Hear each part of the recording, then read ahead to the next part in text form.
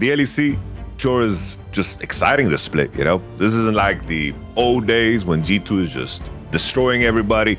Oh, actually, look at the time. It's 11:59 p.m. The clock is just about to strike. Wait, what's happening? Vitality! You're supposed to be the best team. So fluid, so daring, and skilled. What's going on? Not even a game? KC, you signed Busio. This was supposed to be your split. You took it from FlyQuest. He did wonderful things there and got upgrades in your super position. You retained Kana, retained Kalist. You're supposed to, you know, just have to take out MKOI. Why are you fading away? MKOI, where are you going? You have the best mid lane in the league. At last, no more Frescawi. Georgia Pune is finally performing. Surely this time you take down G2 and take over. How can you get reverse swept? That only leaves. No! It can't be! G2! Cats, no! Right, there you go. That's the end of our opening skit there. By the way, I did write all that stuff. It's just I thought it would be funny if my whole role in it was just saying bong. Because I think it's funny. And then two, also, technically, it's like a weird thing I think the Americans do, where they call British people Brit bongs because the sound of like Big Ben making that sounds like bong or whatever. So whatever. I was also being a Brit. Never heard that. I know, it's just one of those American things to say on the internet there. Also, obviously, as usual, the skit is to lead into the first topic of the show, the more spicy topic, which is, at this point in time, I feel like I'm watching the LPL, because, you know, on the LPL, every single split, I'm like, this is fucking pod racing, Yamato. Look, there's like 7 teams that are good. And at the end, Knight just wins, basically. But every time, you have to convince yourself, no, what are you talking about? We've got bloody Anyone's Legend and top esports. We've got Weibo, we've got IG, and at the end, it's just Knight wins again, right? So, same thing in the LEC now, right? Like I did in the skit there. Like, mate, this was supposed to be the split on like week 3, but there was like 5 teams could win the league or something insane. In fact, halfway through the split, most people would have said the number 1 team is Vitality, the number 2 team is probably Karmine Corp. You could even have argued that G2 was 4th out of the 4 at that point in time. And that's without taking into account other teams in the league. I mean, I'm sure some delusional people thought Giant Exosome was going to be good. So the joke of it all is, and don't worry, by the way, I understand that when you have to hit the same topic again and again, it gets boring if you do it the same way. So we will do it in a different fashion. But let's just start in the biggest picture of all. Thus far, at least, even if they fuck up, they've already qualified to MSI. Only took them 1 weekend, basically. So G2 has done it again, Yamato. Even though we've set it up, like, surely they can't get away with it this time. Like, at this point in time, mate, it's just a formula. Like, there's something about their process, some secret aspect we don't understand as mere mortals, that just works every time. Oh, it's just the fashion they did it in was quite demonic. Like the amount of games they've thrown over this weekend with massive gold leads. Even in some of the games that they won, they threw a lot. And even in the game 5, how they had to wrap it up off of a base defense and then ending the game with a flash Soraka silence. They had to go deep, and I feel like what was the most impressive about this one in particular is it didn't really resemble past G2 dominance in the sense that you have like them just being clearly better. It was them actually being in deep waters and having, you know, actually still maintaining the confidence that they are the better team. Because it didn't seem like they were fazed by any mistakes that happened in the game. They bounced back quick, and you could see those small snippets of Broken Blade actually just telling his team to calm down. And in that moment, it matters so much, because in that game 5, after MKOI just got punched in the mouth in the later parts of the game, they kind of froze up. They stopped taking fights, they stopped taking angles, stopped taking space, as if the G2 engine was just slowly just caving them in. And I think that to me is the most impressive factor, because I think gameplay-wise, G2 left a lot to desire in terms of like what kind of dominance we expect from them, because we did see inconsistencies, but to see them go into deep waters, to reverse sweep, and to never lose composure, I think that version of winning is still very, very impressive to me, because it shows a fortitude that I think we haven't seen in a European team in a long time.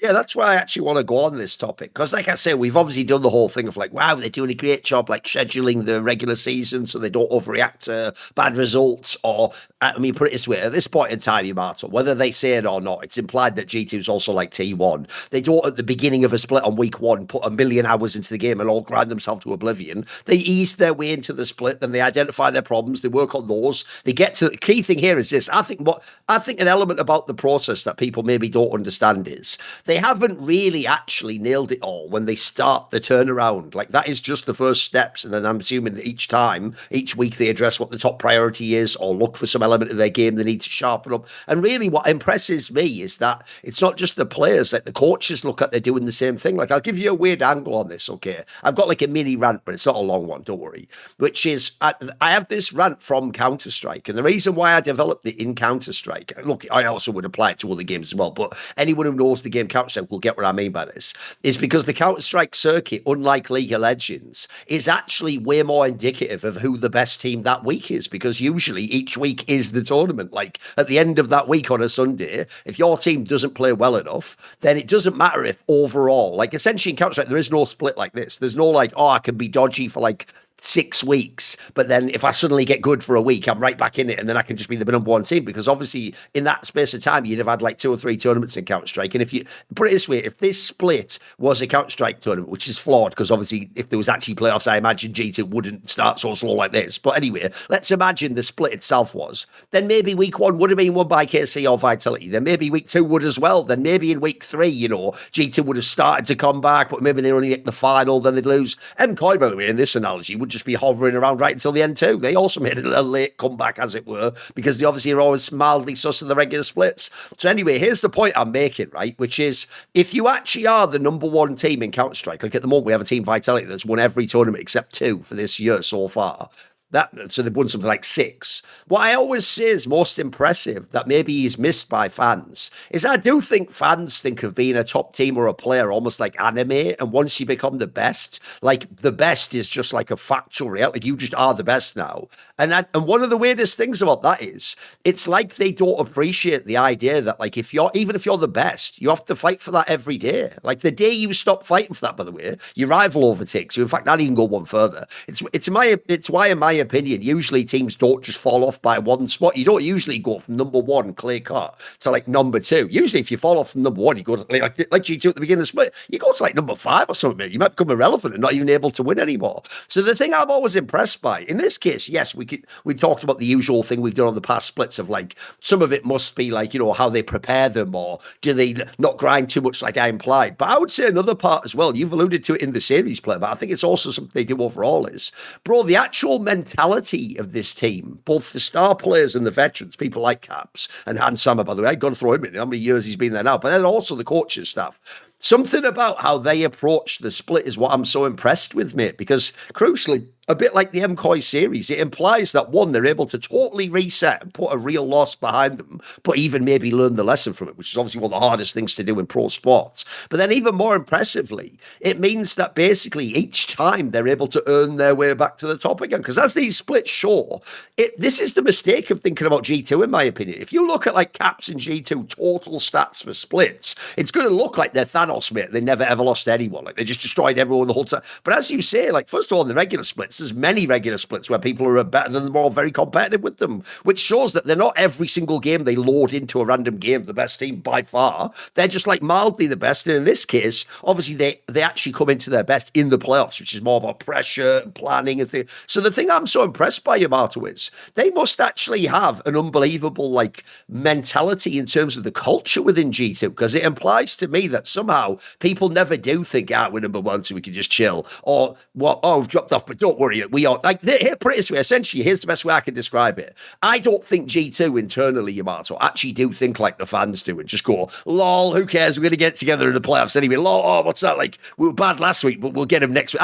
This looks to me like actually each time they almost in just a really studious way just approach each thing like, okay, that was a bad game. Okay, yeah, we did actually lose that one. We're going to need to address this issue before we get to play. It implies to me like they essentially just do their homework every time, mate. Like, they're actually just very impressed by the granularity of every single week being able to do the small thing you need to do that eventually gets you to the top. Because remember, at the end, when you win, well, it always looks awesome when you win at the end. It always looks like, you were genius, you knew what you were doing. But I imagine they even had their own moments, mate, where they went through the dark night of the soul, each split, wondering, is this fight? They probably wonder the same thing we talk about. Is this finally it? Is someone actually better than us now? Are they going to beat us, etc.? But that, in some ways, the MKOI series was the ultimate example of it. Because as you say, most other playoffs, when they got it together, they actually stomped teams. They usually 3-1 people, and very rarely anyone even takes them 5 games. This one, though, just showed that, like, even when in that day they're not destroying the other team, mate, the ability to put those first 2 games just out of your mind is incredible. I think most people, that's why most 2-0s, you almost never get reverse sweeps, because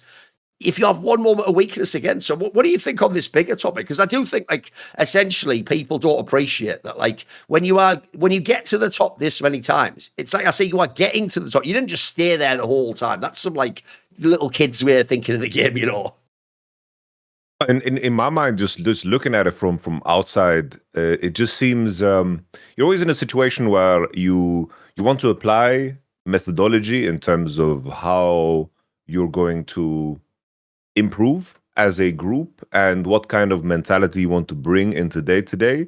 And this is something that you have to fine-tune over time, but more importantly, you also need buy-in from everybody involved. Yes. And it seems now that G2, especially with this coaching staff, ever since the era of this coaching staff, together with Caps and Broken Blade and Hansama, this era, you can clearly see any player that comes into the system is playing super well. I think Labrov, even though I criticized the move to move away from Mickey in terms of what it was going to do internationally, and I think that was a correct assessment, especially in the short term, looking at who Labrov is as a player, like, he is elite in the sense that you can put him in the same box as Hilly and Mickey level of elite in terms of finding angles, in terms of range of play, in terms of just being flexible and fluid, and just understanding the broader picture of the game. We look at a player like Labrov that was a very specific player throughout his entire career, came into G2 and has become elite. In my mind, just looking at G2, it just seems like they have the right systems in play where the results that are occurring are never going to push them away from their belief system in the sense of what needs to be done and how they work. It seems so abundantly clear that everything is set up in a way that kind of prepares them for any potential result along the way. That it's not results oriented, they don't pivot, they have kind of the year built out for them in a sense. They have buy-in from everybody, and they have enough experience and trust within one another that they can bring in new people into the system and they will just be absorbed so easily. Because in most teams, if you look at other teams, it's like in my experience as well, like I work with teams for the longest time. 2.5 years I was on Vitality. And even in that context, we had coaching staff changes. I had performance coaches. Then I didn't have performance coaches. I switched out the player, which is fine. But we were in the process of trying to build something that would be long-lasting. And then, obviously, like I was removed from Vitality, whatever. And then they kind of start over from scratch, because everything that I put in place, regardless of how complete it was, in terms of integrating players, because we tried to bring in Mowgli, and we realized our flaws in terms of, like, how do we integrate a Korean player? What are we missing? What do we need to add? And then you kind of build your own Rome in a sense. But most teams kind of move on fast and they move on quickly, and no one has access to that level of like, you're not given the keys to a team in the same way unless you're going to bring the results. And G2 have consistently added more staff. Like they added, of course, Isma, the performance coach. They added Memento as a specific jungle coach, and they seem to just bolster the system they have in play. It comes back to the conversation we had about Kalist, right? It's like everyone thought it's obvious he's going to resign. Casey, He just has his fandom there. He's going to have a good time. He's a big fish in a small pond in a sense, and in G2 would just be another player. But G2 have enough of a track record now that any player that would have the opportunity to join this team would perform better due to the abundantly clear systems that are in place to make the team better and actively improve. And I think that trust is amazing. To build that requires so much work, and I think there is nothing really that is comparable.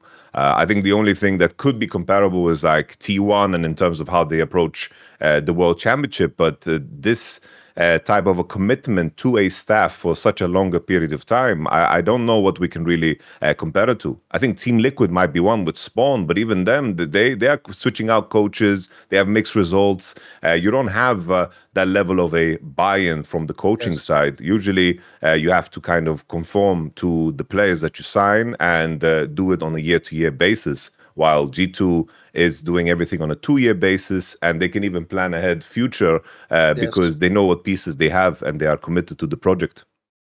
Yeah, I actually think you're making a very underrated point, mate, where basically what you're addressing actually is like that infamous Mourinho speech about when he was at Manchester United about football heritage. You remember the one where he was talking about how basically the idea is when you take over as a manager, do you start at zero, or do you start with a bad team, or do you start with like a foundation built by someone else that's good? And obviously in his case, the actual irony of that, if people forget, is the one that ended up being the real Mourinho football heritage was actually Real Madrid, the one he didn't even get to win the Champions League with. He'd already made them. Basically, if you ever saw the players he brought in the original foundation of the players that later won all those Champions Leagues with Real Madrid.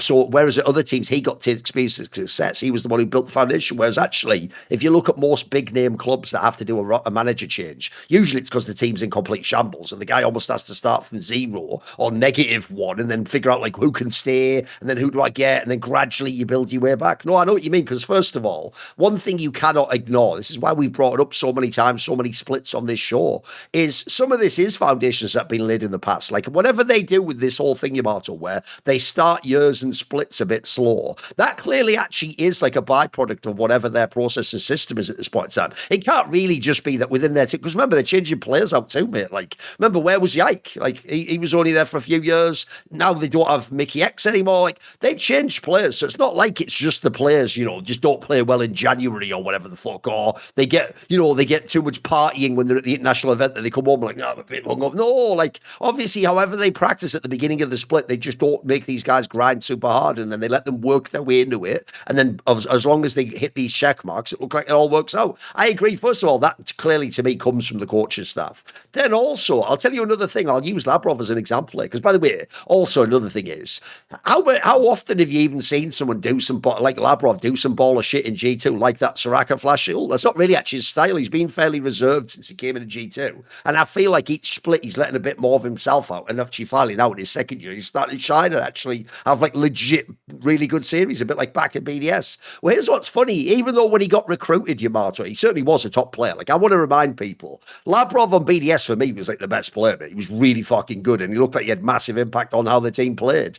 But I didn't see a lot of that early on in G2. One thing I would say is this. Another thing that they've done that I'm really impressed with is, when we're watching as an outsider, all we can do in terms of telling them to recruit someone is just look how good that player is in his other team. So I'll give you the example. I think it's really easy every split this year to just watch G2 and go, look, Broken Blade, if you have a bad game, I'm just going to say recruit Nako. Like, why wouldn't I say that? Like, he looks fucking, he's the MVP of the split. People don't. He looked unbelievable. But the problem is, I'm saying that just off things like raw skill, carry potential, he's young, etc. The real issue is this, and this is what I think G2's nailed so far, is it doesn't look like they only recruit based on like skill, for example, Yamato. Like maybe in that world, by the way, they'd have gotten like an Alvaro or something like that, or someone who has like fabulous talent. But one of the things it implies to me, if you look how Labrov has been integrated, and also, like I said, they've done a great job integrating him. He didn't come in perfect in split one. He didn't come in as the best support player even. In fact, everyone actually said after the first few splits, maybe you kick him, maybe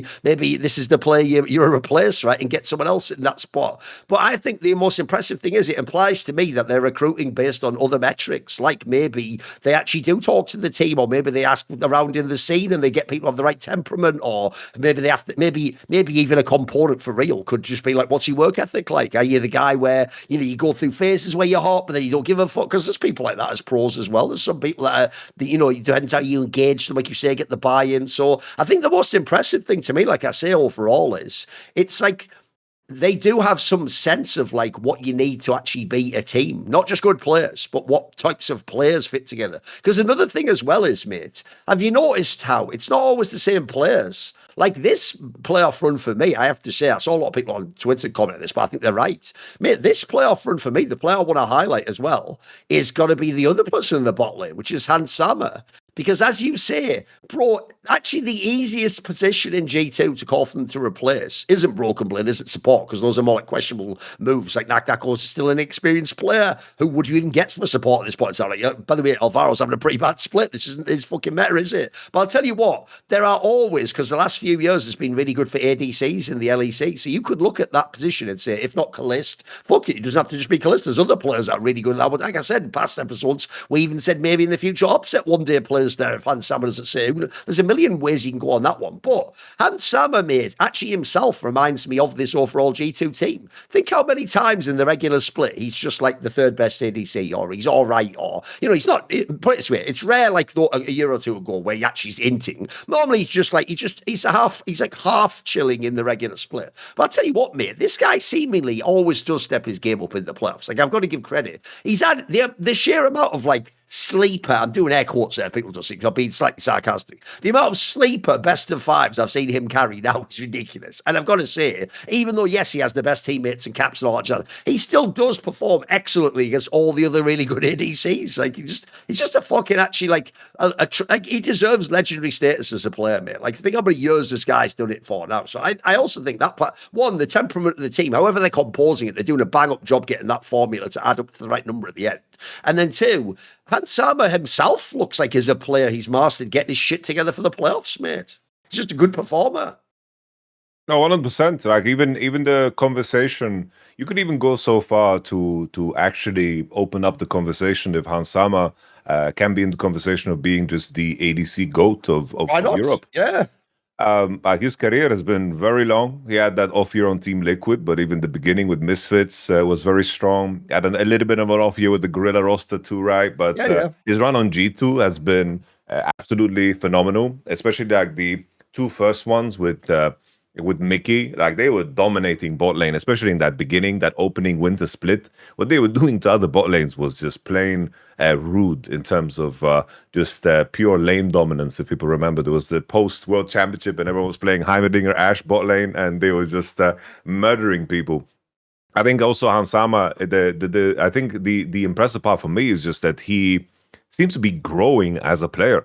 I think in the ADC position, usually you find the peaks very early on, and you cement yourself in terms of who you are as a player. And a big struggle for us, right, for the West in particular, is that we didn't have like the young gun ADCs that came in and are capable of like competing mechanically, and they kind of played an older variant of League of Legends rather than the one that is just pushing forward and forcing the fight themselves. And you can see like some of the, you know, Upset and Hans Sama are catching up to this, but Hans Sama is a player that has just been continuously adding more and more champions to his pool, because in the past I would just compare him like to a European version of Gumayushi in the sense that he was very good at the lane dominance, and he would thrive when Mickey actually had opportunities to dominate the game. They kind of had like their mini version of that relationship. But Hans Sama now, like, such wide range of play.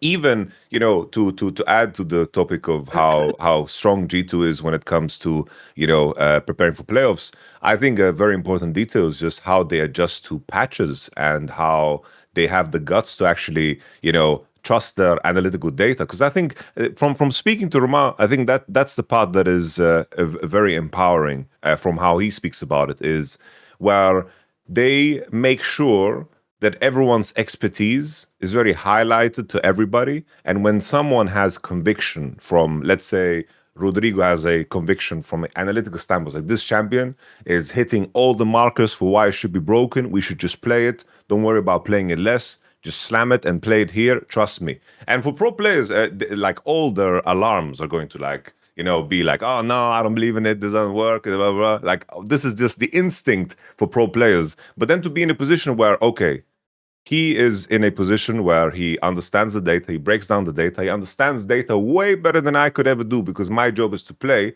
I'm going to trust him blindly on this. And you can see it in what Hansama plays because he was the first one to play the new Senna. He was the first one to play the new Smolder with the Deathfire the touch changes. And to be able to do that, to have a wide range of play and not to be a very specific player because everyone remembers, right, the G2 issue where, you banned Draven Kalista and then they have nothing. And now this isn't really a topic of conversation. He has a very, very big range. And I'm with you. Every time it comes to the playoffs, he always steps up. I remember that Fnatic series where Upson and Mickey were just dominating everybody. And it was like, I was like, shit, like they were even dominating in that series in the matchups. And then Hansama was just growing into that series. And then he had the clutch play on Xayah, of course. And eventually, you just walk away from every split being reminded, Hansama, I guess he's just, turns out he's the best in the league.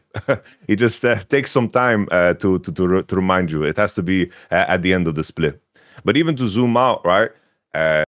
Looking back, it's easy to think of the G2 that is dominant. But they even had last year 2 splits, 2 finals where they pretty much choked. I think Labrov and SkewMond just didn't perform in those finals. It was a very new setting for them.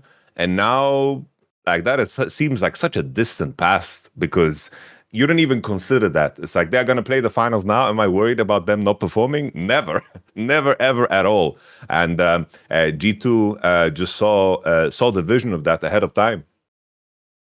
Yeah, here's the thing on this topic. First of all, on the Hansama one, I actually think you're totally right. Even though I did say, if we go back in time like 3 years to when they had the right Yike roster and they were becoming really good again as G2 after they'd gone through the Target Armas era, they swapped out Jankos, etc. In that era, I actually did think Hansama was slightly overrated because back then, I think it's just because he was on G2, mate. He just got to win the championship, and people did that thing where every person who won on G2 gets all the shots. It's the reason why. Put it this way: the obvious example, without being unkind to him, is Yike. Like, if Yike isn't on G2, he isn't the best jungler, mate. Like, that team helped him look like at times the best jungler, but he's in reality probably just a top 3 or 4 jungler. It depends how his team goes, The difference is he is someone clearly benefit from caps and from people like Nicky X and some fucking all-time great coaching staff. The difference at this point in time now is I could actually believe this wasn't just that, like, hey, Hansama's lucky he got the spot in G2. He's now at the point where he's saved G2 a few times, boys. He's actually had enough years of performance of being elite, especially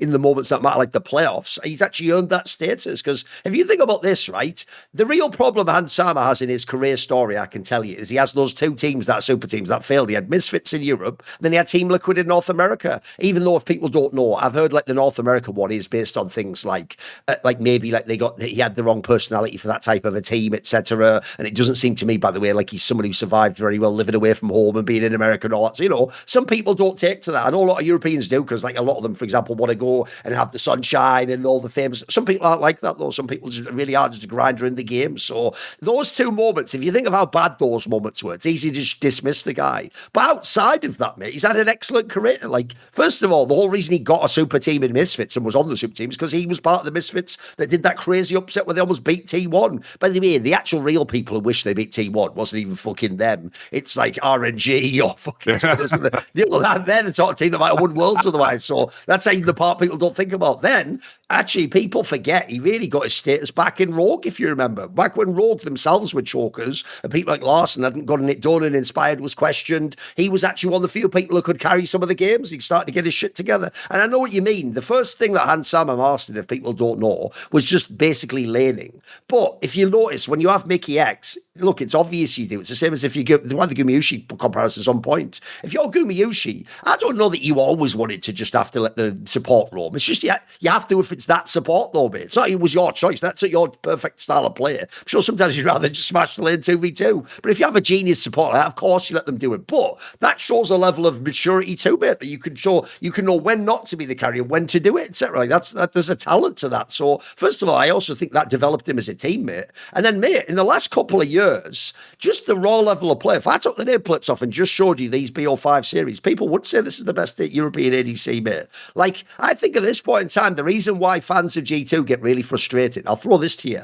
is Kalist has this thing, right? I'll give you another comparison to Counter-Strike if people watch it. If you're watching Counter-Strike, right, the player Ziwu, who's probably the number one player right now, the thing about his game is, it's not that he doesn't hit flashy shots. He's a mega player. Of course he does. But his game isn't super flashy. He actually has what you call like the ultimate game that you'd pick if you were just like, if you just wanted to win a lot of championships, you'd pick Ziwu's game because it's really smooth. He just does everything at a 9 out of 10 at all times. But there's another player who plays with the same weapon, the sniper rifle, Monacy. And Monacy's game is the ultimate flashy game, bro. Every shot is a flick shot. Every like no scope is fucking insane. It's some shit you wouldn't even attempt, right? The obvious comparison is that's what's happening with Kalista and Hans Sama. Hans Sama turns up and just puts his hard hat on and does a boring like 8 out of 10 good job where he's, you know, his baseline's really good. Kalista is fucking, he's moving, he's fucking breakdancing on people, he's doing a backflip. He's like fucking Neymar or something, you know, where you know they've got like an extra level of like outrageousness to their play.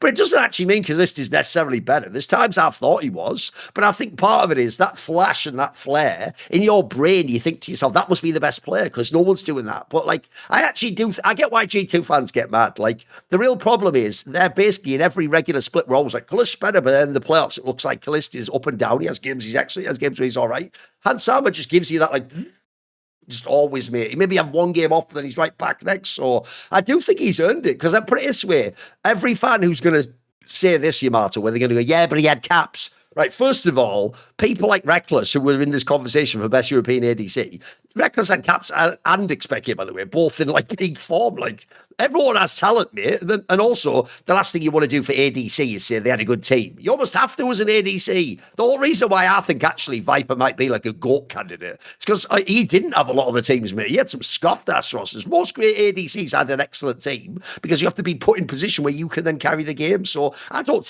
hold that against Sansar, man. Actually, after some of these performances like this series here, mate, he did a lot of the heavy lifting, actually. It's not like he was just carried by other people. And I'll even throw in there as well, if you want to say he had caps, he also, by the way, had like 3 years of rookie junglers. He had 2 years of Yike, and now he's had a year of SkewMond. Like, everyone else would say, give me the super experienced one like a Jankos. He didn't have Jankos very long, guys, but that was it. He didn't have him at all, in fact. That was it. He never got like everything was superstar. It's not like he just came into the G2 super team. So no, I think the guy's mega, mate. I think he's earned his status. And if anyone wants to say he hasn't done that much internationally, most people haven't, mate. If we're being real, there's about 5 people even have from Europe. Oh, I've got a pivot for you. I've got a good angle, though. And it goes like this, which is another thing we have to credit. We did credit on this show that actually this year, by the way, it looks like actually Caps has had a mini globe, mate. He's got his game together. He's looked way better. And obviously he was excellent at first stand. Bro, the way he played in game 5 of this series against MKOI, this was some like you are European Faker shit, bro. Because he just knows, like Faker, it's not even about being the best player, the best middle of the whole game. It's about, I always think great players, right? I'll give you a quick analogy. I often say a type of player that I'm usually put off by in esports is the kind of player where it looks like they just take whatever comes to them. Like, they load the game up, and if it's a hard game, shit, I couldn't win, it was a tough one. If it's a great game, it's easy. I always think the great players have almost like a selfishness, a greed, where it's like, I'm not going to let this game be a loss. Like, is there not a moment in the game appropriate for me to do so? I'm going to make some shower. No, I'm going to pull something out. Bro, the fucking baller ass play he had in game 5 here when he went in on the Azir was fucking, that is just like winner's mentality right there, mate. Like, this guy just knew in his brain, if I don't do something here, we just lose slowly, which, by the way, the worst way to lose a game ever. Instead, he had like crazy balls to go for that play where he was like mad loyal. But what a fucking sick play. That's some Faker-esque shit, mate. That's some like, Faker versus Knight and Bane in the Files of Worlds game. That was dope. That's exactly why Caps deserves all these titles, mate. That, like, you can say other people play better in splits, but no one does that shit. That's some epic shit, mate. That's baller. It's been so recent that he did the whole Anivia thing where he predicted the Aurora. Wasn't it only at Worlds or something? Yeah, it wasn't that long ago he started that. It was like he did it against Casey in the final game, in the finals in Winter, and I think it's gotten to the point where it was like watching that Game 5 live. It was strangely easy to predict that he would do the miracle play. I was just like the way he postured. It's not only like to get to the position where you are at the right time and the right place to make the play. That of course is important, but leading up to that moment, he was always posturing, and he was like one click away from dying. Always. Whether it was, he was never giving up any ground, and he was always just kind of poking, seeing if there was an angle. Like it was stressful to watch him play because it was so close. It's like, oh, they have an angle, they can kill him. Oh, no, oh, and he's just always at the edge. And I don't fault MKOI at all because they folded in that game. They really folded. They recognized, okay, there was that moment where they just engaged the enemy team, like G2 just engaged on Alvaro in preparation for Drake, and they just stood there and didn't even walk in. They believed in G2 more than themselves in that moment, where they just couldn't get a good fight ever again because there was a fear in losing, which is understandable. It's like you're 2-0 up and you're about to get reverse swept. That really creeps up on you, where the momentum of the enemy team becomes too convincing even for you. But I say this not to put down MKOI in that moment, but to once again highlight G2's strength and what Caps kind of encapsulates as a player. Just incredible that he does it time and time again. You know, the fact that we're at this point where, you know, League of Legends now, like we have enough of a sample size and enough of years to actually be able to track players deeper into their career, actually getting better at the game. Where the conversation of youthful players against like older players, and what is the kind of the sweet spot in terms of finding peaks and finding new layers of play. It just seems like as long as you are competing at the highest level and you have access to internationals, there is room for improvement in League of Legends. I think that there is no question about it.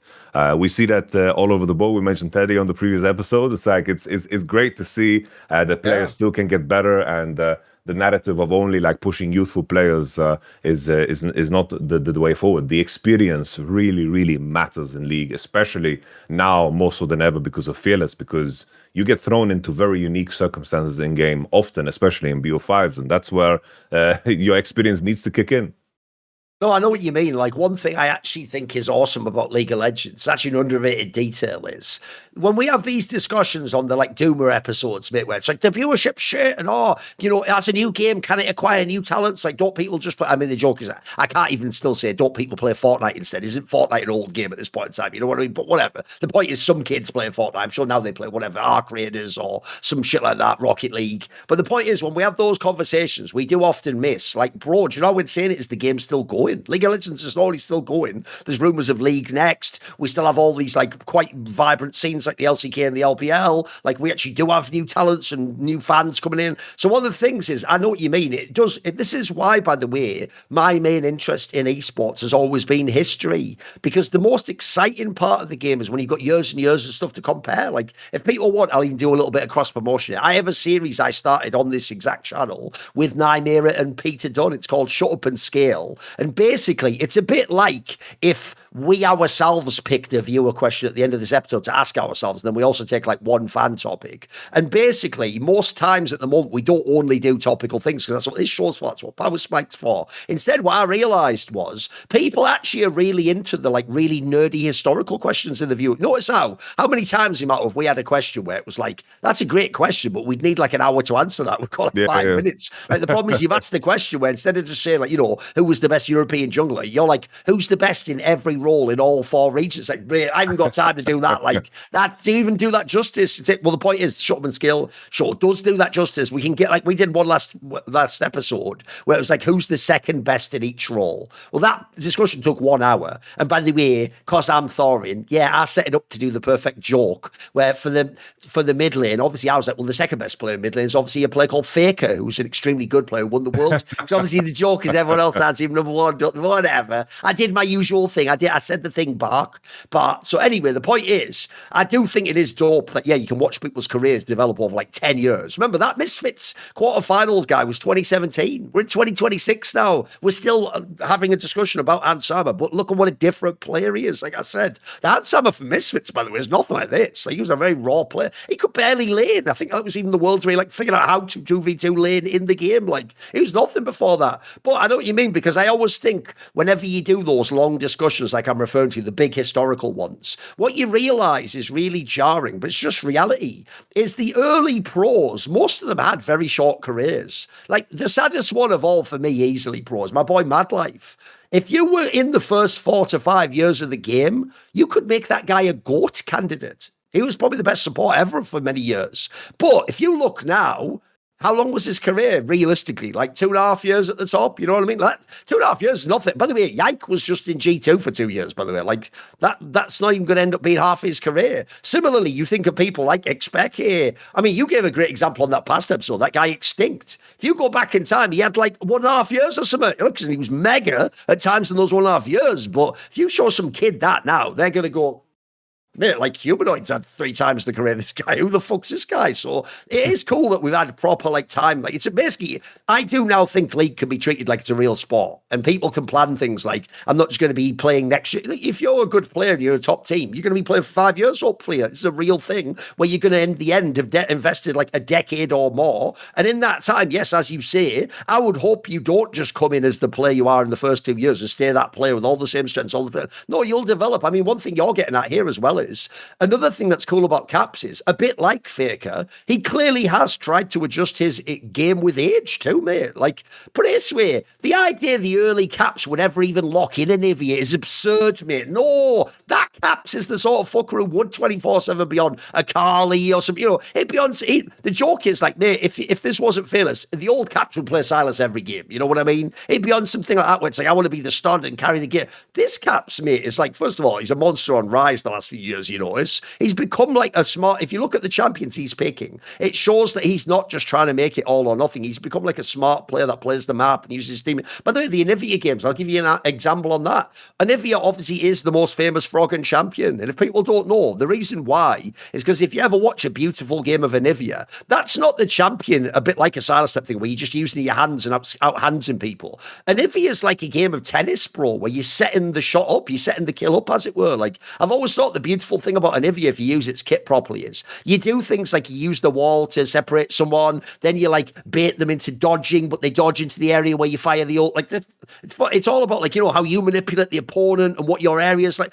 That's like a level of cerebral play that young Caps wasn't like that. Told me this guy used to be that I go balls deep, and actually maybe later in a VOD review, my coach has to go, listen, maybe you shouldn't always go straight in like that, wait for your team. Now he's become like the elder statesman. Like I say, he's doing what Faker does, where he's reading the game and then he's picking like, right, oh, now's the moment I have to go all in. Okay, now's the moment I can just chill and let other people lane or let someone else have a gank or something. That shows like a level of mastery that like actually is really impressive, because I don't want people to look in history, see all those finals and all those championships and just think this guy must have just had 11 out of 10 hands. Listen, he definitely had very good hands, but like there are plenty of Asian players I think have good hands as Caps. The real thing about Caps that's so impressive, and by the way, doing it in a smaller region too, is how he's gotten this mastery of the game. Like his understanding of when you have to make a player is excellent now, mate.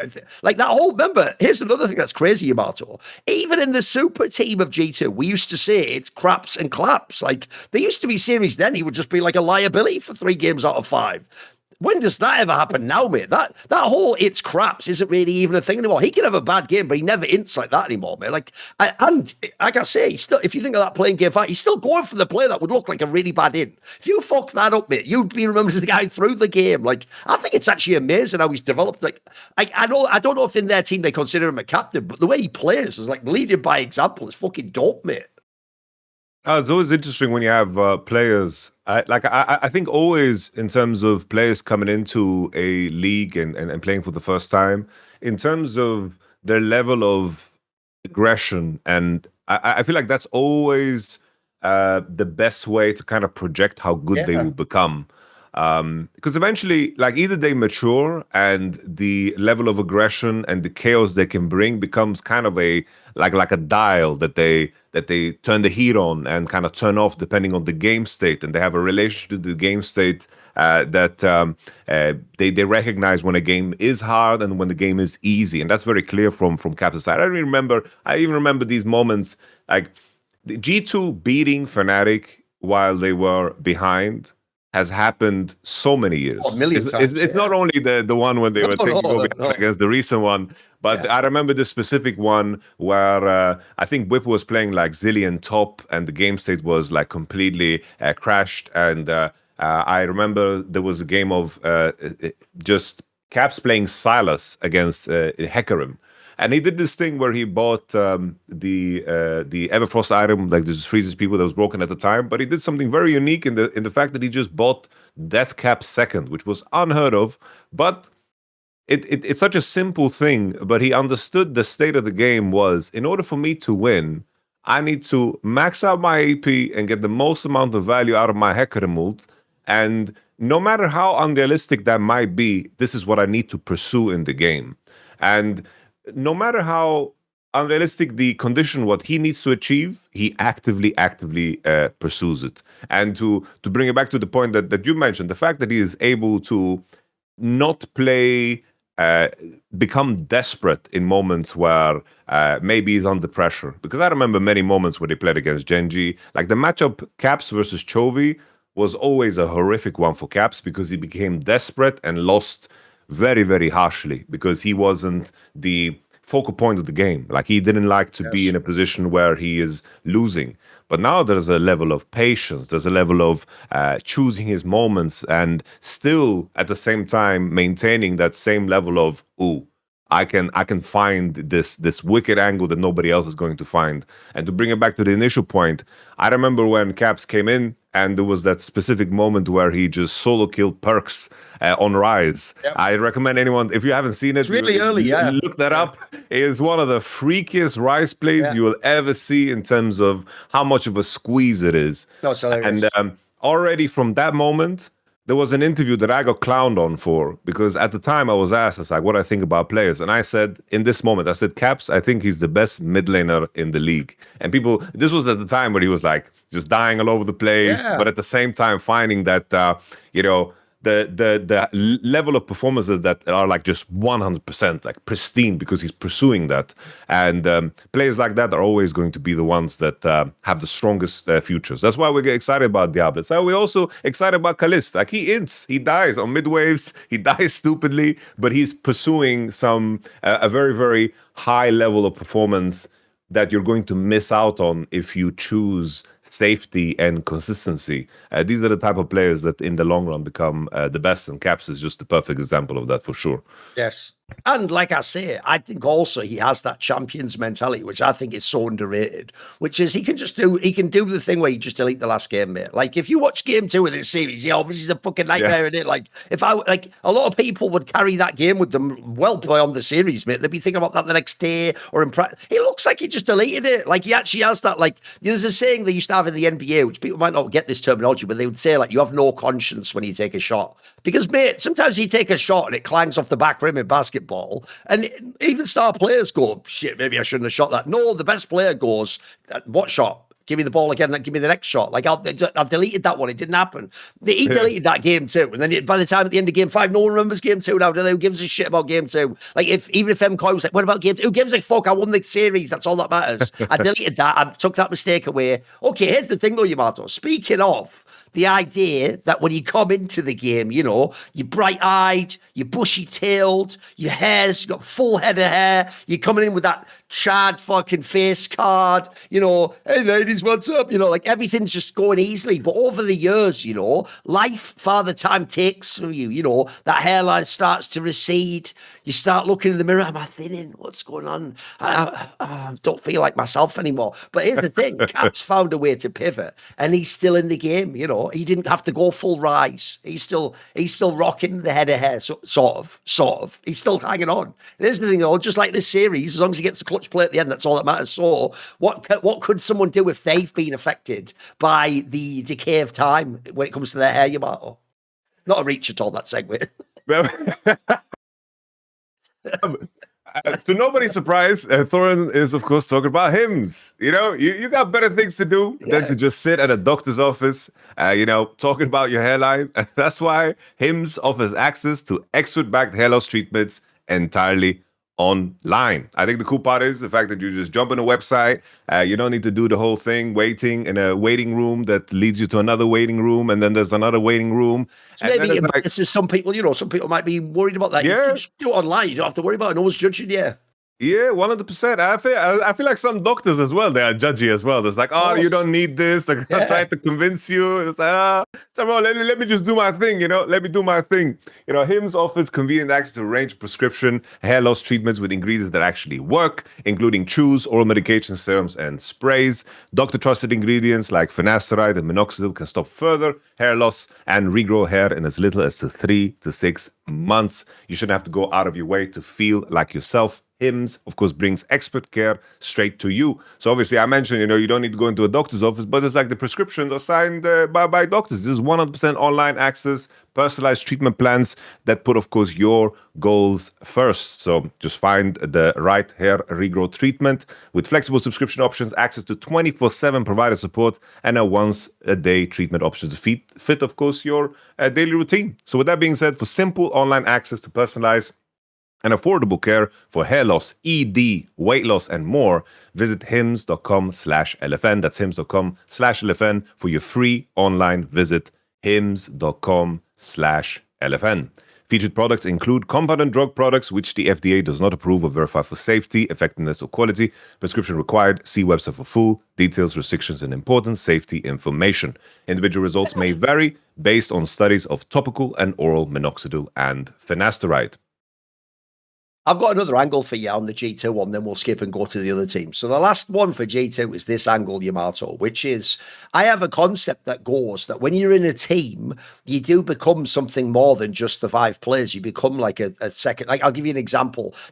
People maybe know the famous American writer called William Burroughs, the guy who did like Naked Lunch and all these things. He did like very out there, like type beat era works. And basically he once wrote a book with another guy who was into like mysticism that was called The Third Mind. And it was the idea that when two people get together and like talk and interface, it's almost like you have a third person come out of the collection of the two people, but that isn't just one or the other, it's the two people combined. So I have a concept like that about teams, right? Because I give you the example, I'll give you another Counter-Strike example. Way back in the day, 10 years ago, the best team in Counter-Strike actually was a Brazilian team, if people don't know. It was back when that guy called Zero was the #1 player. And in their team, one of the things this team collectively did is they were just the most clutch team we'd seen in Counter-Strike at the time. Somehow in the like late round, they'd always win out. In a 2v2, they'd always win out. And it didn't matter what players were alive in these scenarios. They all seemed to like follow the same script and play the same way. And it was like they had some aura effect on their teammates, because the interesting thing was, even though I just said as a team, they were like the most clutch team, over the years, when they split apart and people went to other squads, some of those players in other teams might not even have been that clutch, bro. They might not have even seemed to have this quality anymore. So essentially, I think it's something similar in G2 in terms of this like clutch factor, bro, because people like Yike had it when they were in G2, but they don't have it when they're not in G2. Like people like Mickey X, by the way. Think about how many times Mickey X did the caps thing that we just talked about and saved the game. He wasn't doing that in Fnatic. It wasn't the effect. So to me, again, this has to be part of the culture and part of the mystique they've built up in G2. Because here's the angle I'm going to give you. It's one thing if you just are the best team. That is intimidating. That will make other people psychologically, buckle or wonder if they can beat you. The most amazing thing about this G2 is they have that crazy quality where it feels like the way that they're in their opponent's head is more like the opponent feels like no matter what's going on in the game, at the end, G2 wins. Do you know? Like, I actually feel like the other teams think it's not just us saying it on shows about. We can say, oh, whatever. Who gives a fuck? I doubt Kazi listens to this show, but you can tell the other teams that play G2 have that thing of like, oh, they're going to get us in the end, aren't they? Or we're leading. Yeah, but for now, we better not throw this game. Like, by the way, we'll talk about it in a second, that fucking crazy MKOI 11K throw. That doesn't just happen, Yamato, because you threw and they're better than you. That reminds me of some of the throws I've seen over the years where, like, T1 would do a million comebacks against every version of KT. Think how many times in the history of LCK, the telecom war is like, wow, KT's up like 8K, they can't lose this game. And then T1 does the most amazing comeback, save the play, someone does a good. And part of the reason I think of why that is because psychologically, in a weird way, the victims sort of enabling it to happen because they're sort of like allowing for the space in their mind of like, shit, oh, we haven't fully won this. Like, that's like a real thing, bro. Like, there's almost like, because I'll give you a quick side tangent, which is when people think about this, will sound mad, but when people think, do things like magic exist? Do like magical spells exist, Yamato? It's not really relevant if they do, because here's the interesting thing. When people have looked into like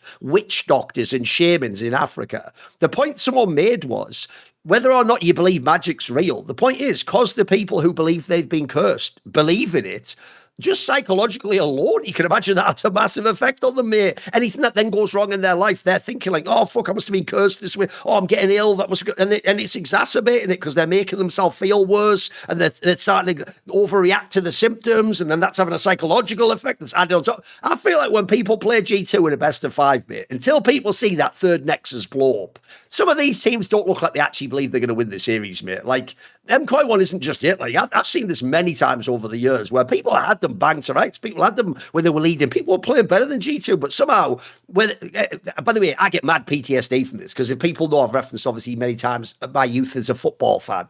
When I was a fan of football back in the day, if people don't know, this is what Alex Ferguson's Manchester United team did to everyone, bro. They also would always score the goal in the last 5 minutes with Fergie time and win the fucking game.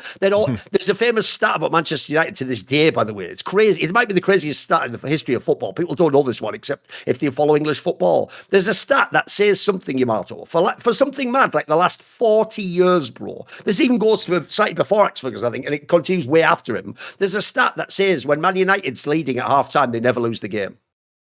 In like 40 years, bro. That's not even the same players. You've cycled the manager out, but that just means that I'll tell you one reason I think that stat continues. Because everyone's aware of that stat now. So what's mad is if you're a Man United player, you're going to have the ultimate confidence every time you lead in 1-0. Like, bro, we don't lose these. And if you're the team facing them, you're going to be like, well, shit, we're up 2-1 now, but there's 5 minutes left in the game. You're going to start thinking that way. I don't think even though to a fan, they might think I'm just speculating crazy psychological things. I think some of these things are real, bro. I think a part of the battle is in the mind.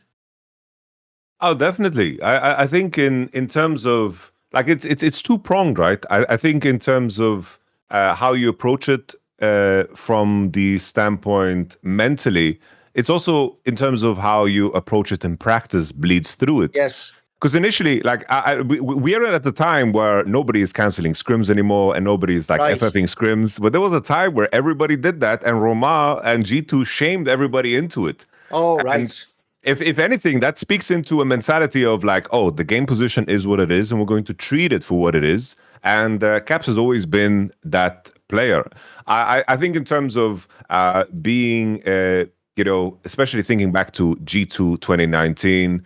I think it's the hallmark of any team that is dominating a league is that you have to kind of beat them 5 times in the same game to win. Like having a lead isn't enough because they're going to try to kind of pry you open. And I think elite teams do a very good job of putting pressure on all of your senses. It's like they are making sure that you second guess every bush, that you can get trapped in everything. They make sure that you have to take every step properly along the way, and while doing so, also give up maybe the opportunity to squeeze harder, because a lot of teams that are weaker, when they're in weaker positions, they tend to fold very fast. Like very easy games to play sometimes because they think they're in a losing position and they become desperate.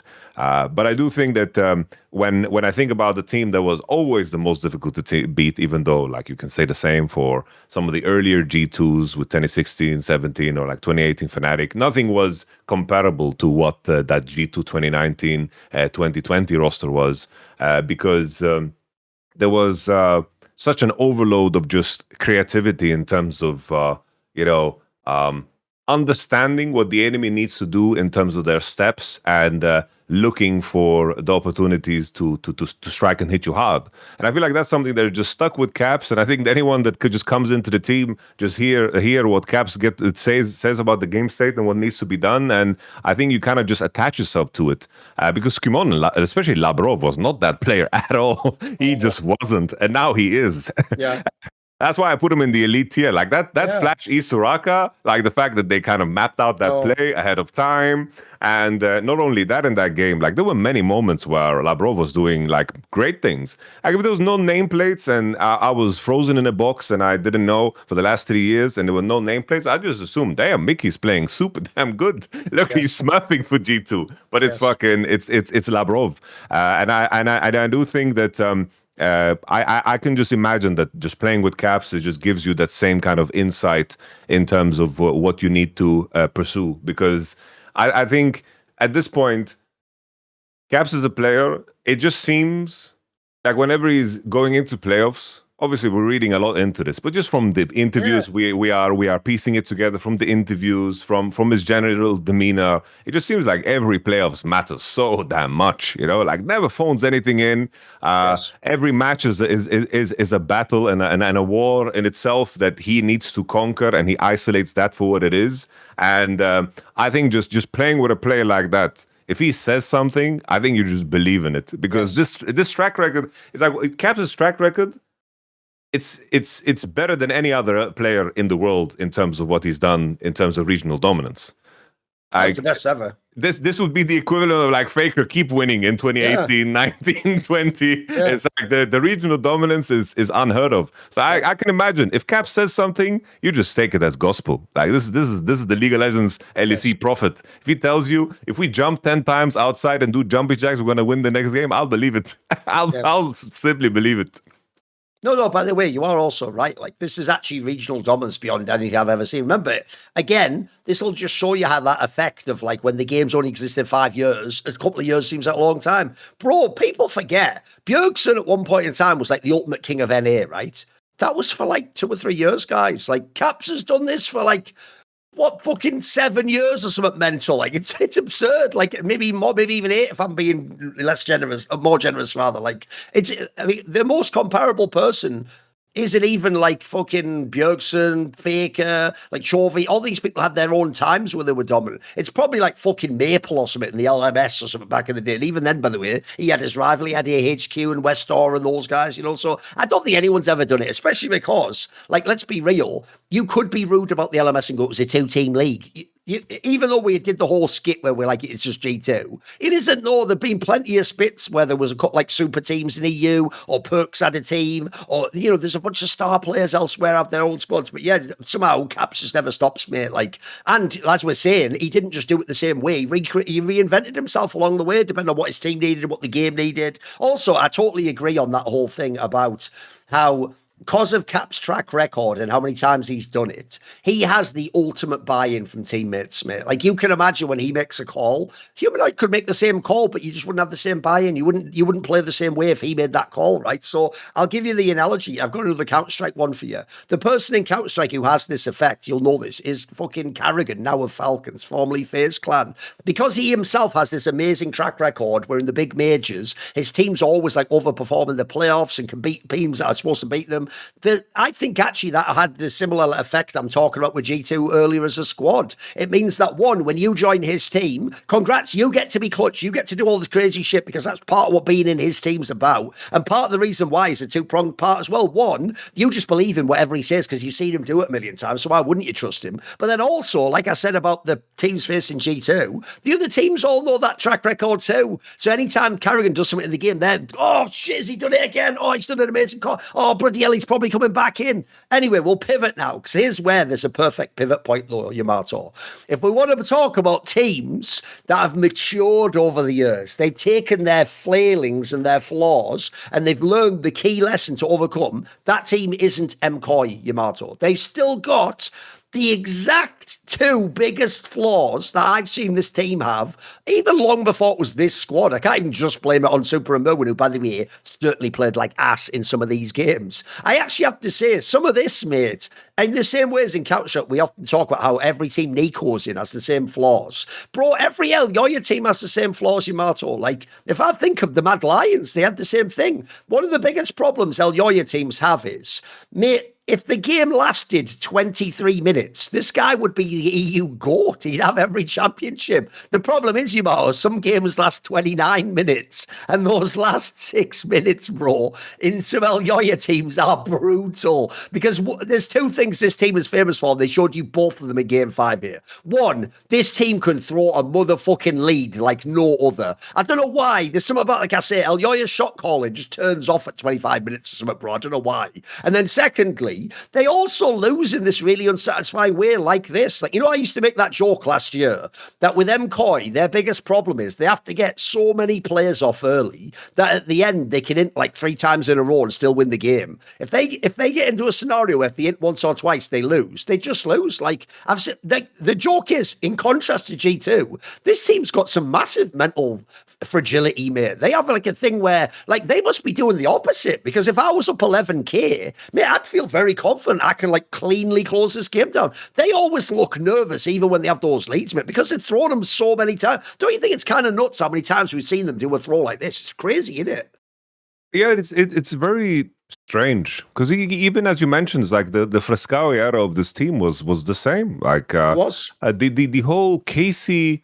It's like we would not have Karmine Corp if it wasn't for them throwing, like MKOI throwing the game against Casey that actually allowed them to get to playoffs, that allowed Kana to play in playoffs, because in regular split he was trash. You know, it's like there's a crazy butterfly effect of some of their throws.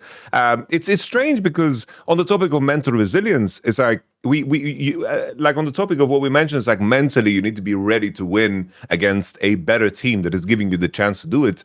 MKOI was the only team that managed to achieve that when G2 was performing. So it's like they definitely have a bravado to them, like a level of confidence to them that serves a purpose, because like in that era of them only beating G2, that was an era where they were underperforming after Winter Split. They managed to slip through into the regional qualifier, and they beat G2, qualified to the World Championship in a very goofy fashion. But they beat G2, which is something that Fnatic couldn't do and BDS couldn't do, even on the day when G2 played atrocious. Infamously, there was the whole 10k behind G2 that won 3 back-to-back games against Fnatic. They just couldn't close out, even if like God ordained it. Like it was just impossible. And so it's like, for me, like I do think of MKOI as a team of resilience, but this thing about not being able to close out with leads is very strange, because you can the list of games now is massive, and it's like if we want to go so far to have the conversations, like we're probably going to get to that point. But it's like MKOI versus KC. It's like my main concern is this main detail of MKOI not being reliable with leads, because they do create really, really good game states. And I did feel like for the first time, I have seen them rush and feel like as if they want to like exit the game as fast as possible, looking for end angles that aren't necessary, when they kind of can just walk in the ball into goal, because there's no damn goalkeeper with the 10k gold lead that they got. There seems to be kind of a rush that they want to exit the game. I can't really explain it. I did feel, though, in this game 5, that loss seemed different to me, because it did seem like for the first time as if MKOI is choking. Because I do think that their flaws in the late game are some things that are like sprinkled throughout the game in terms of like super getting caught, midwin dying on side lane.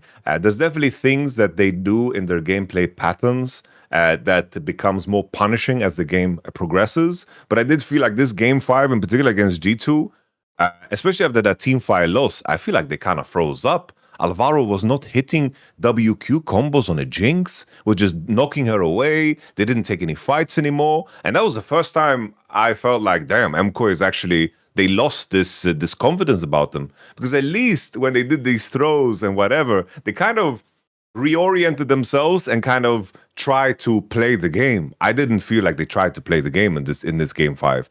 And on the topic of their flaws of just throwing games, I do think it kind of speaks to the individual flaws of Top and Eddie in particular, and sometimes even to some degree Jojo too, where I do think that they are like we had the conversation of Caps being able to kind of tune the dial depending on the game, and I do think that the opportunities that, for example, Super chooses, and sometimes even Jojo, because it's still in all things considered, it's quite early in his career in comparison to some of these other legendary mid laners, in comparison to Caps. In terms of the amount of risk they are elevating and then recognizing their role in the game, this is where they kind of fall short in terms of how much risk they're elevating and how they kind of tune to their teammates. But I did feel like this game 5, I have to say, that was them falling under the pressure more so than anything else. I feel like this loss was very different from the other throws that they had with massive gold leads.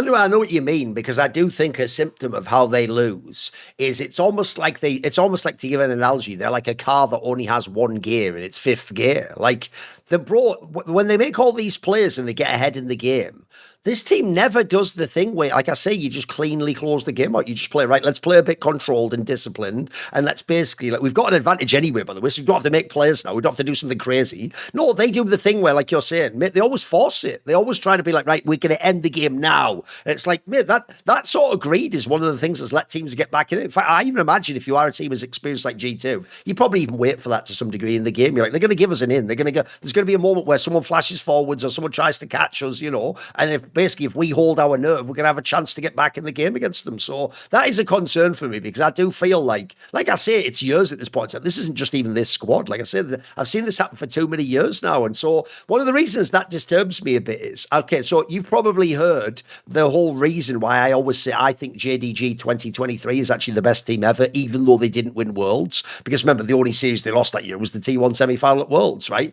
It's the reason why I always say it is because their number one strength was late game team fighting. And unless you really fuck up a game of League of Legends, and remember, they had an all-star team, you almost always get to a late-game team fight. So that's the best skill to have, because it means you're going to win a lot of fucking games. I mean, if anyone ever saw them playing BL5s, there's plenty of BL5s where they could have lost 3-1, but they didn't. They always won the game 5. They always did the comeback. So one of the problems is MKOI has the opposite side of that, Yamato. Even though they're really exciting to watch, and I love the career narrative of LYON, because the coolest thing about LYON is he's doing all this without fucking caps. He didn't have caps and perks. Like he just won his championship. He's like the most ethical fucking hooper ever, to use the basketball analogy. Like, this guy never cheated anyone. He never screwed it. He just had to do it the hard way. So on the one hand, I fuck with that narrative heavy, bro. He's like some anime character. But it is also depressing as fuck that, like, a bit like, fully enough, the Razork Fnatic teams, you can never feel safe when these guys have a lead. It's awesome watching them build the lead. Same with Razork. Like, they get all those early ganks off, all those great plays early on, the team's grouping and looking super dope. But you know when it gets to that late game team fight, oh, bloody hell. What's going on? It's like that fucking GTA gif. This shit again. Like you know, we've all seen this story too many times. And unfortunately, I know what you mean. If we expand this now, let's start talking about KC as well. The real problem here is, mate, this MKOI could lose to any of these other teams. Like, they could lose to Vitality as well, probably, even though I know they beat them this time 3-0. Like, if they get put in a nervous situation, though, where the pressure gets to them, I've seen them lose to them. But I'm with you. I think, sadly, like, actually, KC has some flaws of their own, which we'll talk about now. But I actually think they're primed to just catch the throw for MKOI. Like, I think they'll just beat them. It'll be like, it should be a good series, probably like a good 4-game series. But I think KC will be the better team. You want to talk about KC a bit? Yeah. Let's go for it. We can do it through the lens of the matchup, right? Because I think we both expect that to be the matchup, especially with the form that we saw out of Vitality. I do feel like the MKOI KC conversation is fun because I do think the strengths of both of these teams is the mirror of the weakness of the other team. I think that where they are comparable is in the early lane phase, because I do think there are definitely matchups where Alvaro and Supa can lane well, but I do think Supa is somewhat limited there in terms of what he can and cannot play. I do think that Supa as a player is late to adapt, because, for example, this series that we saw against G2, the Kaiser game looked insane. Like that was a fantastic game. And then the next game, it's like, sure, they win on the Caitlyn, but there were periods in that game that looked very rough. And as the game and as the series progressed, there were matchups that were just that should have been more even, more contested. And of course, you just saw that G2 and their knowledge gap were just winning, like in terms of the matchups that were being played. In my mind, I think that MKOI as a team, their jungle and support, especially Elioya. I think Elioya as a player, like the LEC All-Pro, we didn't talk about it too much, but I thought it was crazy that didn't make it. I thought it was absolutely insane the way he played, especially like the final weekend. I thought Elioya was amazing. Yeah. The early leads that they create and the conditions they create around mid lane, in most cases, those leads are enough to beat anybody. But I do think that KC's strengths are in the team fight. I think team fighting wise, they're very strong. Lane phase wise, they're very strong. But the in between, where MKOI is strong, that's where KC is very weak. I don't see Yike and Busio actually working together to actually move around the map. And this is where I think that if Midwin has a good series and he can kind of isolate the right champions to actually put himself in a position where he doesn't have a massive disadvantage against Kana, I do think that simply like Elioya and Alvaro should just take over the map completely. I don't see that teamwork from KC at all, and I do think that this is their problem against G2 too. I can never see this KC version ever beating G2 because no matter what the condition is out of the early game, there's going to be moments where SkewMond and, of course, SkewMond and Labrov are just going to find gank angles on their solo laners. It happened in every game they played, whether it was EWC qualifier, regular season, this playoff. KC, macro-wise, has not improved at all. Their wins always come off of like some crazy team fight. Damn, look at that quadra kill, look at that flash, look at this angle. There's never like, wow, they're dominating the map and they're moving and they're progressing slowly. It's always leads out of the early game and then team fights into victories. And that's a good place to start. But I think it's, the matchup against MKOI in particular is very scary because MKOI, being in a position where you are the one throwing games is still a very good position to be in. But I agree with the notion that this has been a problem for MKOI for so long that to assume that something that should be solvable, that they'll fix it suddenly, is a scary proposition. The last time they faced off, it also went very late. MKOI's leads weren't honest. And then in the end, we had, crazy team fighting from KC that kind of, settled the deal. I do agree with your notion that KC is the type of team that is primed to catch these throws when they occur. So MKOI, they would have to just dominate early hard enough and kind of showcase a level of dominance that was similar to what they did against, of course, Vitality. Because I do think that some of the mistakes that come from some of the players that we mentioned, they can be very, very costly against KC. KC is the type of team that just needs one fight to get back into the game. Just one simple fight. And that could be scary. But on paper, I don't know. My guts is telling me MKOI right now. Just a little bit. My guts is telling me MKOI. No, I agree as well, because here's the thing. In theory, the real question is this: can MKOI do like they did in the Vitality series? Because the Vitality series, by the way, is why when you look at MKOI and their two best players in theory in this meta are the jungle and mid, those jungle and mid city, mate, they fucking destroyed that game. Like, that wasn't even a match. Like, they were just bullying them the whole series. If they could do a bit of that against KC, it'll be spicy. But I don't. That's why I say, though, if you look at the strengths of the two teams, as you're saying, when you're describing MKOI versus KC, you're just imagining, again, like 26 minutes into the game, as long as KC gets the right team fight where Canada does some amazing shit and then Killis gets peeled for, then they win the team fight and they win the game, don't they? Like, you can even see how MKOI can get ahead a bit in the game and they can still lose it. So I'm just a bit concerned that the failures of MKOI can show up in that series. But I have to say, along similar lines, the other reason why you have to look at Elioya and go, this guy is fucking cracked, was that Vitality series, bro, mate. Like, This is why, unfortunately, the player in Vitality that was always getting a little bit overrated probably was Linchas, unfortunately, because people were so glad finally he gets to have impact in the game. He definitely did look way better than Split. But at the same time, there's still levels, boys. Like, he's now just a decent/good LEC jungler. LYON is a legendary player, man. He showed it in this. He gapped the fuck out of him in this series. And then it's not even anything new. We all know JoJo's better anyway now. So, like, I thought in that series that was the best of MKOI, and that's why unfortunately they get in this position where they can lose, because they can also do that to teams too. Like, if you aren't a G2 level squad, and remember they did almost beat G2 as well, like they can just fucking blast out the server like that. And in some ways, we won't run the whole thing back. They've done their own mini version of what G2 did. They also started the bit a bit slow. They also have splits where they always look like they're on the verge of just being irrelevant in the regular season, don't they? But in the playoffs, they power up, they get better and better. So that's why also I actually do think by the time they get to that match in the lower bracket, I do think this is the team that should win and go back and play G2 again. And by the way, also kind of a cool story for you, the GMs of the world. The two teams that didn't make a roster move and just believed in their rosters get back to the finals again. That's also kind of like a sign that sometimes you don't just go for the fucking grass is always greener or the new shiny thing in the window that you don't know if they're going to be dope. Like, you stick with because remember, as much as when you stick with your team, you're stuck with the same problems you have, you also might fix some of those problems, or you might actually like shave off the rough edges. You might make something work a little bit. Also, you might just get more knowledge of yourself because of the losses. It might help you navigate the space. So in general, I'm not even hating on MKOI. Mad props to them. I still think with the roster they have, they overperform. Like, if I look at their, I'll put it this way, Yamato. If I look at their roster, I think KC's roster looks way better than MKOI's. Like, but MKOI is like actually as a team, you might not like the flaws, but the strengths are real. So you can see they've got a very strong identity.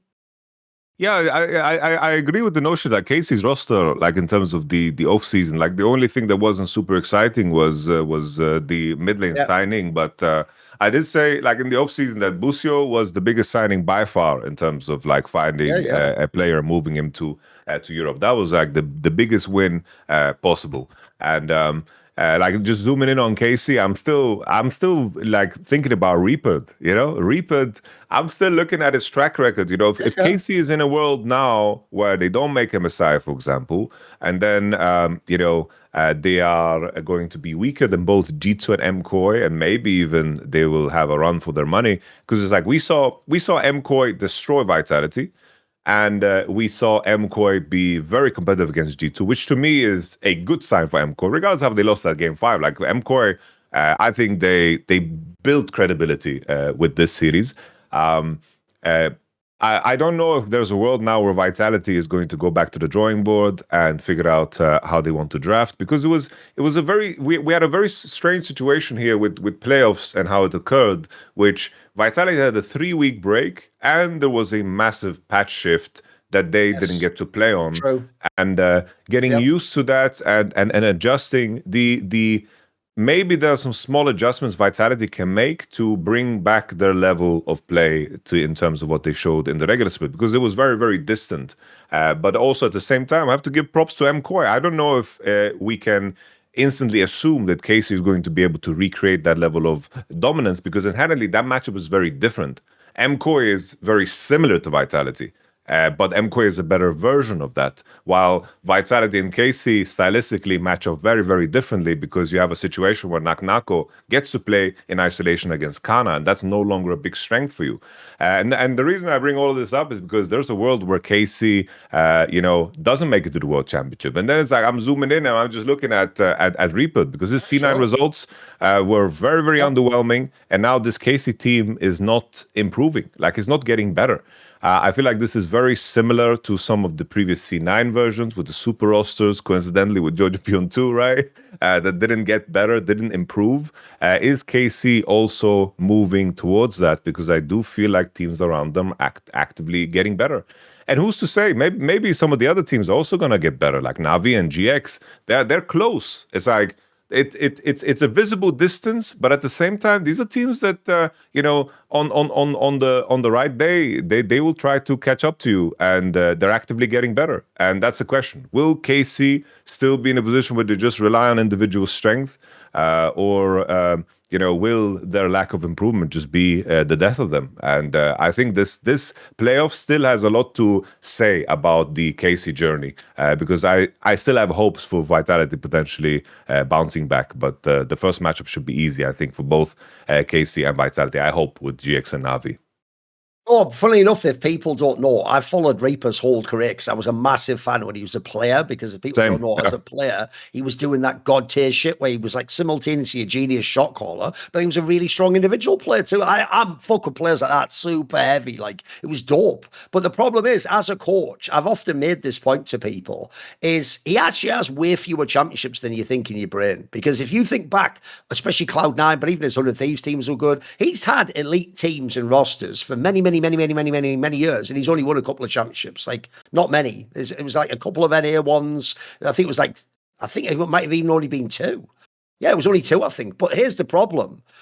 It's not just like, oh, you didn't win. Bro, the amount of times, though, this guy's team has been top 2 in the regular split is crazy, though, mate. Like, that's how I know these rosters and teams are good. It's how I know he is a good coach. Like, I often used to say to Monty when he was a Cloud9 coach, he's like the best regular season coach ever. Like, his team will always be good in the regular season. He'll always have them in position. He'll have them, like, in good shape. It looks like he's a good disciplinarian. He gets people playing well. My biggest problem's always been in playoffs. Holy fuck, has this guy lost a lot of big series that were, like, close ones, or people have certain flaws to their game. I know what you mean. Sometimes I worry about, like, I've heard it said that in his teams, he's one of those people who's a bit like an Ancelotti character. He lets people do a bit of what they want, and he gives them space and players fuck with him as a result. The problem with that obviously is sometimes if you let players have too much leeway, they're going to make the same mistakes, or they're going to fall into the same pitfalls. And as you say, one of the trickiest things is if people don't do this in the regular season, sometimes you can be forgiven for thinking they've gotten over that issue. It's not going to be a problem. Because I do agree, if you actually look at this split, the joke is the team at the end that got fucked the hardest by the scheduling was Vitality, because as you say, the most bizarre thing is we forget when we look at the scheduling of LEC that patches come out on different weeks though. So the problem they had is they got loads of their games in early in the split, which is why they had the record which now looks inflated and doesn't look representative of who they are. But then at the end of this, if we'd have seen them play one of those last weeks, then either they'd have fixed their problems on stage, or we'd have seen they had these flaws and we'd have gone into the playoffs knowing they're a weaker team. Whereas their record made it look like they should be in the upper bracket final now, mate, or in the final itself, whereas they actually are in position now. Look, I don't think they're going to lose to GX, but they're probably going to go out second to last. Like, that's a big drop off, but it also makes sense from things in the game too. Like, the meta has changed. It's not the same game we're playing from a month and a half ago or whatever. So I do think that's an issue. Yeah, absolutely. And also, let's just keep our eye on it, because here's the thing, like I say, I still think they can beat MKOI. I think that's plausible. I think they'll beat Vitality. So if they can get to the final, though, it's game on again. That'll be fucking spicy. And if you hit the final, you get MSI anyway, don't you? So whether they win the split or not, right now, let's be real. Right now, G2 should win the split. Like, they've earned it already with the matches they've had. And yeah, they haven't played KC yet, but who gives a shit, mate? It's like, no, anyway, whatever. Right, so I'll tell you what we'll talk about now, which is this. One of the reasons, actually, why it's hard to make improvements in life, this is a segue, don't worry. One of the reasons why it's hard to make improvements in life, I'll give you a real piece of advice here, is because it seems boring to do things in preparation. So when you're a kid, you don't want to do your homework, do you? You think, oh, you know what? I'll just learn it in the class, or, I'm sure I'll pick it up as I go, or I can fake it or whatever. Who wants to sit around doing a bunch of work in chapters and doing sums and testing the same thing over and over again? Similarly, when it comes to your health, who wants to actually go and do all the right things, drink the right amount of water, have the right nutrition, look at your level? It all seems really boring, doesn't it? Except the problem is when you do these things in advance, basically prepare, the beauty of preparing is sometimes problems don't exist then because you're ahead of them. You've already done the preparation work, so you know what to do when you get in that situation. You've already taken the things you need to help you through hard times. So one of the annoying things about nutrition, and in the same way as do your homework, what you should do to be good at a subject, you should obviously eat your greens, shouldn't you? People tell you eat your vegetables, eat that. The problem with doing that is, one, they might not taste very good. Two,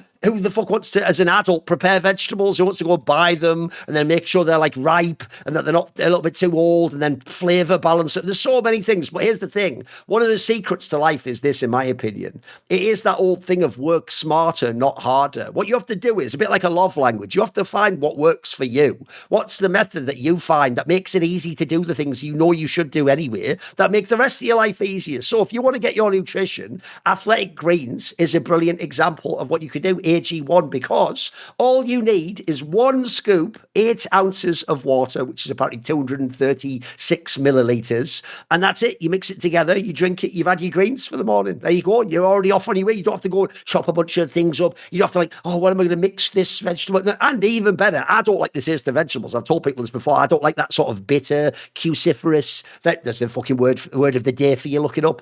I don't like that flavor. It's not my style, mate. That's not what I like. This doesn't taste like that. Like one of the best things actually about this as well is they've made it so it has a totally inoffensive taste. It just tastes fine. You can do whatever you want with it. Like you can easily drink it in the morning and then you're getting going. Also, they obviously have done all the science for you, haven't they? It's basically a daily health drink that has a multivitamin, pre and probiotics, superfoods, and antioxidants all in 1 scoop. It delivers 75 plus ingredients backed by 4 clinical trials, and it helps you support gut health, fill common nutrient gaps, and improve key nutrient levels within 3 months. So whatever your life throws at you, whether you have to have the late night, you have to do a bunch of stressful work in the morning, you have school, you have a new job, you have a boring job, whatever it might be in life, this is a way to help aid your system and improve, fill in certain gaps. So it also has 50,000 verified 5-star reviews and comes with a 90-day money-back guarantee. So visit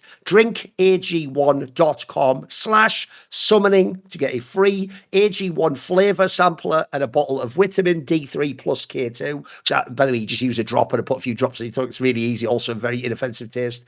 To get the free vitamin D3 plus K2 in your AG1 welcome kit when you first subscribe, which has a $72 value.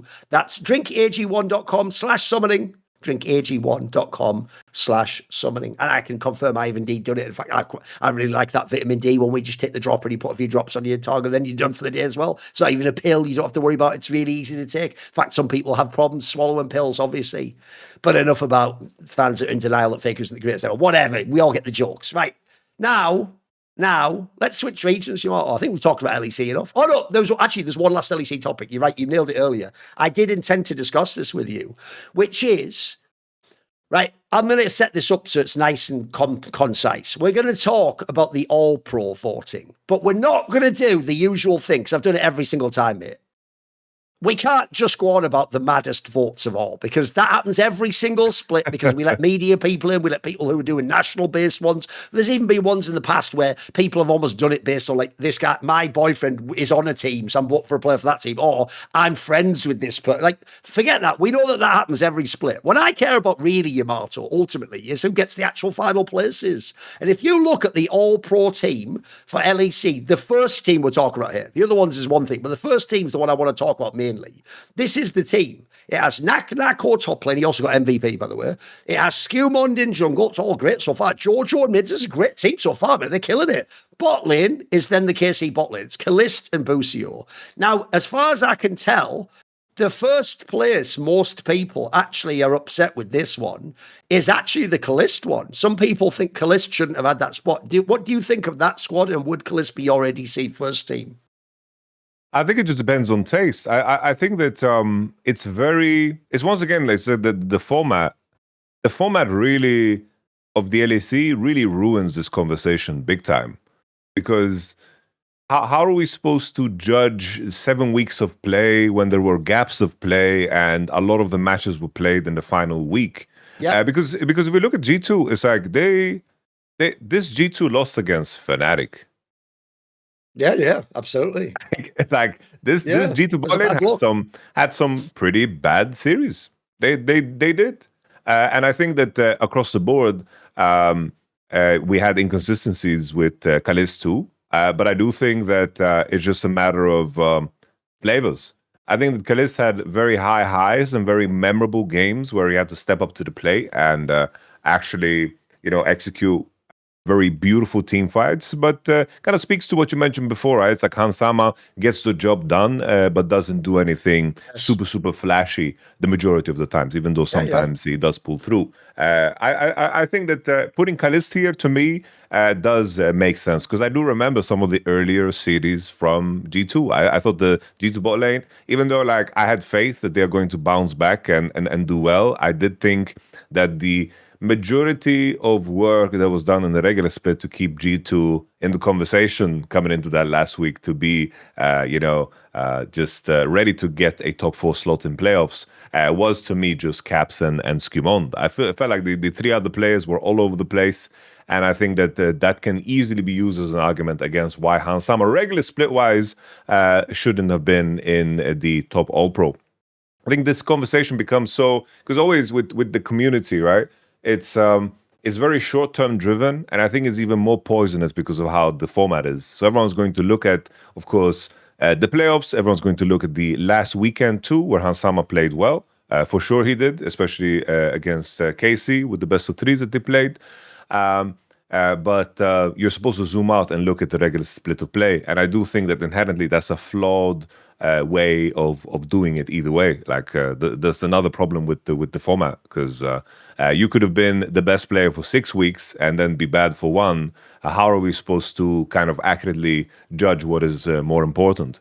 For me, if there was anything that stood out in the top 1, I have been on the like Busio, not hate train, but I just felt like I just feel like he's extremely overhyped. I've said so the entire year. I remember when the broadcast was trying to push his narrative that Busio is the best player in Europe, that he's better than Caps, and that he's just dominating and so forth. And I was always, I have a very, very specific taste for support.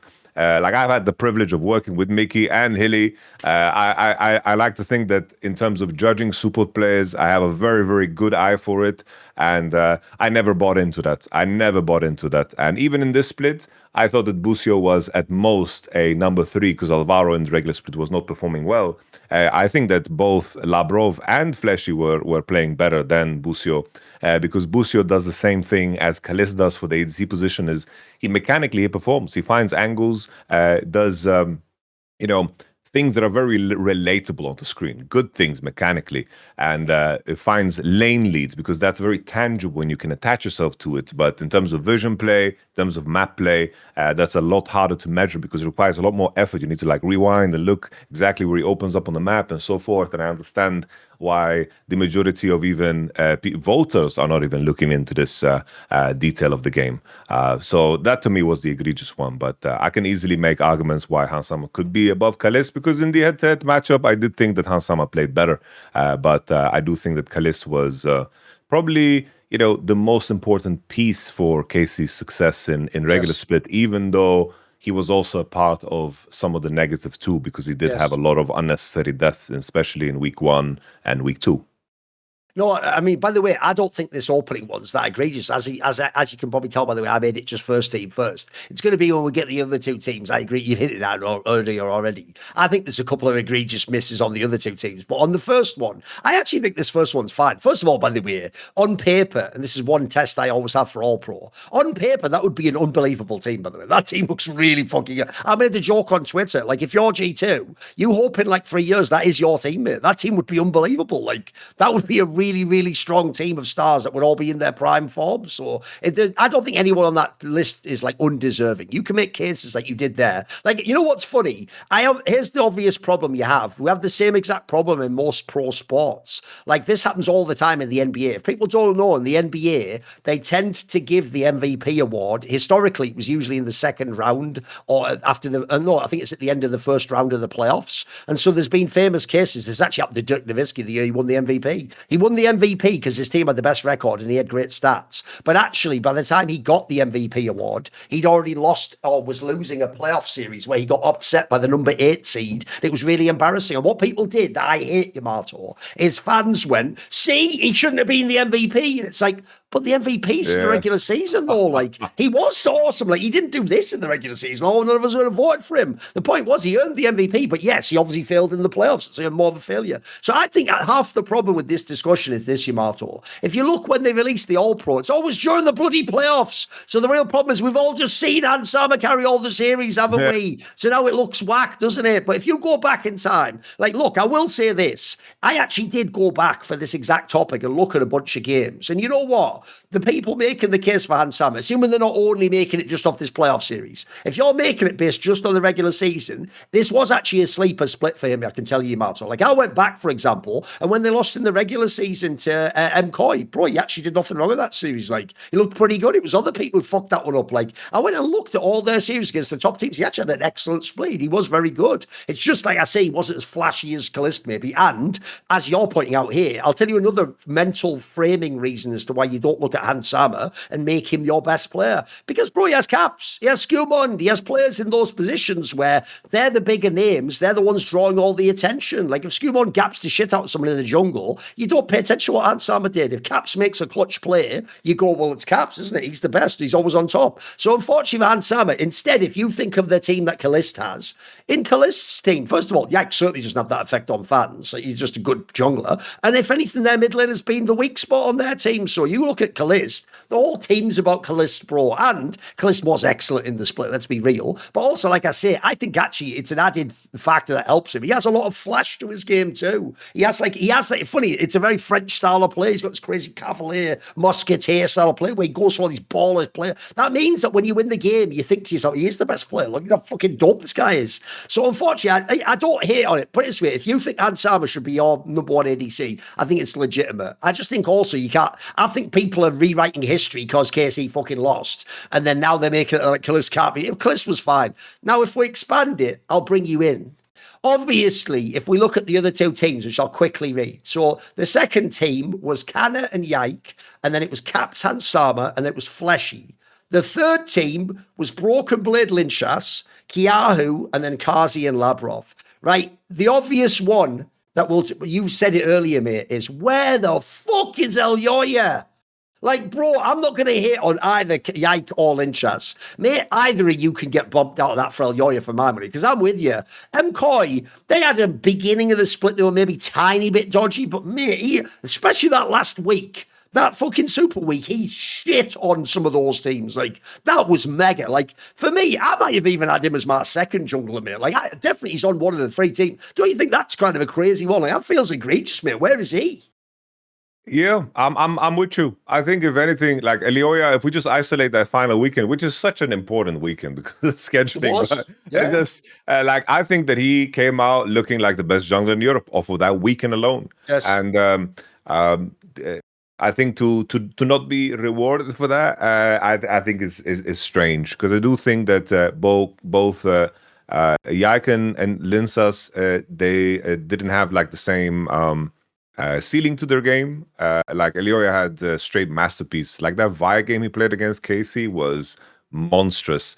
And I do think that he was a very, very important driving force to MKOI's resurgence. And, 1/3 of the damn split was played on that final weekend. So it needs to count. And I think it was enough to push, I think, Linsas out of the picture here for me, personally. I think that... for me, when I look at Vitality, I give Fleshy a lot more credit than other people do. I think that he's very creative in the way he roams and creates lane advantages for everybody in the game. And I think that Kazi is very good at adapting to that style. And I do think that makes it a lot easier to play jungle. So I just, in terms of my structure of like giving credit, Fleshy is just way higher for me than for other people. And I do think that Elyoya should have been, for me, Elyoya is the second and Yike third in terms of the All-Pro. And then for mid lane, like I'm really not a big fan of Kiahu, man. No, I know. I don't get it, man. I thought that Humanoid, I think that he's in a quiet taste in terms of how he plays, definitely. He plays very similar to Kazi in mid lane in the sense that it's very volatile, and sometimes the numbers aren't looking like great in terms of like CS, but in terms of his view of the game and what role he needs to be in the game, I like that level of flexibility. I think that he has a very good view of like, okay, my champion is not scaling good into this game. I need to roam and snowball somebody else. And how they carry water for each other is something that I think that Humanoid does so much better than Kiahu, because Kiahu is the same player every time he tunes into the game. He's just a mid laner. And I think that Humanoid had a better range of play in comparison to Kiahu. She had to stop talking the second I put the food in my mouth. It's all right. I know how the world works. I understand how it all works. I'm cursed. I'm MKOI. I get it. I never get to win. It's all good. I'm sorry. Right? I didn't see you, bro. It's all good. Don't worry about it. What you eating? Is that apple pie? It looks fucking delicious, bro. It's a sausage, mate. It's a sausage. Damn, okay. Irish sausage. There you go. Okay. Right, first of all, I actually think Fleshy just gets fucked by not being a famous player, bro. Yeah. I'll go the other way. As far as I'm concerned, I know he did play last year. This guy's a rookie as far as I'm concerned. I told you, I don't do that bullshit where, like, because someone in LEC decided a split is just a third of a year, and that's the rookie only for that split. Like, no, rookie is a colloquial term that means inexperienced player. Just like in sports, you could be a rookie for 2 years as far as I'm concerned, mate. Like, if you're really inexperienced and you put in like a top team, we're not just asking you to even be good then. You have to play in a top team, which is his own skill. So I actually think if you look at Fleshy, he's so inexperienced. Actually, what he has shown me, but anyway, I maybe would have put him third. I think I might have also put Labrov second and put Fleshy third, but he would have made All-Pro for me. Like, put it this way, here's the difference. LYON can make a great argument. Alvaro doesn't get in over Fleshy, and here's why. Bro, is everyone forgetting? He had 2 Bard games this split that were mega, mate. That also showed me, like, I think Bard's a champion, mate. There's no fucking one-trick Bard player in pro play. Bard's one of those champions that requires, like, a level of, like, mastery. You have to have like a deep understanding of the map and where your teammates are going to be and what you can do as a play and how you can use the ult, because obviously it's one of the most two-faced ults of all time. You can fuck your own team with that ult, mate. You can ruin the whole game. I've seen people do it. So that's why most teams, if people don't know, there are some legendary players, including like Afromu, who never even got to play Bard almost ever because their team wouldn't play, even though they're good on it. Their team was like, well, we don't know how to play around you though, or we don't have a feel for that champion or what to do. So I actually thought Fleshy in general, I'd get that he has bigger names on his team. I thought he had a good split. I'd have probably put him third team, but I think it's fine for him to be on.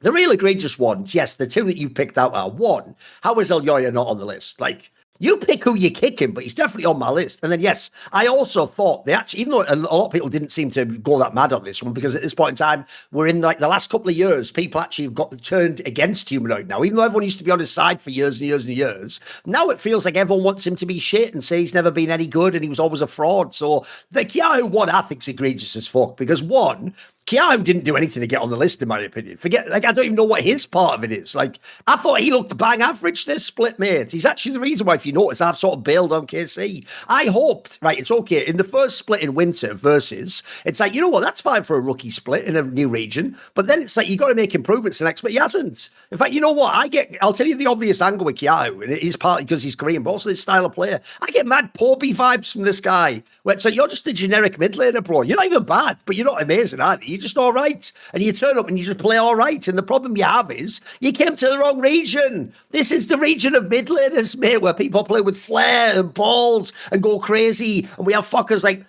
Jojo Pion and Caps and even Humanoid for that matter, by the way. Because here's the thing. Certainly Humanoid has games he throws and he plays back, but he also has games when the highs are mega. And you watch it and you go, you're the reason you won the game. So I think it's crazy that Humanoid got left off this one.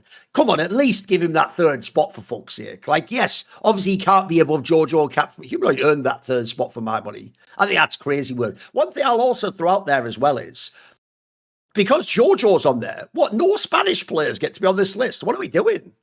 Like, was this some shit where, like, is everyone just a KC fan now? So why is no Spanish player on this list? What are we doing? Like, this is just weird. So, I don't know. I thought those were the 2 egregious ones, though. Like, and we'll ignore, like I say, when people are just doing stupid votes. Unfortunately, that's just a flaw of the system. And it's, at this point in time, mate, if we've all complained for a solid, 8 years, they're not going to change it now, are they? Like, they're just going to keep going with this system. And sadly, it's just a bummer if they put the wrong person. The real thing that gets me triggered isn't even individual bad votes. It's when you go and you look at the total votes. And, I didn't check on this one, but you'll find that, maybe Humanoid would have made it, but, one dickhead person voted, in this case, Kiahu. Maybe some French person voted Kiahu on because he's a KC fan. That's where it's a bummer. But overall, I tell you what, I actually don't think this is one of the more egregious splits overall. I actually thought generally most of these people, a solid 80% of these 3 teams should be on these 3 teams. They generally pick the right players on this one. I just think, the most obvious one is the LYON one. The guy might have, put it this way, I would have said he was MKOI's MVP candidate for the split. Never mind, didn't even make top 3 in his role. That's wild to me. That is wild, bro. LYON being hard done by, sadly. I just honestly, I think they should just restrict heavily who actually gets the vote. They don't need to like do it across the board. In the media, after having seen how many times it's the media that lets you just take media votes out, mate. Just have the coaches and the players vote, and then generally, I think you'll get the right people. It's just weird that media is in that position in the first place, because like I would understand if it would be like some form of media that does commentary, or like if it was people that do work outside of just the interviews, because that's just a completely different skill set than to actually like watch the game and to perceive the game. And I do think that you have you have enough people already. Like you can maybe handpick the co-streamers that watch all of the games, like Trayton, Keiju, and a couple of more, and then the casters, and then all of a sudden you have like 12 to 15 people that are extremely qualified because they've watched every single damn game. And I feel like that should be like a prerequisite for you to actually vote. And I do think that it is always weird, even though I understand why teams are getting the votes, it is always weird that you get to participate in a voting that you are a part of at the same time, because there's an incentive to vote, to do throwaway votes if you want to make it. And I think it further delegitimizes the actual award. And I think that maybe the question should go so far, who really cares about these regular splits? Maybe these awards should be given out at the end of a split, because in the end, if the argument is, it's like, oh, there's players that don't make it far in playoffs and they did really well in a regular split. It's like, no, look at the players here. These are all the players that are making deep runs. So it's like it's a flawed argument, and maybe you can present some awards for players that are different, for players on that team. Like if you wanted to highlight how good Rooster was for a BDS and how good Upset was on this team, and Jack is with GX, and you want to make some kind of a soft MVP type of thing for teams that are weaker, I think there's room for that too. But to compromise an LEC All-Pro that I think should represent the whole split, I don't think it's a right and justified reason for it. There's better ways to do this for sure. No, I'm with you. The main problem you have is if you do it after the split, including playoffs, people aren't just going to vote the top three teams. It'll just be some variation of that. Whoever's first place will just have three players every single time at least, if not four, if they have a really dominant run, which obviously isn't what you want. But the other problem you have here is part of this is because you changed the format. When you used to have essentially 18 games, and obviously only 2 of them are against the same team each time, that's pretty good as a sample size spread out over many, many weeks to see who was the best in the regular split. The problem is, like you say, sadly, I think people just don't really care about the regular split. I think they think of it as just some throwaway thing, which is why the most disappointing thing of all is when it's actually the players and the coaches themselves who troll vote. When they do that, I mean, the joke is, I brought this up before, you did it yourself back in the day. When people just think like, oh, who gives a shit, I'm just going to vote just to fuck with people. The problem with that is, in history, we want you to be accurate. You're the person who played against them. You have a sense how they are in scrims, who's actually good. So the other problem, I think, is we've also gone to formats now where, like we say, most of LYON's split rested on 1 week. So if you think that 1 week was just whatever, then you're not going to give him the award. But the real reason it's a bomber to me, and this is why I made that point where I hate when people use the playoffs to decide it, is I always make this point. I'll draw it out to make the point for people.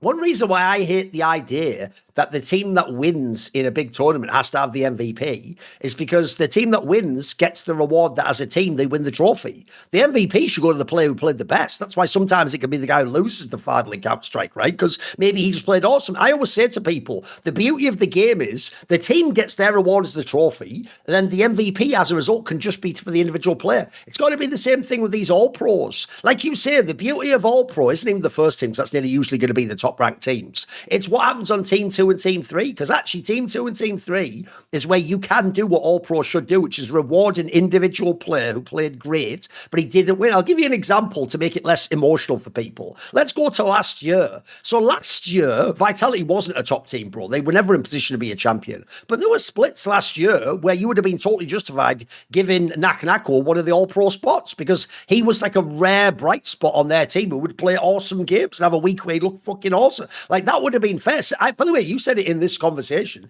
even though people are going to get upset about it. Look, I do think because of how strong the 3 ADCs were, Kalist and Sama, and you just remember Kazi carrying a bunch of games. But if you wanted to say who else could have made this list, I'm not even trolling. Even though Fnatic sucked, Upset was very good in a whole bunch of games, mate. Like, that's exactly the sort of player that, like, third team All-Pro was invented for, to say, hey, you know what? They all sucked, mate, but you were pretty good, actually. You had your shit together. Like, that's totally legit. I agree. If you had been GX, it'd have to be someone like a Jackies or something, or maybe in past years, Jordan or something, you know, like, yeah, these players, I agree. That's what the All-Pro should be for. But with that said, like I say, this was more just I wanted to see what you thought and who would go where. I don't think this was actually that crazy and egregious one. I've seen years that were much, much worse than this, where, you know, for me, the best player was on third team, or sometimes people didn't even make a team at all. And then you look into it, and it's some weird block voting or troll ones. In fact, obviously, I've made this point a million times, but I'll say it again. The worst one ever is the one where Doublelift didn't win an MVP award in, like, I think it was like season 6, because all the other rival teams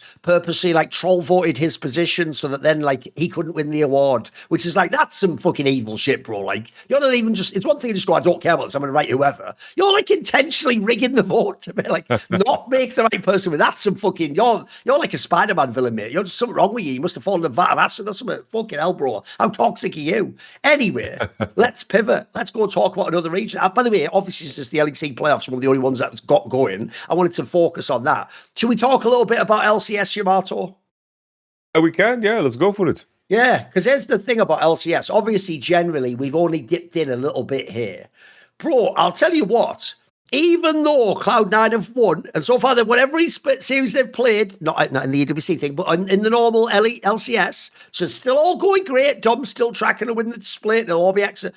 There's an obvious reason why I have my concerns already, Yamato.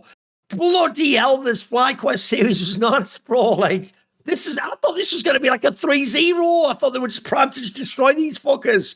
What do you think of this series? But this, even though they haven't lost it, this makes me really scared for when that inevitable Lion series comes up, even though they had their own issues. Like, this already, this league's way more interested in the playoffs than I thought it was going to be, mate. What do you think?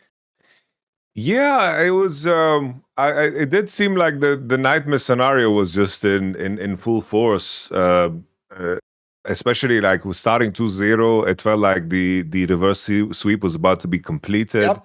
Especially in terms of how they were just losing games. Like, especially when I saw like APA and his Aurora play, I was like, damn, okay, he's running out of champions. Like, he's on the ropes. Absolutely. This is the nightmare scenario of C9. It's like Dom has done a good job keeping like the draft very tight and champions very specific for the boys, and now the enemy has just isolated like the right bands. And even when you see him locking in, bro, he locked in Swain for game 5. Like, what are we doing here, boys? What is this at all? Oh, spooky! I was like, yo, this is scary as all hell. I do think though, you know, looking at this series, you know, the toughest part about C9 and what is exciting about them is that the part that is the most exciting about them is what is going to be the biggest question mark. Maybe not even a question mark, because we've seen that matchup so many times. Blabber was insane this series. Blabber was so damn good.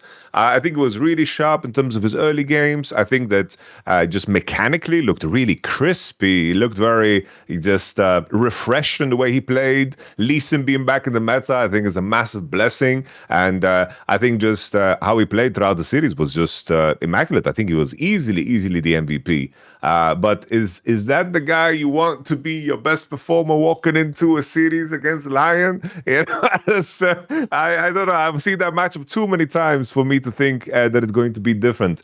I think it's a good sign for C9 that they actually clutched it out in the end, because they had some good team fight angles. I thought the Swain angle was interesting when they saw the Akali, Kalista, like Mundo setup, because Swain had value there. So it's cool that they have these things in the back pocket. I thought the C9, the lane phase as well, like the way they won the bot lane, like the level 3 all-in with the Alistar was so G2-esque, because G2 did the exact same thing against Casey. I think it was nice to see that C9, as the series went deeper, could leverage the fact that they have more experience in their bot lane game with Sven and Vulcan against Cryogen and Masu, because earlier on Cryogen and Masu did look better in the lane when they played things that they were more practice on. So there was a lot of good signs for C9, but also, those signs turn into red flags when it comes with the matchup against Lion. I was surprised that the series went to 5, but props to FlyQuest for being awkward. Like, they're very similar to a D+ in the sense that they have a range of play in terms of their mechanical skill, and the way they choose fights is very sporadic and awkward. And I think there's no other team in the league that does that, because if we look at C9 and Lion, which of course are the two best teams in the region, they are very selective with how they fight. They tend to win their fights before they even happen, and those fights don't happen. And I don't know, like watching that Team Liquid Lion series, but there was a game where we had no kills at all for the majority of it, when nothing really happens, because Lion have a read on Team Liquid, where as the game progresses, Team Liquid don't really have the right actions to take later on in the game. And FlyQuest being so different makes them awkward to play against. I know that Inspired also mentioned that in interviews, like playing against FlyQuest is weird because they just take fights that nobody else does, and it's hard to be ready for that and hard to shot call around that. What's funny to me is this is actually one of the reasons why I was excited for Dom to be a coach, but I wasn't when LS was going to be a coach. And obviously the joke is that coaches in the same team, Cloud9. Because what's funny is, and same thing, by the way, when LS was going to have that job in T1, I actually told LS to his face, as well as said on Shores, like, I'm your friend, but the problem is I don't think essentially you have the right temperament to be like the sort of head coach you want to be. Like, you'd have to basically be able to have amazing ability to connect with every pro player, to convince them to basically play outside the paradigm of every other pro player. Like, you've given it in the past, but the obvious example that he never got through was there was no world he was ever going to convince Summit to play the sort of shit he wanted him to play top lane. Like, Summit just wanted to play the 2 or 3 strongest fucking champions because Summit's like a classic Korean carry top laner. Like, he's not there to play some weird weak side shit so you can make a comp work that theoretically should work off a champion that no one picks, like Ivern or something. Like, he's not going to do that. So the difference is, when Dom on Shores used to talk about what I would do if I was a coach, I've said this in the past, he used to say what actually is the dream of everyone who's an analyst when they're not a coach, which is I'd do things like I'd play into classic angles, I'd avoid certain key picks for the other team, even if it's not that strong in the meta. That guy just always wins on a Bard, on a Yasuo, whatever it might be. They like OP shit. One of the examples in this series of where I think actually you saw Dom live up to his reputation of who he was as a streamer is, bro, what a fucking beautiful Jhin draft this was in game 5. Because think about it, right? To even make that work, Yamato, like, Sven hasn't been a very good ADC overall. Like, he's had moments in the split where he was good, but you can tell his best years are behind him. Bro, that's an example of where you actually have shrewdly realized he is an old school player that knows that matchup. That's an old school fucking counter that you can do there, mate. And modern ADCs, a lot of them are like the Kalista type players, so I don't think are that suited to be sort of a Jhin player. Jhin is more the era of Reckless, Sven, that sort of a player where they actually they understand the distance, they understand when you can actually do something without dying and being blown up. Mate, what a fucking awesome game 5 for a veteran player. This was some like throwback shit. This was beautiful, this one. And before that, the way the series was going, I'll bet everyone watching this game who was watching it live thought they were going to lose game 5. You all thought they were actually going to blow it. I bet you even thought in the draft, oh, they fucked it now, because so many other people would be useless on a Jhin, mate. They do nothing. Ben, this is why we fucking love the veterans, bro. This was baller, this game 5. No, it's just together with the classic Vulcan Alistar as well. It's like in a world where we've seen so many downrange supports, it's almost refreshing to see the melee supports come back into the picture. Like that level 3 kill in terms of understanding the damage range, and Jhin also having the buff with Deathfire Touch, because it just Keystone just scales with AD so well, and it was something that people played back in season like earlier seasons on Jhin 2 when this was the thing. The damage range when he ulted and just killed with Yumus was insane. Like, he just killed Kalista from 60% with 3 bullets. I was very surprised by that damage. Yeah. Just the fact that C9 had like full composure and had full control over the game. Like the fact that their game 5 was probably the best game they played of the series is a very good sign. Of course, no backs against the wall. We're always going to be skeptical until they get it done. But I think the fact that they were in a game 5 I think this game 5 was the most you could have asked for out of C9 in terms of proving themselves. Obviously, they shouldn't have been there, but being there, they did the most out of it. And I'm with you. The Sven and Vulcan playing a Jin and Alice, that's a very classic lane. That was some old school, some OG shit coming through, and the knowledge really shining through. Because how often did they practice this matchup recently? That shit doesn't happen.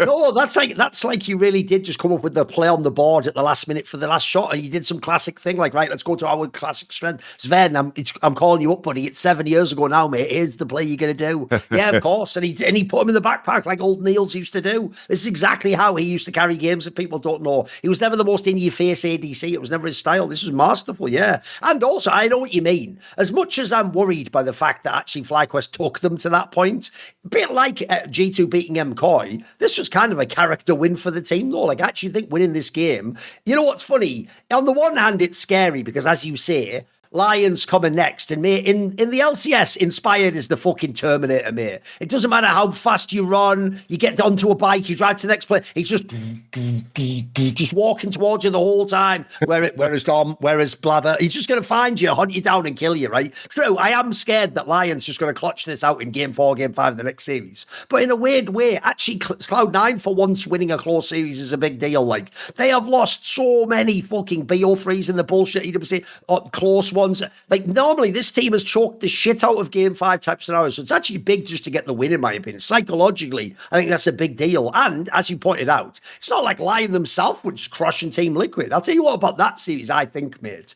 This is why I am very stubborn in esports. Like, it took me quite a while, I told people, until I gave up on this Team Liquid roster. If I see a roster that looks like it should be good players and the blend should on some level work, the reason I often take a long time to quit them is because sometimes, like, you are just working out problems still. There's some things you got to iron out. There's a synergy you haven't figured out. Maybe even like the comm structures. Or the point is, it's very rare that you're just 100% off on your read.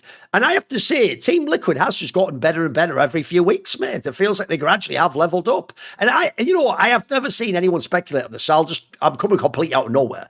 I have always thought when I watched them play that, like, they looked like one of those teams that I imagine maybe like a GX, they must do better in scrims, bro. Like, I figured in scrims, this team must be pretty good. It's just in the actual officials, they were never getting the win was the problem. But you've seen the last few weeks, they've gotten better. They put themselves in a position to be the third best team. And this series actually was pretty good, mate. Like, they actually gave a good accounting of themselves. Like, I don't blame them for losing to Lion, as I said. I think if you give them enough of a room, like, Inspired will win every series in this fucking tournament, mate. He probably will. Probably just win the championship without losing the BO5. But I'll tell you what, Team Liquid actually gave them a legitimate fucking chance here to win the series against them. Like, this was big boy stuff. And we've already talked about the flaws of their team. They can't change that with that roster move. But with what they've got, at least they've actually got a real identity now, mate. They're not just some like random ass team. They're actually like a good team. Like, Team Liquid's not bad now. I sort of low key fuck with them. Yeah, I think that it's like the way this series played out is almost how I could imagine. Even though I do think it would be like a low level version of it. This series kind of how I imagine KC MKOI could go, in the sense that you have a team in Team Liquid. I think that they came out of the early games better in most cases. They had gold leads. I think that their improvement was that they did simplify and streamline, where they just recognized, okay, in order for us to progress the game, we need to be a little bit less CS-centric, less kill-centric, and actually hit the beats and have our ultimates and be ready for actual dragons.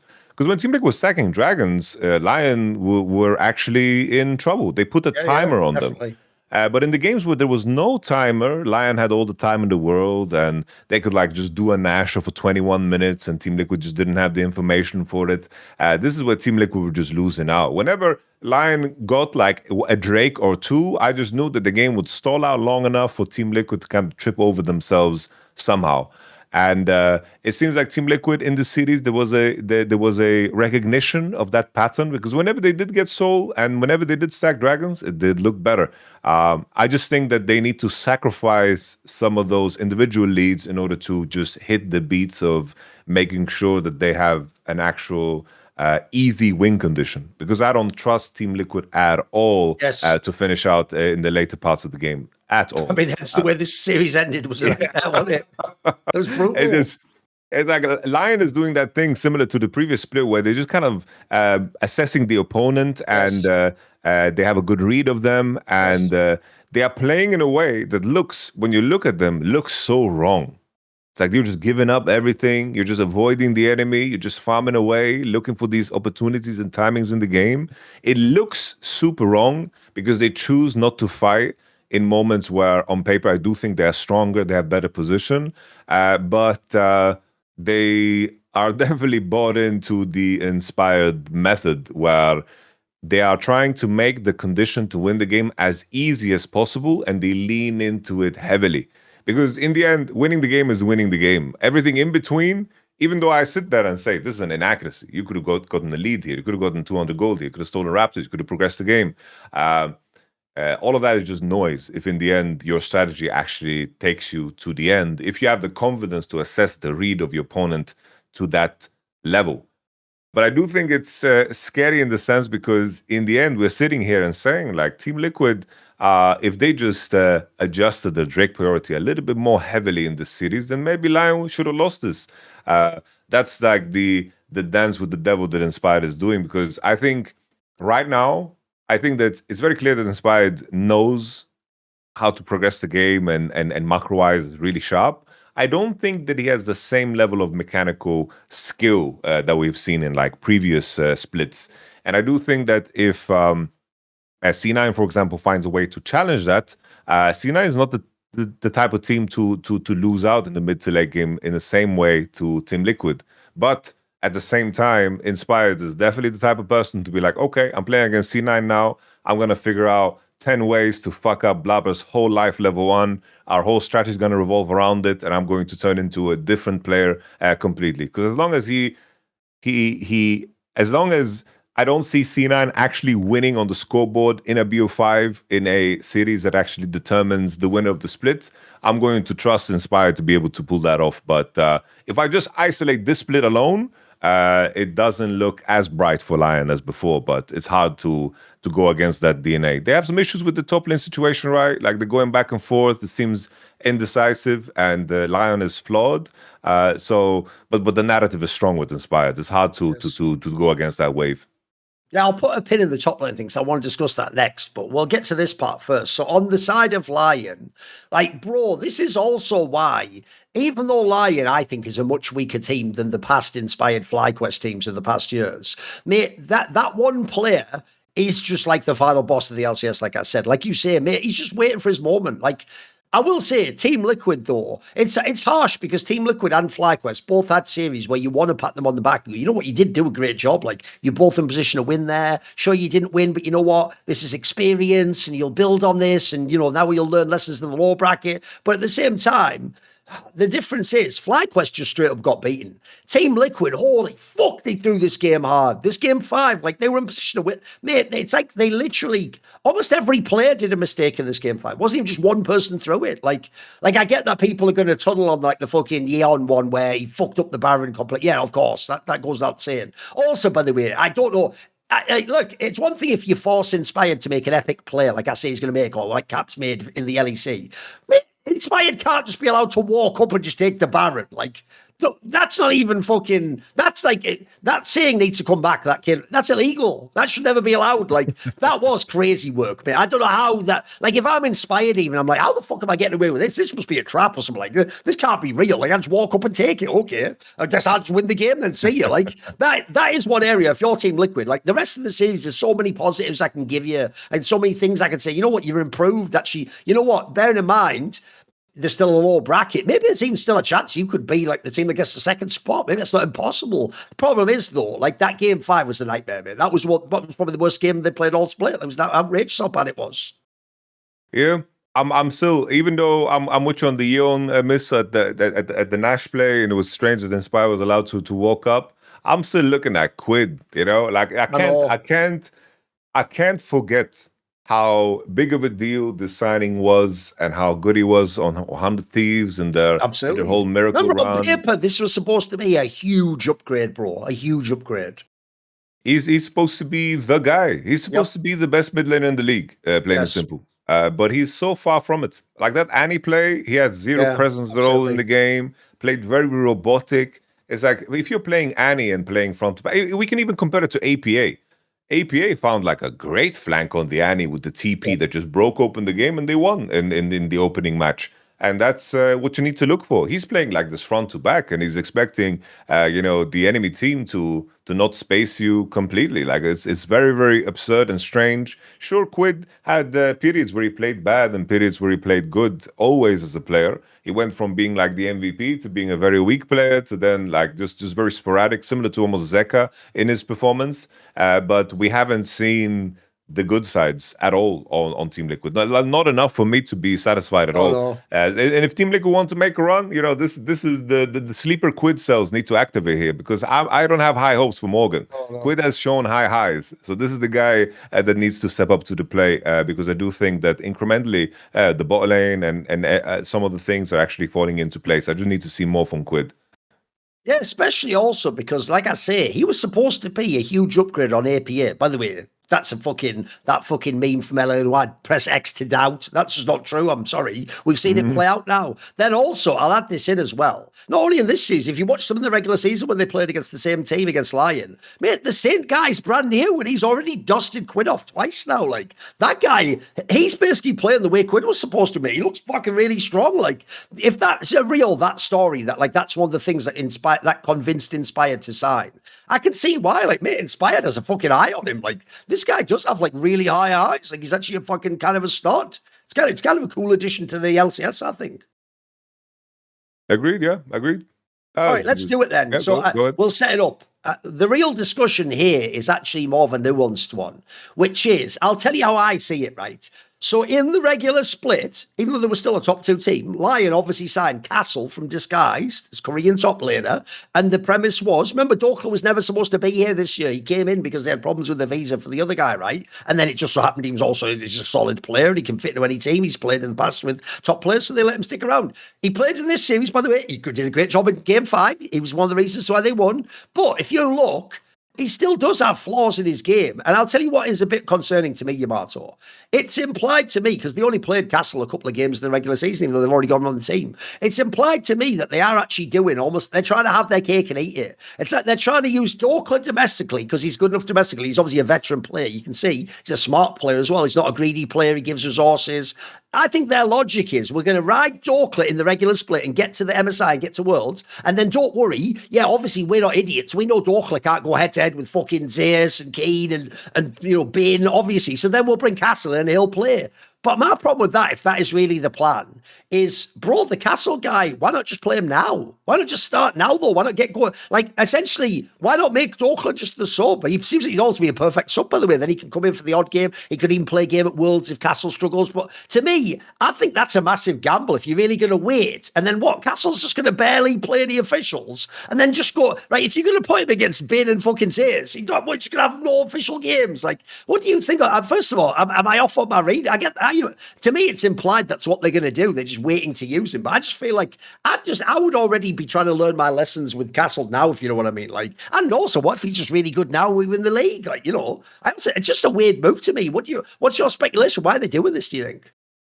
Yeah, I'm not so sure. I do think that Castle definitely has like a higher upside, but you can clearly see like the lack of maturity. Like I do think that Dokla is the perfect top laner in terms of what it means, like the archetype for, like if we go back and look at who won the LCS as a top laner, it's always this archetype. Oh, right? Sure.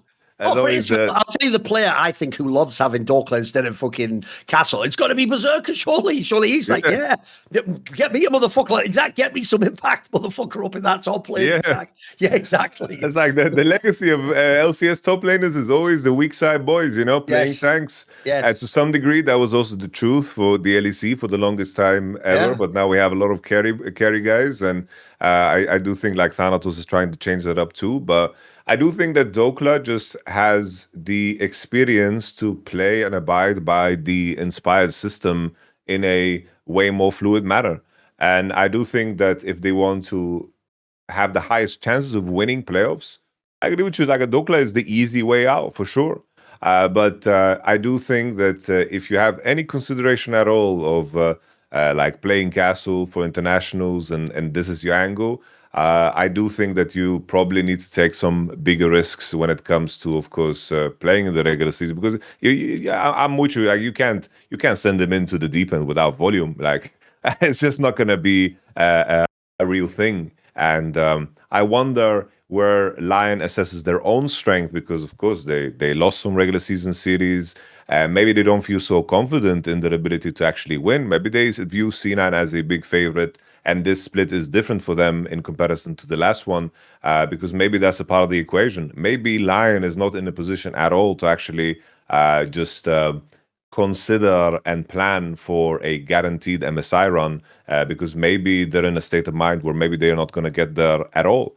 Considering FlyQuest and Team Liquid are looking better, and C9, of course, are looking sharp too. Maybe there's a road the Lion doesn't make it. I felt like it was a little bit more clear in the previous split, considering everyone else's form. And there's a chance here where Lion is making the right decision, that they're doing everything they can to actually win the split in the first place, because this split has been very shaky.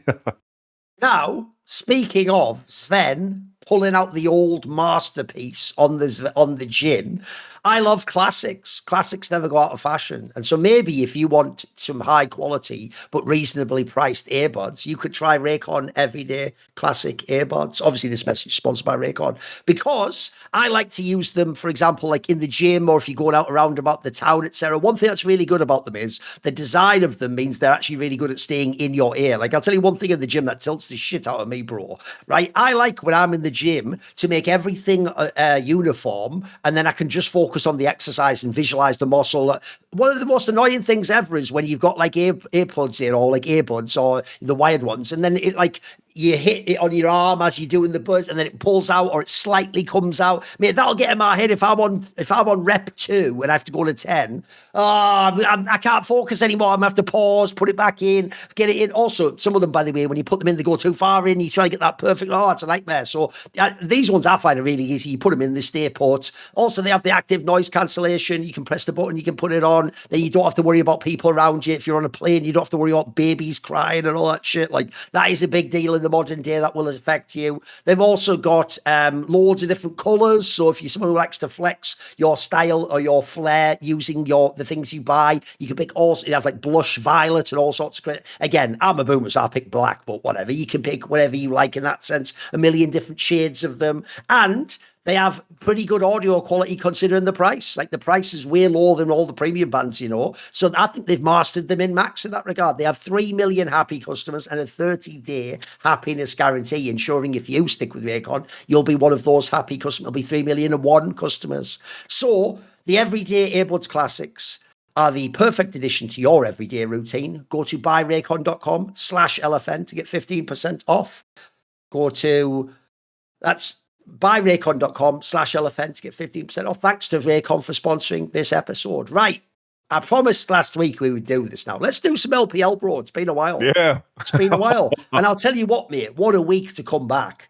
Because, bro, the thing I always say about the LPL, they were the ones, if people don't know, who invented this style that now we also do in LCK, where what you do is you put the teams into 2 groups.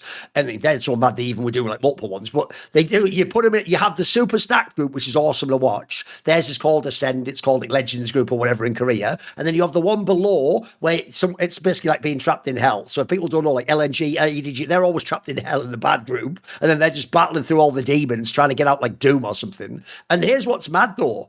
The cool thing about it is, at the end of each split, you test the theory, though, because you put the play in and you get to see what happens when that team that's the dominating in hell plays the team that's shit in the upper bracket. So if people don't know, bro, these planes this time were crazy. Almost everyone was a massive upset. Like, I'll give people an example. If you didn't watch the LPL split, maybe you don't know that Team WE, I know they had like a roster move at one point in time. Team WWE generally was appalling. They won 1 series in the regular split. And in fact, they won 6 total games, bro. They lost 27 and they won 6 total. So they were so bad overall, they should be irrelevant. But when you put them into that plane, bro, they actually 3-2 the LNG team, which was just toying with teams in that low group. They got through the match. Similarly, you go across ThunderTalk beat the IG team. Remember, they brought the Reynard guy back. That was the team early in the split that was like daring to be a top 3 team or some crazy shit.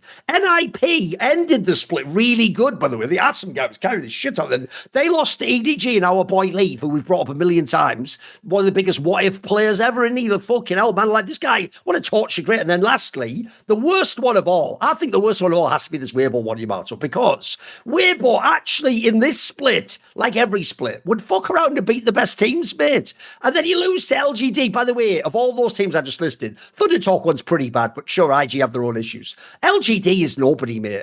You'll never hear from LGD again after these first 2 rounds. Like, what a crazy plane, bro. Like, I can see why the planes exist, but what a crazy set of results. Like, these were impossible to predict for me, mate. I was wrong on almost every one. No, like the one that I predicted to be the loss was the WE-LNG one. LNG's roster is good.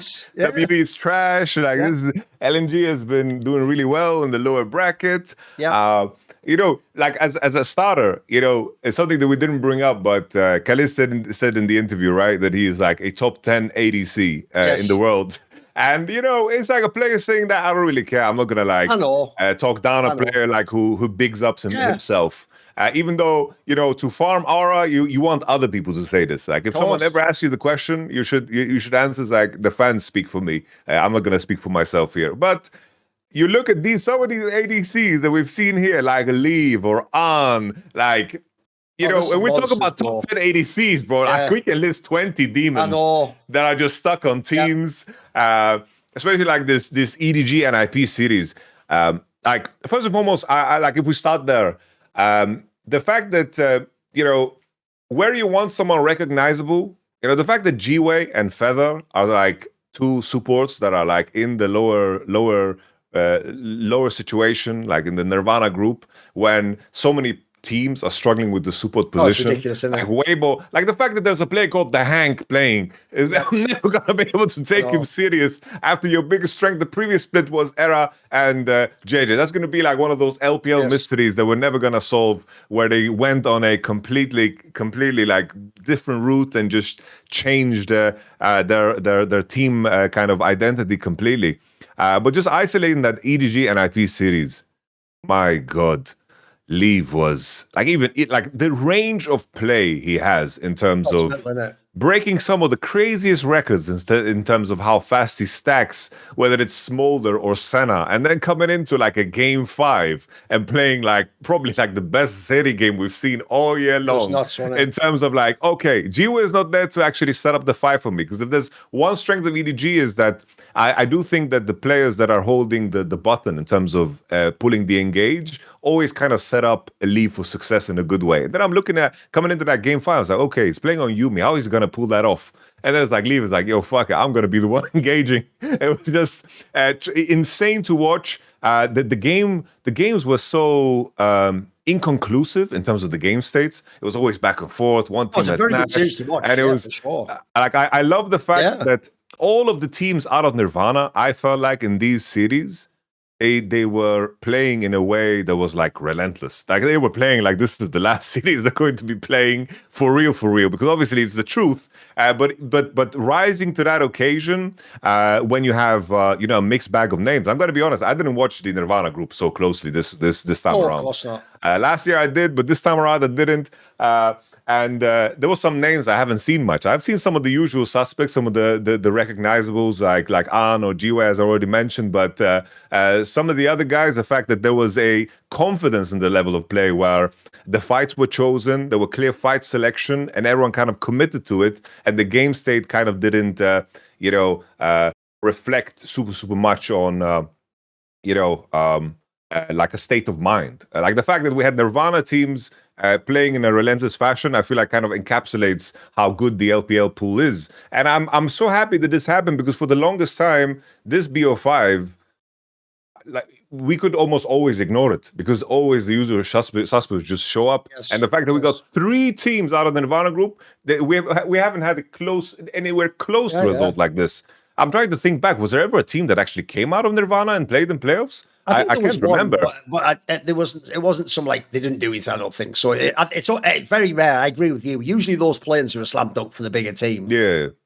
It's like an email type thing where it's like, oh, you don't even need to watch it. The Weibo's gonna make it, NIP's gonna make it, they're doing good. Like even that series, like NIP, the fact that they made to game 5, like that game 4 was a steal. That was a Nexus push that should have ended the game with some more accuracy. The fact that it made it to game 5 was a miracle. But EDG, once again, I just have to say this bot lane could easily slot into a top end team. Easily. Also, if people didn't watch last year, the Jue guy isn't just good now. He already showed real potential last year. I'm with you. I'm low-key. Look, I get on one hand, EDG is still like a real name. If people don't know, that's like Fnatic. Yeah, it might not be as good anymore, but it's a real team name that's had a lot of history. But at the same time, I know what you mean. I thought he should have been on a better team anyway. There's a bunch of, like, as you say, mate, actually, bot lane, bizarrely, is one of the ones that some of the top teams haven't figured out both players on, even though when you look, I agree with you on the Kalist point. I thought the same thing, right? Here's the thing. If you want to actually, I'll make a statement that I think is just accurate. If you want to do that, I'm actually top 10 in the world and you're a Western player, you have to play a jungle or support, mate. Because if you ever play jungle or support, it's possible you could be a SkewMond or a Mickey X. And maybe you are so brilliant you deserve that spot. If you play a spot like fucking mid lane or ADC, bro, I'm just going to be harsh with you, Kalist. There are like 10 people just in the LPL that are better than you. Again, fans are going to go, how can you say that? Because you've seen him in these matches. Leave. You would have said that guy's a nobody a week ago if you don't watch the LPL. If I said 1XN, you'd go, who the fuck's he? A fucking sick player, mate. The awesome guy in the regular split was carrying against the best teams in the world. Like, these guys are studs. Like, I'm sorry. It's not like Kalista's fucking won MSI or something, mate. Like, he has to prove himself internationally. So yes, he's very good in his region, but there are certain positions, especially ones like that are mechanical. Like LPL and LPL and LCK have some crazy players, bro. I mean, we all know now how good Diable is. In fact, the joke is Diable's form's fallen off, and the like Tenyu guy who got replaced him is fucking killing it. He's now carrying all the series. So never underestimate the talent in Asian regions, even if the team isn't right. But I agree, this one was nuts, bro, because this bot lane of EDG, either EDG needs to make a roster move and just be a top team, or they have to go to better squads. Because the Leave guy, remember, is only there because he had like a really accelerated version of what bizarrely seems to affect primarily ADCs in the LPL, which is they're just getting some drama, don't they? They're getting some stupid girl drama or some after, but it's never anything to do within the fucking game. That's what annoys me so much. For some reason, these players just like cripple their own career. And so the sad thing is, if you go back in time a couple of years to when they made that rise, mate, he looked like the rise of people like Jackal and Uzi, like just a stud player who's definitely going to be really good. So I think it's actually sad if he doesn't end up being better, mate, because actually he's overqualified for this team. Both players are in the bot lane. Like, they're just really, like, I'm not joking. I think Lee could be like a top 4 team in the LPL, mate. He looks really, because as you say, it's not even just carrying. Mate, his champion pool's fucking nuts. By the way, in this series, he even played half-decent Ziggs in a game they lost. Like, this guy can play everything, mate. He's a stud. What you have to realise is, I don't know how much that drama from years ago affected people, but if you can look past that, this is like a really smart GM move if you get this guy. Like, I feel like you look like a genius when you sign him, even though in a few years everyone will go, was not an obvious signing. Well, it was, but no one made it. He was stuck in this shitter group that no one cares about. Because I thought that one was nuts, bro. Also, as you say, that particular series, the NIP EDG one, that wasn't, I'm not even going to flame NIP for that one, mate. Yes, they had bad moments, but that was just a really good series. Like, that's what you want from League of Legends. It was 5 games of like back and forth play. Really exciting. It wasn't people making massive glaring errors. It was people making cool plays that win the game. I thought it was a dope series. Now, if we go to some of the other series, though, Yamato, there are some fucking tragedy. Because here's one thing I'll tell you right now. These upset results have actually ruined the playoffs, but only by eye. I'll give you an example of why. If you look at the bracket now, you'll see like JDG against ThunderTalk. You'll be like, ThunderTalk?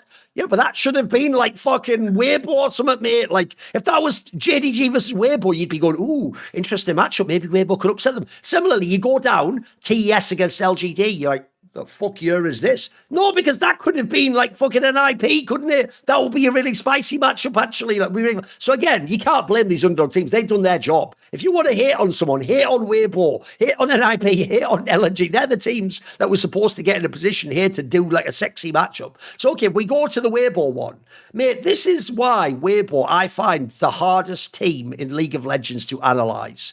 Because, bro, I swear, every time they look finally washed trash, not a good enough roster, incomplete lineup, that's when in the regular split, they'll like 2-1 one of the top 3 teams in the whole league, and it'll look like, oh my God, whoa, wow. But then also, they'll do this and play a lower team and be shit. And in this case, of all the teams, like I say, I had zero world where I don't watch the Law 1 much, but when I watch the Law 1, it is always ADG and LNGs running the game, mate. In no universe did I ever think that Weibo could lose the best of 5 to LGD. This is nuts, mate. It's such a strange fashion too. Like it was just 2-0 up. I mentioned it a little bit, right? Like in terms of the meta shift, like the timing of the meta shift coming into this series is very important. The psychology of like being a team that has won a couple of series against a team that maybe is like in a position where they struggle. You swap out your support every other day. That also matters. But the fact that LGD was like 2-0 up from the get-go was crazy to even consider in the first place. I was worried, like looking back at some of these LGD drafts, like they were pulling off like Elise. We had the Elise support that I remember they played, which was like a tragedy. There was the Jace as well, the Flex, which was kind of cute. And then coming into Game 5, like they're playing Draven. Like I know Chovy is a good Draven player, but like they were kind of running on fumes. I felt like we had a situation where this was a series where they played Vayne mid. Let me pull it up. I need to make sure. It was Game 5. It was tagging Vayne mid. We had the ball 5 mid too with Rahu, which was like it was like some Uzi Eye shit from like 13 years ago. So you remember when he did that in like fucking OMG or whatever it was? No, maybe it was even RNG back in the day. I know that's not even a pick. That's not even a pick. That's not being mid. I respect it so damn much. So you're right. The matchup is what's so ass. Imagine someone tuning in, you're like, hey, let me check out this LPL. Malphite versus Vayne. Like, they're not going to think it's even League of Legends, bro. Like, there's the boldness of this that I just appreciate so much, because it's like I had to watch this series in the aftermath. It's like I heard about the results. I'm on the train. I'm traveling. I'm like, what the hell? I didn't go you look up the box score. And then I always start with looking at the drafts. I'm like, what the hell is this? Who is going even where? You know, this mid lane draft was some full like Yu-Gi-Oh shit. Like, oh, you thought you got me, but my trap card. Like, what are you doing? What's going on? Who made this draft? This can't be real. There's no way this is a real draft at all. It was pretty, but just back. It's like it's poetic almost that Weibo lost in the same way they lost previously, and we can only speculate what happened with that or whatever. I don't know. Maybe like punch someone's mom or something. I have no idea. It has to be somewhere outside the game, though. It needs to be something outrageous. He was a good player there. He was. And now it's like a big problem for them was just like the support position. I felt like JJ was very lonely in this series. Yeah. Like JJ was trying to pull them across the finish line. They had good series, but Weibo, at least the previous version, the winter split Weibo, JJ wasn't lonely. He had a support backing him up every step of the way. He had one shit series, and I did feel like they raised Weibo's floor. But this version of Weibo had like such a low floor. It was possible to lose against anybody, like they showed on this day against LGD. Well, fucking Burdo is winning series, bro. By the way, first of all, one of the most memeable players ever. If you remember when he used to play back in the day, like Gen G or whatever it was, like he was whack when I know. But then also, mate, I swear this is like the series you could trick everyone who thinks they're an expert about League of Legends. If you show them the draft in this series, there's no world they imagine it's Silas Jungle, Malphite mid. There's just no way. I know what you mean. Like, how does a draft get to that point where that's the... And also, that's not like the underdog team desperate... You're the favourite. You're Weibo Gaming. Why have you locked that in for Game 5? That's so nuts. And no one, again, I'll say the line I've said in the past, mate, no one has ever played that comp ever. That doesn't exist. That comp's imaginary. Like, you invented it just now. No, it's crazy. I don't know if it was one of those things where like, okay, we want to pick Malphite, but they can pick Silas. So we are going to pick both, but they showcased, I don't know, it was just so strange. And even like the Kalista first pick into like Chovy is the Draven guy. Like sure, Jackie Love is the Draven guy, capital, but Chovy is the Draven guy with small letters. To open that up and just to put him on comfort was also strange, because like even though my knowledge of some of these guys are limited, I watched them like the previous years, and Chovy Draven was always something that you needed to respect. Although obviously it's not in the best state in a game 5, that's where it comes out. Yes. No, it's like the red line in everything here is just that I appreciate like the boldness. Like they were so fearless, all of the Nirvana teams, and I really appreciate. They put the whole Nirvana thing in a whole different light now with these results. Also, even though I do know some of the LGD players, man, I know fuck all about this jungle guy, this Hen guy. And actually, I agree with you. I think JJ played a good series generally. I think the problem was his corresponding part was one of the best players for their team too. Like that Hen guy, fair enough. What a series. Like he's announced himself to the world now, mate. Now I know who this guy is. He actually had some good fucking games here, like legit games too. Yeah. I have to say though, like the LGD mid laner, I'm trying to remember his name, like Tang Yuan. I don't know. Even when he was playing on RNG, he had like some gangster moments on his own. Yeah. He had like one game that was insane every 10 times, but in this series, I thought he was pretty damn solid. It's like to have the guts to play a Vayne like that, and him on just melee assassins is a very strong player. But of course, the sad aspect, probably if the top end teams, the Ascent teams would have made it through, maybe they wouldn't have done anything in playoffs either way. But it will make the first round very soft, as you said. very soft. It will. But whatever, that's just a result of the week. The obvious thing I hope for those teams that made it through is the real thing that you win now is you get to play 2 series. So it means you get some proper experience. You get to actually like play a proper BO5. Also, by the way, actually in an ideal world, I'll even throw this in there. If you won a series like this against a Weibo or an NIP, you might get scrims next split. Also, you obviously have the chance, if you do manage to win a round, you get out of the fucking shitter group and you get to go to the Ascend group finally. So that actually it's kind of a cool format for people. You get the chance to redeem yourself. All right, what about this one? Because bro, I'll tell you the one that we can get out of the way the quickest. It's just that ThunderTalk IG series. Mate, something happened within IG and I need to know what it is, because I've tried. Like, one of the hardest things about following gossip for the LPL specifically is you can only really do it because I'm not on Weibo or any QQ or any of those like Chinese sites, right? I don't read Chinese, obviously. So I have to do it where I just follow. I try to find the fangirls that post all the gossip, but then I also have my circle gets more restricted with the Venn diagram, because I need to have the ones that aren't totally crazy too. They have to just be interested in players and keep up to it, but don't go totally mental. Like anyone that every time they comment on a player does that thing where they put the emoji of an animal. Like, I don't know. It's not my style, love. I'm probably not going to follow you. I follow the ones that just post all the interesting gossip and, things about contracts. And what's weird is this. I've heard nothing about IG except the rookie thing. Like, I've heard about the drama with Rookie, but he wasn't involved, guys. He hasn't been in the team this split. What is so weird is this, Yamato. When they began the split and they were using the Reynard guy in mid, who they ended up using at the end here as well, he was looking fine. By the way, he wasn't some star player. It was much like a Kiao situation. He just did all right. And then his team won around him. The rest of the players won the games. And actually, people forget, not only was IG looking really good in the first few weeks, mate, Mako was looking fire. He looked like one of the best supports in the world. Like, you looked at the squad, and if anything, I'm pretty sure everyone did what I did. You thought to yourself, well, you know what? Since they are winning games, but it's not the Reynard guys, some super carry, let's just wait for Rookie to come back, and maybe this team's actually really good. Well, so far, there is no Rookie returning. We don't even know if that'll ever happen. They then even went through that period where they took out the Reynard guy and put the, like, Nia guy or whatever he was called in. By the way, he had some appalling games. He completely shit the bed, unfortunately. At the end, they bring the Reynard guy back in, but it's like the damage is done, mate. Like, somehow, something happened in the middle of this split that just broke this team completely, mate. They went from, like, interesting team with real potential, they just can't beat anyone now. It's crazy.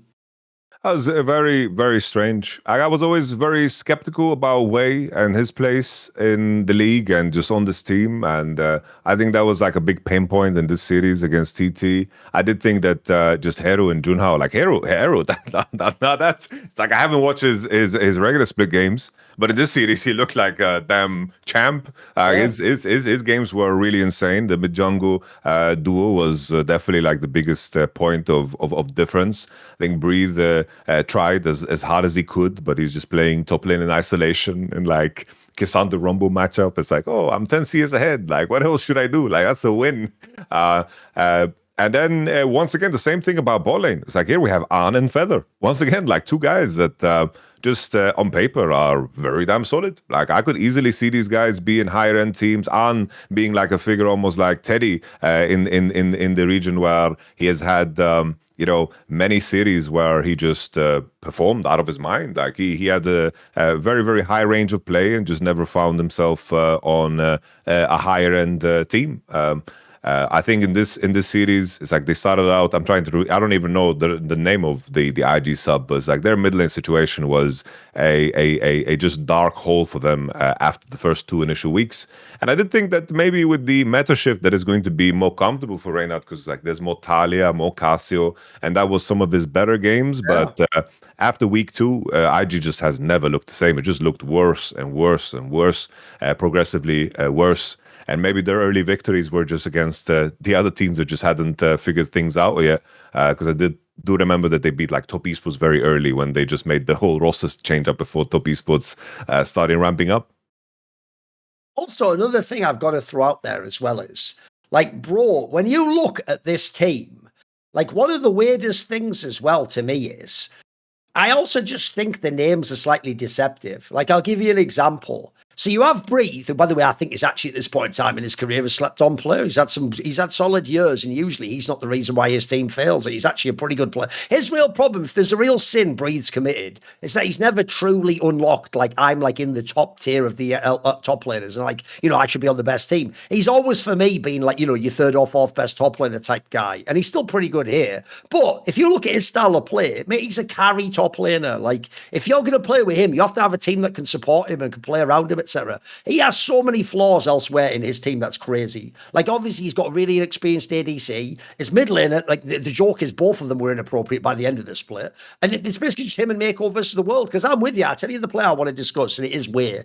Obviously, we discussed this guy a fuck ton last year when he came into the team as well, right? I'll tell you what I find really hard. I find him a really hard player to evaluate, Yamato, because I know junglers can oftentimes be really based around synergy. But if you go back a few years, mate, when he used to play in those RNG squads with Xiaohu, he looked really good. Like him and Xiaohu looked like they had like a similar mindset for the game. They would control the whole thing. They were actually the two pieces. Like I know Gala was there and he was having awesome games on his Kaiser. No, the body of that team was the Wei and Xiaohu combination. But you look at Wei since then, like I know he won that split in BLG, but that's aged badly, hasn't it? Because after that he was sort of irrelevant. After that he was just an okay junk. They had to replace him. They were even replacing him with fucking Beishwan, mate. Like that was pretty outrageous. That's not a better player. That's just desperation. You just didn't give us anyone at that point in time. So I have a hard time. Then he came last year in IG. Look, on paper, actually, we just discussed him. JJ should be better than Way on paper. You go and look at some of those players, a bunch of them should be. But I'll tell you what, he did an all right job. Again, here's what's weird. If you watched him last year in IG, if you remember, it's not that individually he was doing anything amazing. He just seemed like some talismanic player where for some reason him just being in the game made other people play better. So I don't know how to evaluate this guy because on the one hand, Yamato, I don't want to write off people who are LPL champion, MSI champion. Like that, those are real accomplishments. And it's not like he just got his carried and he was a bitch. No, like he was good in some of those things. He's even, like I say, been somewhat good in other rosters since. But there's also there are some flaws as well. Like I feel like whenever he's I don't know if it's like team culture, something about the fit, the meta, he can go through periods where it gets bad though, mate, where he just becomes a totally average player. Like that's why the difference is when Tian does that thing where he goes away and comes back and carries. That makes sense. That's who Tian is. I can see his skill in the game. I can see how good he is. I can see he can throw that guy with almost anyone and he'll go off and pop off on a leasing game. The Way guy, I find one of the hardest players to evaluate. Like I can't quite tell, is this an all-time great player? Is this just a good player? Does he need a certain type of player? What do you think? It just seems so, his bringing him into BOG, like even when his last year on RNG, it was just clear that this guy was just ELO health. Like he was too good to be on that team, yes. And it was evident, and it was just like a remnant of the old MSI winning squads. Gala yes. left, Xiaohu left, and so forth. And when they brought him in, it was to bring a little bit more brain into BOG's gameplay, because obviously they went to MSI and they lost to Genji, who mastered the lane swap meta, and BOG was very monotone in the sense that they were very dive heavy, and when those dives and those leads didn't come through, they definitely fell through the cracks. They couldn't play like that heavy farming style, and And then Wei was brought in to kind of give them that stability, and he played a very simple game. But through that, I think that he, like his transition into BLG, it's as if he lost his mechanical edge completely. It seemed like he took upon a very specific role where I don't know how it is to jungle for BLG, because like we mentioned Beishuan too. It's like Beishuan was decent on TT at ThunderTalk. Like he was solid. Like he was good enough for the team. He had like his carry champions with the Lilia and so forth. But then he came to BLG and he changed completely as a player. I wonder if it's just one of those things where you get beaten to a pulp as a jungler, and you need to be a very, very specific player to even survive beyond BLG, because as his time on BLG progressed, even coming into that next year, as you mentioned, that was like absurdly low level of play. Like Wei was completely a headless chicken. It was some of the lowest level of jungle play I've seen in a top 5 team ever, honestly, in the LPL or LCK, respectively. It was absurdly low, that you can easily assess that something psychological is at play. And I feel like the progression of Wei's career there is that he didn't have the mechanical prowess, and the transition of being like the mechanical jungler that is being helped by your mid lane to make your decisions and just puts you in the fights. His transition into being the cerebral jungler just wasn't clean. Because if I compare it to Tian, he might have, like, Tian mechanically is still really damn good. But in terms of figuring out the pathing and the progression of the game, Tian is fucking, he's brilliant, absolutely brilliant. Because if you're going to lack in the mechanical department, you need to compensate with that, especially in the LPL. Because like a jungler on the most random team is going to be mechanically really insane. So you need to have some kind of an advantage. And then when I look at Wei, I feel like the transition into being the cerebral jungler that is less mechanically intense just wasn't smooth. And he just didn't have that skill set. And it seems to be like he has an easier time when he has players that lead in the game, like Mako. But that's also one of those things that is going to be just, limiting you as a player. I've seen enough of Wei now that he has lost that credibility of being a champion, an MSI champion, and so forth in my eyes, because the volume there is just too damning for him. He just didn't do that switch good enough in my mind. And then if we talk just a brief moment about this WE LNG series, this is actually the real crime of this plains, unfortunately, Yamato, because as pointed out, LNG, even just roster-wise, that's a pretty good fucking roster for a Nevada group team. And if people watch in the same way as I always do say, just like Nymira about 1XN or Leave, like, mate, the 1XN guy also looks like he should be on a top team. Again, if I watch IG, I'm like, bro, can we just have this fucking guy as the ADC? We'll be winning games. Like, we'll be right back. You look at a bunch of the squads, ADC still hope on anyone's legend. These are players. I don't care that they're in a lower level of play. You watch them play week in and week out. You're like, he could make it, mate. He could be a top player in this league. Like, it's a stud. So this one was brutal because, as I say, WE was almost completely irrelevant this entire split. Like, if anything, they looked like this plane was going to expose them and they were going to get knocked down and have to go to the shitter group. Like, the idea they pull it out and win the series is fucking crazy. Even though, I will say, you look at WE's roster, it shouldn't be that terrible. But it just generally never ever got going. It just always looked so fucking bad. In fact, they were the team where they were at one point like the DN Supers of the LPL. You expect them to lose 2-0 every game and not even win games. So this is a really unexpected. I had no expectation. I really thought LNG would walk this series, mate. Yeah, I feel like it's strange, but I did feel like in comparison to the other series, I did think that LNG was very passive in their approach. It's like all the other three teams that made it through the Nevada group, they were very aggressive in the way they chose fights, in the way they found angles, and just the makeup of the LNG roster. It's like we have a lot of recognizable names, but it's like Bulldog, Croco, missing even. It's like these are the type of players that you have on a roster. They're going to have like a decent floor, but under pressure, I don't see them to be the ones to like pull the trigger. It's crazy to me that we have a situation where like 1xN loses out in the series against About, because like speaking of ADCs that are in the LPL, About does not belong. He's in the Photic box. He should not be. He should not be here at all. And I do think that WE, if anybody, like Monkey is a man possessed. Like this is also one of those players that I would love to just see him on a better team just to see what he can do, because he's definitely been like feels like he's carried so many upsets over the last year or two just on his own. Like he was the reason last year in spring WE was relevant, mate. This guy's a stud. Such a big fish in a small pond. I just want to see him like with different players, because he just has earned that, if anything, and he did drag them over the finish line. But I really didn't like how LNG approached the series. I felt like any form of activity came from WE, and I feel like the moment they realized that they could take their time in terms of the decision making, LNG kind of fell over, even though that they won 2 games in the series. I think the main thing for me was just anything that was active in the game, whatever fight, was always WE's decision. And whenever a team recognizes that, they can be a lot more selective in how they choose their fights. And eventually Monkey just got too fed in the games. Oh, by the way, fair play to the Monkey guy. I agree. He is also someone who should probably be on a better team. Because if people go back to last year's Team WE, he was one of the reasons they were relevant. Like he was one of the people who made them seem like they could do anything at all, or even last split. Like he was like that was a team that wasn't a total joke always. So I've seen this guy just from the jungle position do it too many times now. The different Brits way, I'll tie it together. He's the sort of person we should be worried about losing his job in IG to, mate. I want to play like that in. Now Breathe can fucking get a carry game off, mate. We'll mix it up. This guy fucking makes the action happen. Because I'm with you. On the other side, that's the other player I was going to critique the most.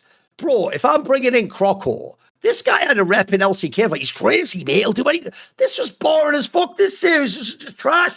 You just let yourself lose. This is whack. Like, what am I supposed to appreciate about this series?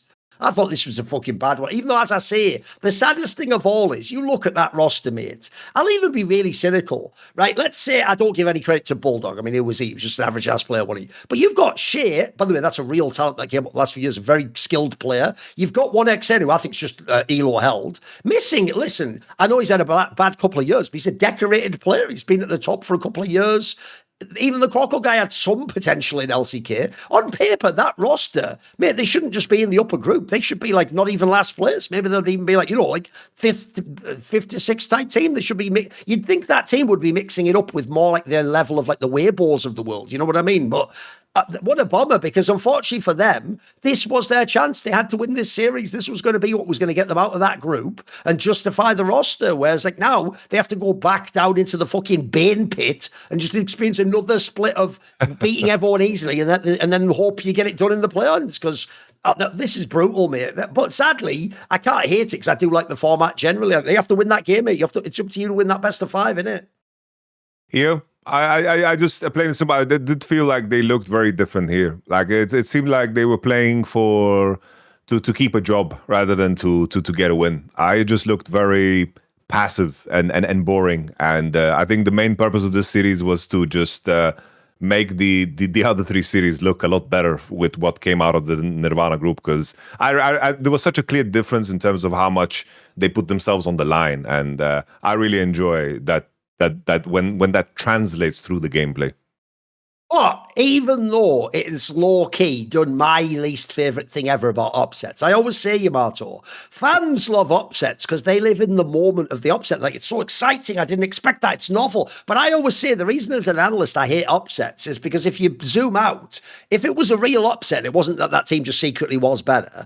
Odds are they won't play at the same level in the next match. And the next match will usually be against a better team. So unfortunately, it ruins the next. So it's true. If you look at the first round of the playoffs now, bro, I can immediately write 3 of these series off. I don't even need to watch them. Spoiler, JDG will be beating ThunderTalk, TES will be beating LGD, and BLG will be beating the ever-loving dog shit out of Team WE. But I'll tell you what, I'll give you one little thread that we can at least put forwards, which is, bro, I set it up earlier. If I'm Leave of EDG, and I'm like, bruh, I'm actually a stud ADC. I don't even need to win this series, Yamato. I'm playing against Hope, the guy who, I want your job, motherfucker. I am here to take your job. So listen, you might even win the series. You should win the series. You're on a better team. Bro, you've got Tarzan. You've got fucking legends like Flandre. But you tell you what, if this series is like a 3-2 win for anyone's legend and Leave actually plays like a stud, I want your job at Hope. You've had your chance, mate. You've had enough times already. You've let everyone down internationally. Like, I'm sorry, that's the role, that's the matchup I'm waiting for in this series, mate. If I'm Leave, I'm playing like my life depends on this series. You know what I mean? I'm going fucking hard in the paint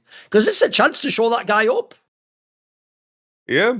Oh, bro, I hope it plays out that way. I don't know. There's something about these off seasons that seem mental. Leave is gonna be forever in purgatory. I know, he is. But yeah, like if we could make decisions from across the pond here, you know, without any emotional attachment, we could make some banger rosters in the LPL. Because I do think, you know, especially with the whole damn fucking auction system and whatever they're implementing and the interpersonal drama, there's so many misses here. Because I think if there's anything to highlight on, which was the EDGAL one, like if Leave wins the game, carries the game, even two, that's already such a massive win. And if there's anything, we've seen crazy moves between splits, but I doubt EDG, like in terms of like all the legacy orgs that have like disappeared off of like they're just gone, like FPX or RNG and so forth, like they're just gone now. Like EDG have actually stayed in the race and Leave is contracted till 2027. Like if you make it to here and you let go of Leave, you are crazy. I think it's more likely that they build something great around Leave rather than Leave joining somewhere else right now with where things are. If I'm just assessing EDG, because why else would they fight so hard to make it up here?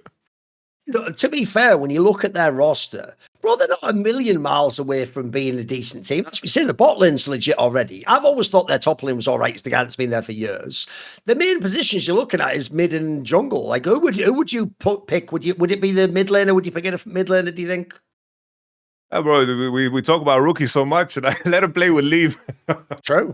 I want him to play with a solid damn ADC, you know, would be a good time, you know. Yeah. I guess it's I don't know, bro. Is Rookie retired? Is that where we are? No one knows is the problem, isn't it? Like, I imagine because it's some like personal conflict, and in this case, it's even drama. I imagine in that situation, you don't want to make a snap decision now, do you? You want to like wait until it all goes down and the noise level goes down, then you think about it. But the problem is, at the moment, with what just happened as well, with IG just getting bounced super early. If I'm IG, bro, I'm at least doing I'll give you an example. I'll give you another Counter-Strike example. Years and years ago, in the last year of COVID, there was actually a blockbuster move in Counter-Strike that blue balls to everyone. What happened was Device, the legendary Danish player of Astralis, went to NIP, who was a Swedish team at the time. And everyone thought, wow, it's a fucking sexy move. This could be really interesting. And what people don't know, or they didn't at the time, was one of the reasons Device did that move is actually because his girlfriend was Swedish and she was like an influencer and lived in Stockholm. So he wanted to go and live in Sweden with her. And the problem was, after this, a mixture of, he already had some like anxiety issues, but then he also had quite a public breakup with someone who was a famous influencer. And so it was worse than you can even imagine, bro. He not only had to deal with the breakup, but then also, then it's like, one, why am I at this team? Like, I've invalidated my whole reason for being here. So obviously he wasn't motivated to play. And then two, because it was a public thing, people were like making fun of him and being like, oh, she cocked you, or she cheated with this guy in a music video. I don't think this shit was true, but it was all just drama shit anyway. So the point is, basically, then he just spent months and months and months and months where he didn't play in the team and he never ever came back. But the problem was,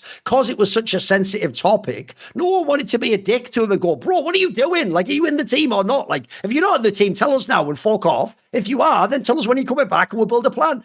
I think it's the same thing for Rookie. Like, especially because, remember, it's not like he's on top of esports or anything, but bro, he's on IG again. IG was the org where I think Rookie, if anything, was loyal to a fault. I think there was years. I made this point on the Shop and Skill episode if I haven't watched it. One of the best points I make that I've never heard anyone address about why I think Rookie's goated is because, bro, look at some of the fucking ADCs he played with. He played with some mega bombs for like 3 or 4 years. There's a 3 or 4 year period, guys, where some of you couldn't name one of the ADCs he had. I'm not even trolling. Like, remember, he's in the region of ADC. So my point is, like, that guy with the bad IG was just super loyal, mate. He just never left. He sat there. He just waited for them to build squads. I imagine, in light of his, like, very personal and embarrassing situation he's just had happen, I think IG's just giving him space, mate. They're just like, look, you are Mr. IG. You can have as long as you need. Figure it all out. But I've got to say, after this result, I'd be calling him up. I'd just be like, come on, rookie. Right, we've got to figure it out one way or another, mate. If you're really going to retire, let's start planning for that. Maybe at the end of the year, we give you a whole send-off, you know. You can have the next player. But if you actually plan on playing League of Legends again, listen, it doesn't have to be right now. Maybe it is for next year, but whatever. But you got to let us know. Like, we're going to be able to GM the squad. Because the point I'm making about the Device example is,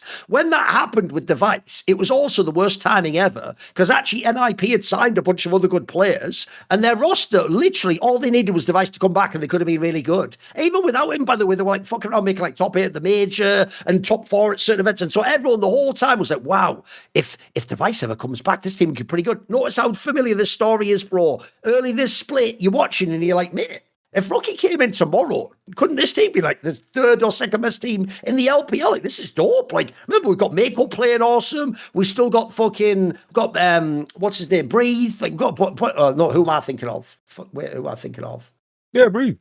Yeah, no, I was in my brain. I was thinking he was Weibo player again. Yeah, we have good players, mate. Even and if we has to be my 4th best player, mate, I can make that work. I can't make it work if he has to be like a star of the team. But the problem is, right now, no one has any clue. For all we know, mate, by the way, here's the most scary thing of all. Maybe Rocky never plays another game ever in his career. Who knows? Because I do worry about that fact. One of the things I think is amazing about Rookie's career is he seems to generally have a massive appetite for League of Legends. I always tell people, he doesn't just play every year. Bro, he plays every year like he still believes he can get to his peak again. Like, he tries to hard carry all the games. Like, it's one of the things I really respect, because I actually think it's really underrated. Like the discussion about G2 earlier. A lot of people, mate, if they're like really good, they have splits in years where they fall off or they lose interest. The idea every year you're locked in, it's crazy. But if you have something massive happen that makes you feel like what was it all about, or where am I in my life, or was this a waste of time? Maybe I don't want to be a famous person anymore. That's the sort of shit that'll make you end your career early. So I think it's a bummer, because if we know Rookie comes back next split or next year, we can still fix IG, mate. There's enough pieces we can keep hold of, and then we can make some nice moves. By the way, even some of the people we're talking about, some of those ADCs can come to IG as well. If I know I've got Rookie next split or next year, mate, we're calling Leave, we're calling 1XN, we're calling fucking Assam. These guys, get over on our team, mate. We'll win the fucking league. Yeah. No, it would be such a disappointing way to go, man. Do you think Rookie ever plays again? What's your gut tell you? My gut feeling says no. I'm a bit scared about that too, especially in a weird way, because there's no news. I'm more scared, if you know what I mean. I think sometimes silence is scarier than if there was drama, if you know what I mean. I think it's like one of those things where I can imagine like all the reasons to retire was already chirping at him, like in terms of like the decision, right? Over the last couple of years, he probably made enough money for sure. He was settled, and he was like the whole thing that Doinby did, coming back and playing and doing that whole thing. That's what Rookie did with no break. He did that without going to co-stream. He just did that shit. Just dry, and just kept playing, and I can imagine those birds chirping a lot louder than ever before. And I think now the hurdles are so tough to overcome, because even then, like, not that I would think that Rookie as a player would care too much, but if you come back and you're not in good form and you're not going to revamp the team, that's also it's just the worst type of pressure that you can have upon yourself. But I would like to imagine that if he chooses to come back and IG is fine with it and everything is cool, I don't know how the situation would be handled, then I would imagine that it would be in the best way possible. But even then, like, him not playing for this split, like, maybe that affects his form. Because he's never taken a break before, he's been rocking and rolling since forever. So a year off could be good. Yeah, could be good, could be bad. Like, that's also scary. True. I'm just scared. I'm just scared, Thorin, about everything related to Rookie. No, here's the thing. The bomber for me is this. If he even retired, by the way, he had a very long career. He gave it a lot of chances. The real bomber, though, is this. Last year, on paper, it was a good roster, but it was mostly scuffed for most of the year, except for that like brief period in like the summer in the regulars. But the real problem I have is this. The bomber is, mate, if he actually came back now, this roster looked like it could have done something. That's what's the real bomber. You feel like this could have been the last dance, as it were, and he could have had one final year to give it you back. By the way, it's not even about winning the LPL. You're so deep in your career. It's about things like go to Worlds. Actually, go to Worlds for real this time. Have an awesome final. I tell you what, don't win. Just make the finals again. That would be cool. If you make an LPL final, you get to have that walkout on stage, all the historical package, that's the sort of cool thing you could still accomplish at the end of your career. Like, it's very unlikely you're going to win championships. I mean, even Faker needed like unbelievable players to do that. So, but I do think at least this more recent version of IG, I don't blame IG. They couldn't know Rookie wouldn't play. Like, this actually looks like they did a half decent job. What do you call it? GMing the team from last year. Like, they actually sort of figured out the right places to upgrade, get a player, gamble. Like I said, the way pickup's fine as long as the others are all there. If where's my fourth player, I can work with that, mate. Even the ADC guy looked all right on top of Esports. I don't hate that move. It's just that's an obvious position you'd upgrade. So I'll just say from the show, we just hope Rookie returns. We hope he returns. You give it one last crack. After that, if you retire, so be it. You're a legendary player. And also, like I said about the roster, there's still a chance to make it to international tournament. That could still happen. It could even be Worlds if you come back in summer. It's not impossible. Like, you look, actually, third to fourth in the Ascend group is the fucking most precarious position in the LPL. Like, those teams come and go depending on what week it is, mate. So it's still very doable to be in the mix if you've got a good team. Right, what about this, though? Because I have a quick question which goes like this. In light of who is left in the playoffs, right? In theory, we're just going to get the most obvious upper bracket semi-finals of all time, Yamato. It's literally it's going to be JDGT. Yes, we've seen that a million times before. And it's going to be anyone's legend BLG, the classic matchups. We're going to get those. It turns out there really is only 4 teams in the league after all, right? Which one, because we're going to project forwards, this is going to be in a week or so. Which one hypes you the most? Which could be the most exciting for you? I think that I'm not so hyped about AL in general, especially against BLG. I think that AL don't have a high enough range in terms of their play for me to think that like the only matchup that ever gets exciting for me is just JDG BLG if there's enough progression there. And I think JDG play with enough range and Top Esports play with enough range that matchup in itself is going to be hype as all hell. Like every individual matchup, the head-to-head, every single one of those are just exciting. Maybe like the top lane one isn't like super hype, but just Gala versus Jackie Love, just Cream versus Honkyu, like all those matchups are just absolutely legendary. Like I think that JDG should be the favorite. I feel like this is probably the most predictable LPL bracket that we've had in a long time. Like, I think that we can easily predict the whole bracket all the way through because I think it's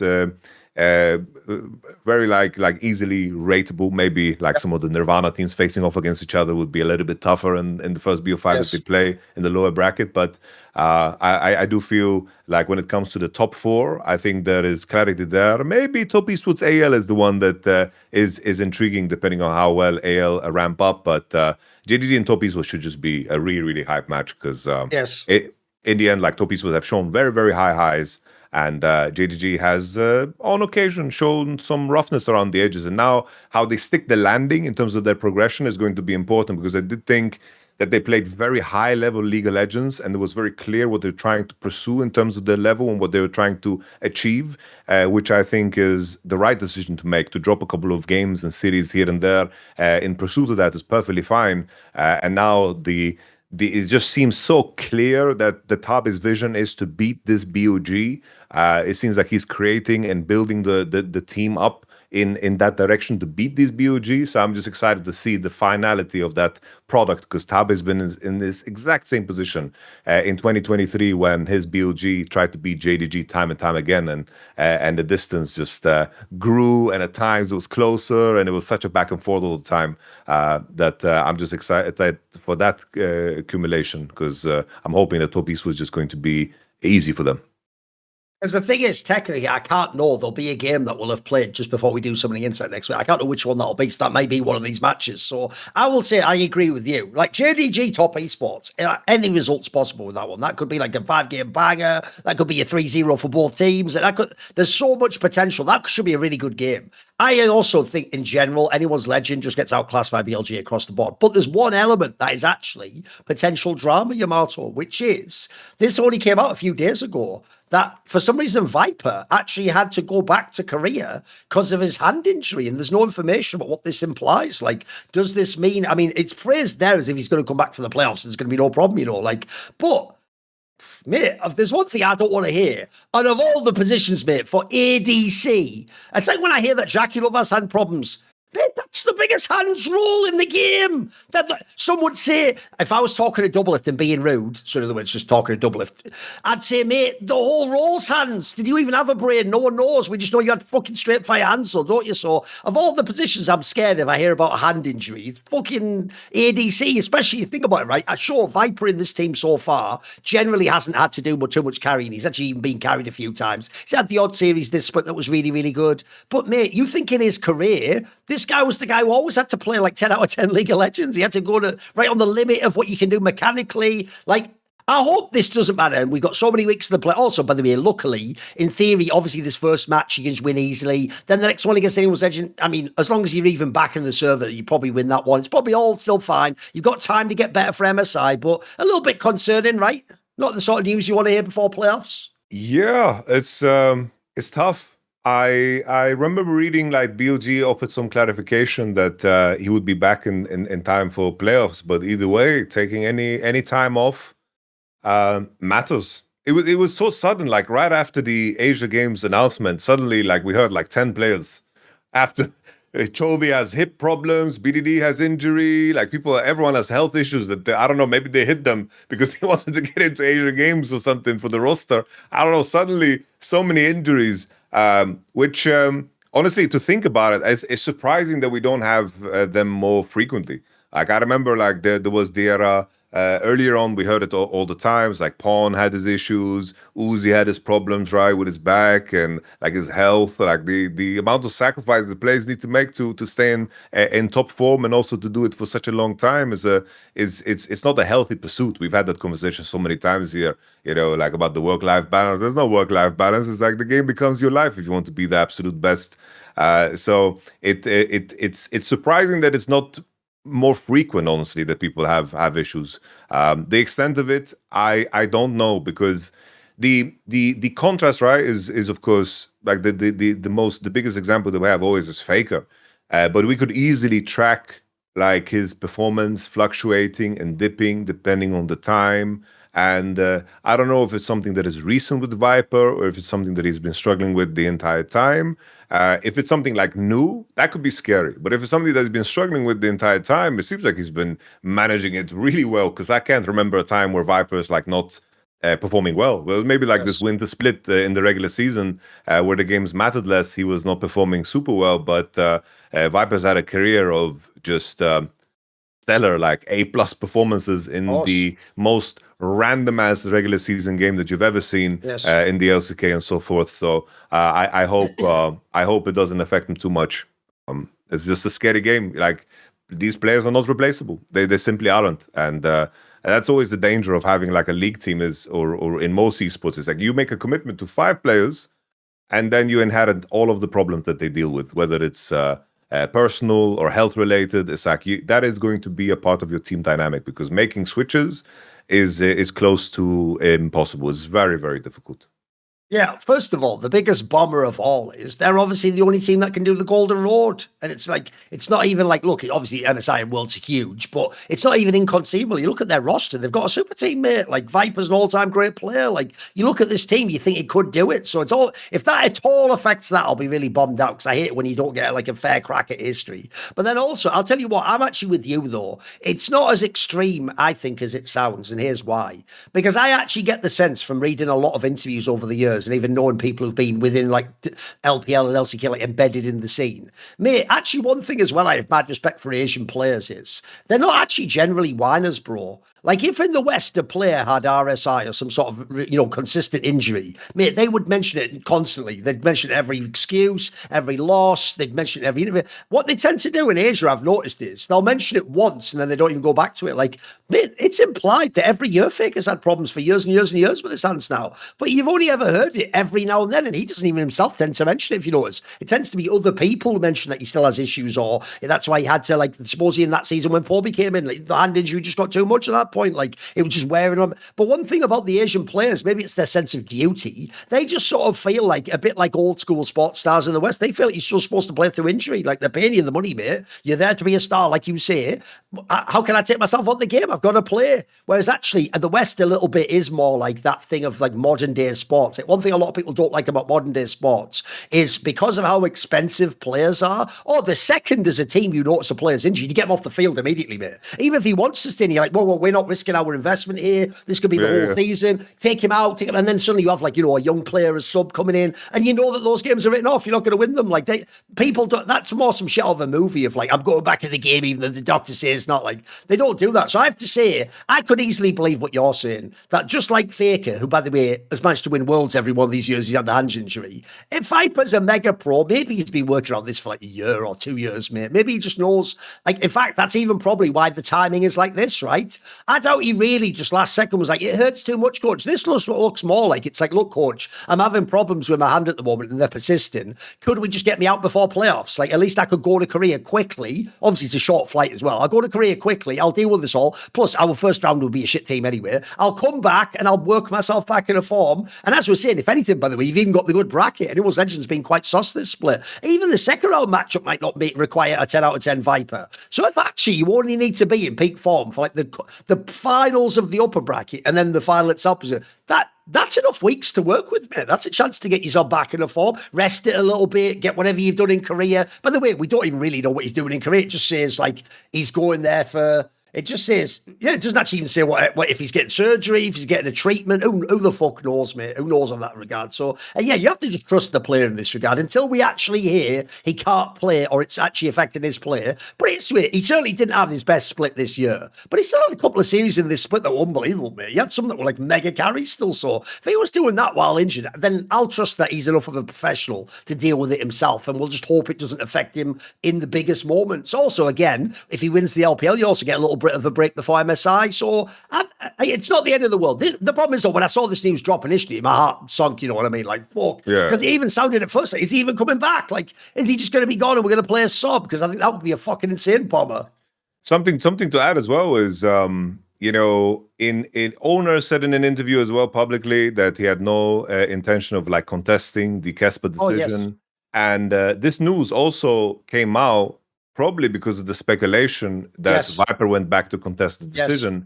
And it's also one of those things where I thought this is something that is going to occur because of the news that was leaked, right? But it turns out it was all false, which kind of like goes in line with what you'd expect, where you don't really like go against the grain. It's like there is a sense of like disrespect in contesting the decision, both to the body that decides and also to, of course, the player that was chosen, because either way there is no like good way of managing that. Because imagine like you contest the decision, if it doesn't go through, it looks bad. If it does go through, it also looks quite bad and it becomes very dramatic and causes a lot of turmoil. And I wonder if we would have never found out about this if it wasn't for the leak that he went back to Korea to contest the decision. Because maybe there's injuries out there, as you mentioned yourselves, like it's not talked about a lot. Maybe we would just never have heard about it, and it's just something that you deal with. Especially because of how much they grind. Like, if you heard tomorrow, Yamato, Chovy has mild ache in his wrist when he played. No shit, he's played 1 billion games in a row for like 7 years, something crazy. Like, that makes perfect sense. I'm with you. But the point is, if he can manage it, then he can manage it, can't he? Like, okay. By the way, I can tell you, this isn't even unique to esports players. Mate, if people don't know, one of the things that always drives me crazy in basketball is people forget what players have injuries. I'll tell you an interesting detail. In the last 3 finals Kobe Bryant made, in all 3 finals, by the way, he had a broken finger. A lot of fans don't know that. Ooh. What happened was, on the run he had in 2008, straight to make the final. He'd already injured his finger. And what he decided, this is mad, but he's just a G, mate, so he did it. He decided rather than take surgery or have to have time when he can't practice, he was like, well, I'm in the finals now. I'm in position to win. So I'm just going to ride this out. And then he won the next 2 championships. And then he eventually got his finger fixed. Like, his logic was, look, mate, when I'm in position to win, I'm not going to risk another year off and have the team, degrade and then someone else rises up. So he just played like a G. And even though it made his shooting worse, he actually had to change his shooting form to be like a different finger on the ball, basically. He just did it because he's a fucking gangster. So, like, I actually think top players, especially the Asian ones, they just have a crazy mindset, mate, where they're really willing to do everything to win the game. They know they're not going to play as a pro for 30 years. Some of them, in this case, by the way, remember, as you're saying with the Viper one, Viper's another player that might have to end his career very soon, unfortunately. So these guys know, I'm just, as long as I'm in a position, because everyone BLG, it's the same thing, innit? You can win everything. Fuck it, I'll make it work then. Maybe this is even like my last year. Then fuck it, let's go out on a high. I'll manage this injury and we'll win every tournament. We'll go do the Golden Road, then I'll fuck off. Because I know what you mean. I also think I have a similar take on the whole contest, the Kesper thing. First of all, in Korea, that could be considered really disrespectful for someone who was a subordinate to question the authority of the decision made. That's just considered really rude. In the West, we're all like individuals, so we're like, you should be able to have your own say, and everyone has a right to an opinion. They don't do that thing in Asia, by the way. That would just be considered, like, we've already made the decision. Let's be real. We're not going to change it. You're just being rude at this point. Like, why are you shitting on us? Also, if I had to guess, I don't believe that where you do that is the Western way. You make a public stink and then hope that makes them behind the scenes fix it. I think it's the other way around, Jamal. I think privately you already reached out. I think if you're Hanwha Life or you're Ginger, you already privately reached out about the player you think should be in. And then if they'd have agreed, okay, maybe we can do appeal, then you're publicly allowed to do it. I don't think you'd ever do that. I don't think you'd really just go, hey, what the fuck? Because they're not going to change their mind. Like, they've already, if there's one thing I'm pretty sure of, it's that Kesper is not changing their mind because you said something publicly. That's probably a waste of time on everyone's regard. And in fact, I'll even get worried if I was Korean that, like, on some riot shit, they might even be petty and like, now they'll punish me in the future or something because they feel like I was rude to them this year. So in that scenario, that ship sailed. Better to just live with it, even if it sucks if you're Keen or Oner or fucking Viper in this case. I get it. Yeah, you probably deserve to be in the team, but say la vie, mate, you have to just eat that one. That's just the way it is. And also just the bomber in general. This is the problem with video games, mate, is we have never, one thing I've asked you this way, Yamato, I normally worry more about mental burnout because I do think in the place of the mind, we have no idea what playing too many games can do to your mind. I've told this story before. Way back in 2012, there was a Norwegian player in StarCraft called Snoot. And his whole thing was, he actually did this as an experiment. He said, I'd heard all these stories about how much Koreans used to play the game. So I looked it up. And what they used to do is they used to have a hard rule. Like I tried to play 10 games a day or something. Because remember, a game could be 20 minutes, could be an hour. So they would trying to play 10 games a day. So he said, what I did is as a rule, I made myself play 10 games a day. And he said after like a week, he would be going to sleep and having dreams of just games of StarCraft Pro. Like he'd be dreaming, he'd just be playing a game of StarCraft in his mind. Like it just taken over his whole life, his whole consciousness with just StarCraft 2. So I do think that we don't realize mentally how far we can go. But also, we still haven't figured out the hands thing, bro. Like, because remember, whenever you get the hand injury, the doctor always gives you what is the worst advice ever for pro gamer. They go, just rest it and don't do anything for like 3 months. You're like, bro, if there's one thing I can't do, it's take 3 months off and not play the game. Like, if I do that, I'm dead. The whole game even is about like maintaining your practice level so that like you don't drop off and you don't miss the new meta and you don't lose it. Because remember, it's real. Every time you're not in the game practicing, especially in Korea, mate, some other guy is. Some Diablo fucker's putting in 70 odd hours while I'm not doing there, and he's going to take my spot. That's and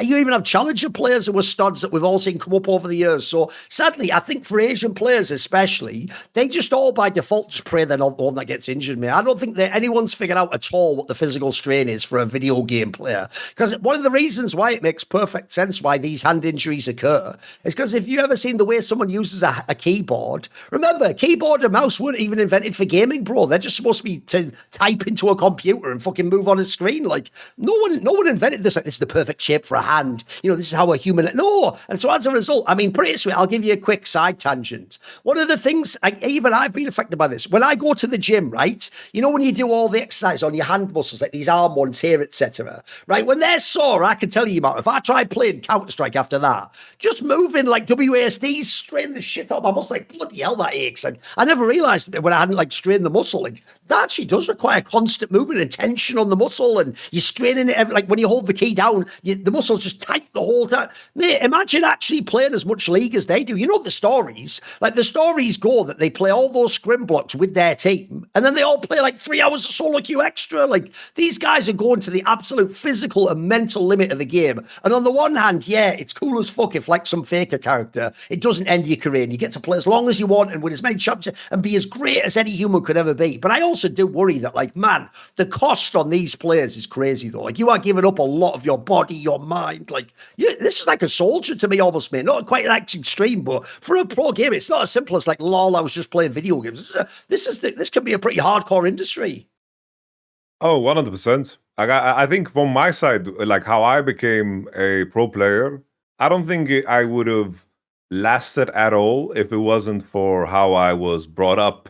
Because I had to always, after school, I had to go to my dad and work with my dad until he finished. And he didn't have work hours. Okay.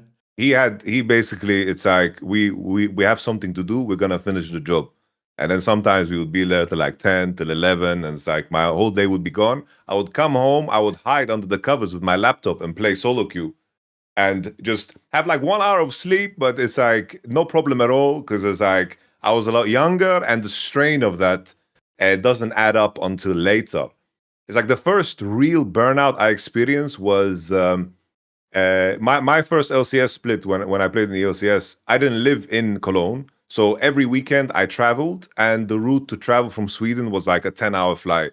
And it was terrible. It was like 2 back-to-back flights, and then trains, and then I would just have to wait in the in-between, like 30 minutes here, 30 minutes here, 30 minutes here. So it would just add up really, really fast. And then often when I came home to Sweden at the airport, I would the flights were booked so terribly that I would arrive at like 4 a.m. and then the next bus home would be at like 7 a.m. Yeah, people don't know the other reason why travel used to be brutal in esports is because obviously we were all like having to get the cheap ticket, weren't we? And the cheap ticket is always the one with the massive layover, or it arrives at bumfuck time in the morning when no one. It's always the worst, isn't it? Like, have you noticed in the modern day when you have money, Yamato, if you book a flight for yourself, you'll book like in the afternoon, 5 p.m. I get up. Mate, back then it was like you're saying, just like, there's your ticket, you go at 2 a.m, like, all right, okay, boss, see ya. Like that's that day ruined.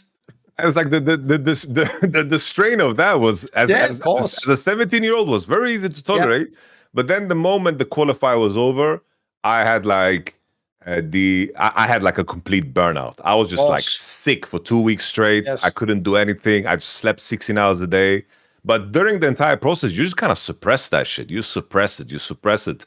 And I think that in terms of you need to be able to survive such a schedule in order to become as good as possible for most people. There's a rare couple of players that manage to get away with playing less, but even in some cases that also catches up to you, and eventually players are going to be able to outwork you. And now. Like I did this Warcraft 3 tournament that I told you about, right? And in preparation for this Warcraft 3 tournament, like I had 3 weeks, I went hard in the paint. I think I played like 600 ladder games in 3 weeks, and I got maybe 50 to 100 hours of coaching and reviews and just 1v1s. So I literally like went maybe 16 hours a day. I went hard, and everything else suffered around my life. It's like my personal relationships, my health, everything. And it's like in the moment, it's like it's no problem because I could see like I was improving rapidly. But I noticed after the fact that like just because now I'm 30, this 3 weeks, the detriment to my health is like immense. It's such a different aspect when you have responsibilities outside of the game that affect you, and at the same time, I think the strain, the cost of that sacrifice, it eventually catches up to you. It's like when you're younger, you can get away with it. You build resilience, and you can get away with it. But then you need to kind of fine tune of how you find like little pockets of rest in the off season when you get the chance to, and the balance is very fine. And then sometimes you have players that are great, that have regular splits where you're like, oh, looks like they're kind of phoning it in. That's them trying to maintain some kind of a balance because they know where they need to ramp up, and that to be able to with accuracy pinpoint what you need to do in order to get into insane form. in order for you to have a good read on that, you need to have pushed yourself to the absolute limit in the first place many, many times before you can have the confidence to be like, okay, I'll take it easy with these 3 weeks and then I can ramp up into playoffs. Because doing exactly that is a lot harder, is as you mentioned, where there's millions of demons waiting for your position regionally. So it's the walking on that tightrope is very, very difficult. Very difficult. I don't have a ton we're going to discuss about this, but if we talk a little bit about LCK, there is a couple of strands I want to pick up on. So first of all, bro, if you look at the schedule for this week, the last week of the regular split, I want to point to 2 matchups. So we start with Gen G versus Hanwha Life. Then the Thursday, we have KT versus T1 Telecom War, right? Think about these 2 games, gentlemen, and the implications. If Gen G wins that game against Hanwha Life, then fucking game on for these playoffs. Because actually, if they can win that game, mate, suddenly they can win the league again. Like, Hanwha Life at the moment has emerged as like they're probably just the best all-around team. They've earned it. But if Gen G wins this one, they'll only be 1 series behind at the end of the split, and then game on. Then obviously the other one, KT, the whole split has been a better team than T1. They just have. But again, if T1 wins, T1 and Gen G have just quietly worked their way back in a position, mate. Like, they never totally let it go. They had the odd game that they lost, but because everyone was focusing on when KT and Hanwha Life would have won. We've also missed that, like, mate, we could arrive at the playoffs with our own MKOI G2 scenario where they just get their shit together, and then in like 3 weeks from now, we're having that episode where it's like, why did we all think Hanwha Life and, KT were good? Like, that, just like we've just done about Vitality and KC, that conversation could be happening, because that's why I love the LCK, mate. There's just banger matchups every week. This one looks really interesting. Like, what is your sense? Do you think that does Hanwha Life hold strong as number 1? Can Gen G beat them? I've got to say, I do think T1's going to beat KT. I think sadly the KT story has just ended at this point in time, and it's going to be like the 3rd best team or 4th best team. Not even being harsh. No, the implications are so massive because of the format, right? It's like being in the top 2 match is such a big deal, and being allowed to wait, of course, for the final match, because that playoff. What's so unique about this bracket? It's all happening over 1 weekend. Like this. The LCK split is very long, but the playoff bracket just happens. Like we just are going to plow through it. Whoever has good form on the weekend and over those matches is going to just take it home. And HLE, like this matchup against Gen G, it's probably HLE is still gonna get first place. I think that's very likely. They have to beat Bro just to make it to first place based on series score. But this matchup against Gen G, if they beat them, like they have a lot of input and impact on who their first opponent might be. I think it's easier to beat Gen G in a best of 3 than it is to beat them in a BO5, and you want to increase your chances of getting, of course, KT in your match. You're gonna hope that KT somehow beat T1, which I'm with you, seems very, very unlikely.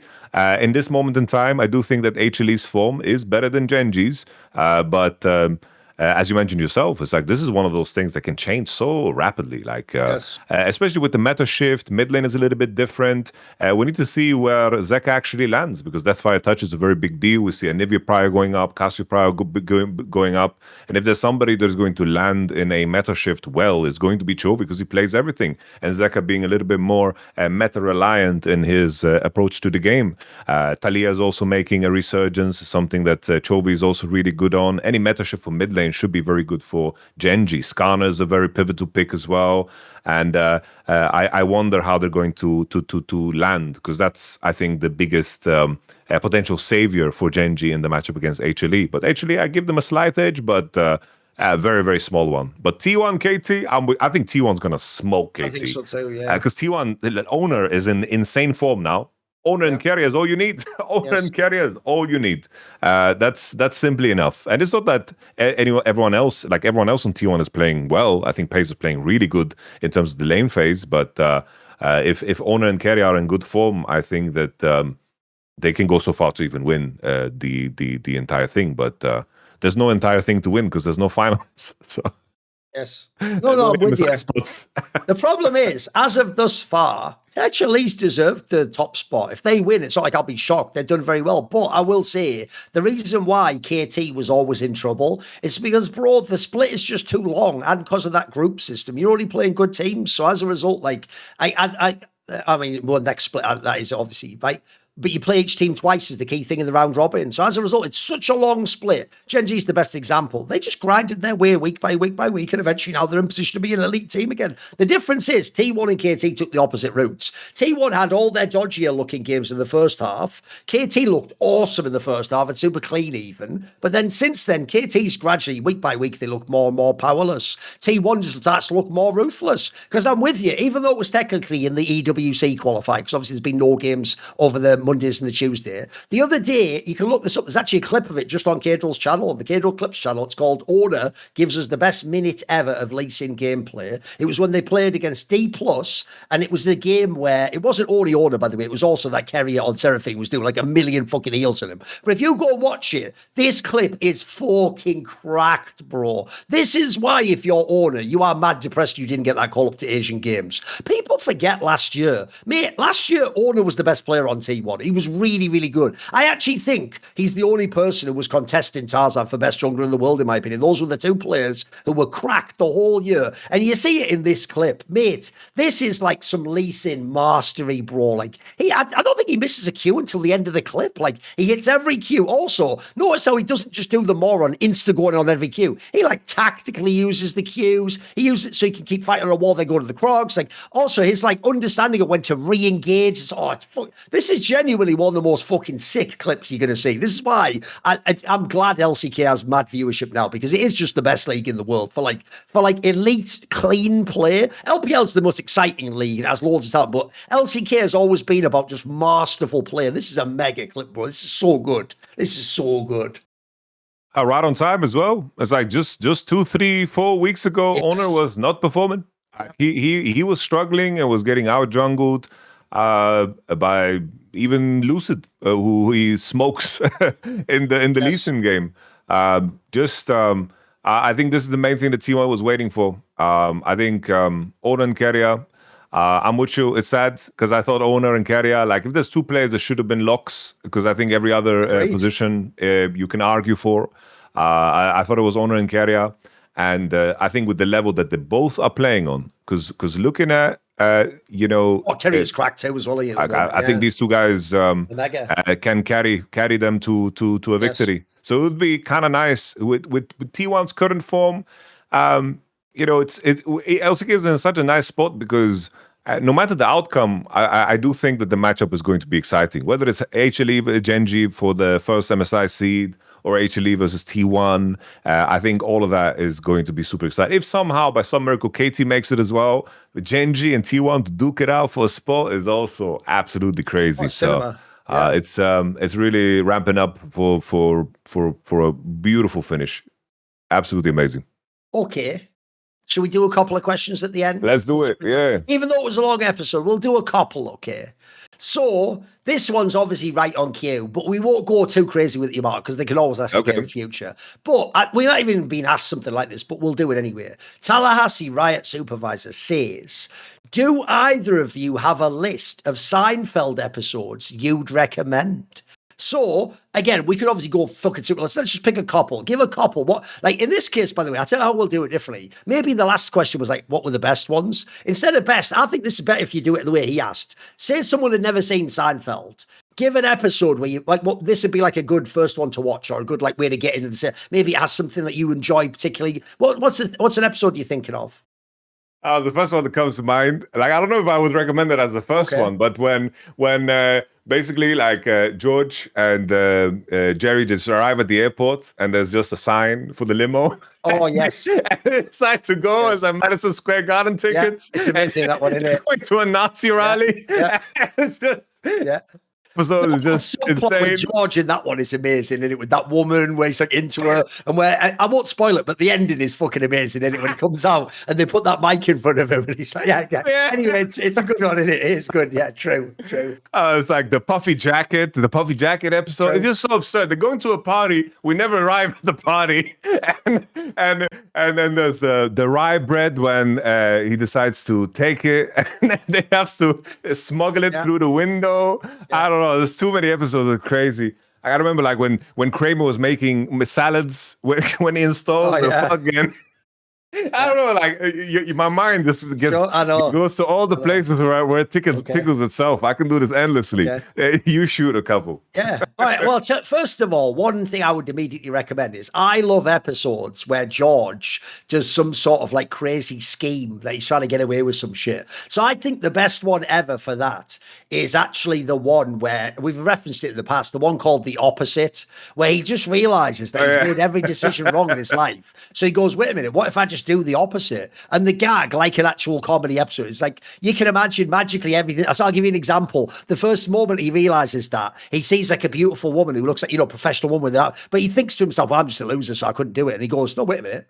That's what I would normally think. So instead, he goes up to this woman and he just says like, hi, I'm George Costanza. I'm unemployed and I live with my parents. And then the joke, because obviously it's ridiculous, is then the woman just goes like, oh, hi, I'm like Veronica or something. You're like, no, even though in real life, you know that wouldn't happen. You already know this episode's going to be hilarious because it's like that. Like everything he thinks and does the opposite is working. So there's that one. And then the other thing I also think everyone can enjoy about Seinfeld is I do think that Michael Richards, the guy who plays Kramer, is an unbelievable, like over the top comedy physical actor. Like some of the shit he does is like it's genius, the little touches. So there's 2 Kramer episodes I'm going to recommend here that I think is straight fire. So one of them is that one where, even though this might even be in the last season, it's such a stupid premise, but it's so well done. You know, the one where out back in his apartment, he just sees the set of an old famous talk show called the Merle Griffin Show. So he brings the set inside his house and just makes his house the show. And the gag is that when people just come to his house,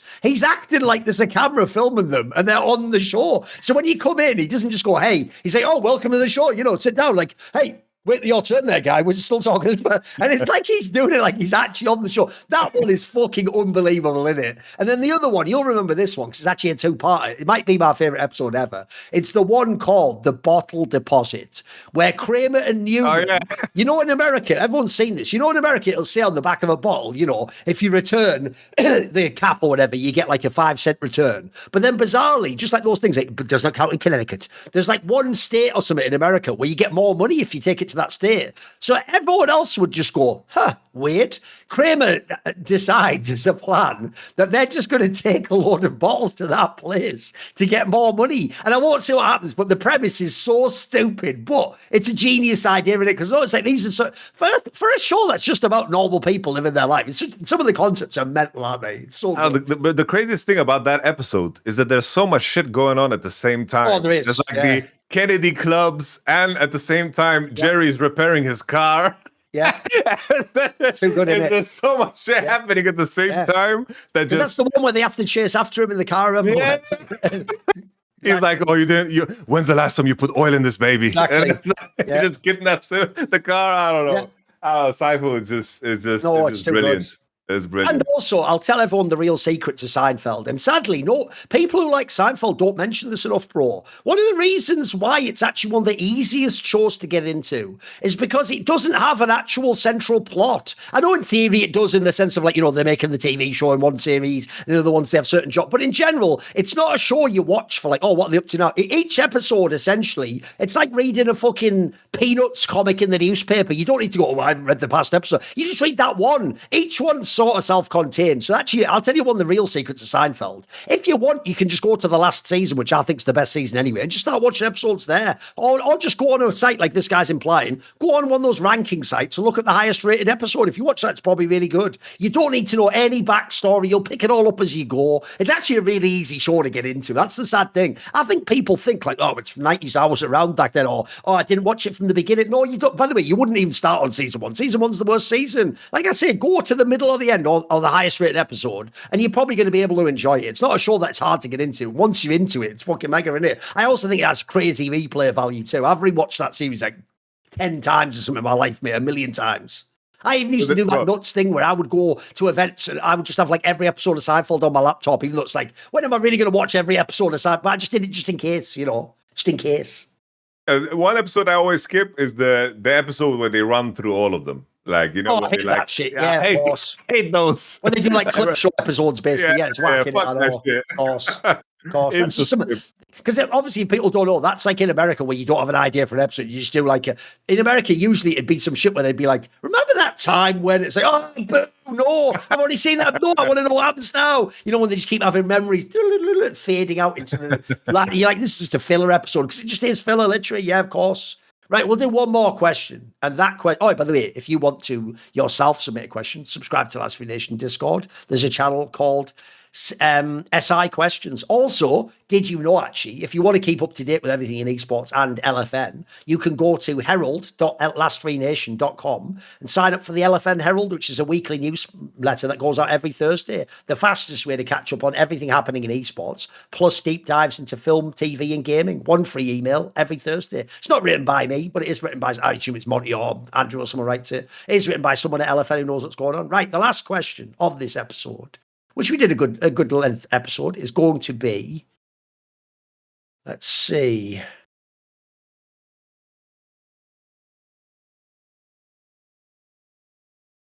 Here's a good one. Need for Speedo says, have you ever been scammed? If so, what happened? Have you ever been scammed in any way? Yeah. Honestly, I get angry even thinking about it. So okay. So basically, I was in Paris. So this was an in-person scam where, you know, you walk into the area where the Louvre is. So it's like there's an open courtyard. There's like shops. It's like very, very open. And then there was this man who came up to me and my fiance and just took a picture of us.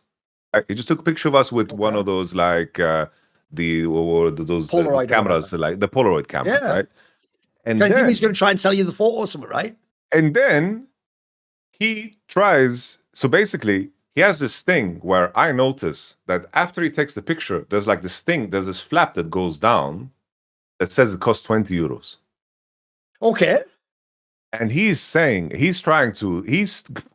pushing me to pay for this picture because he basically implied that I agreed to the price.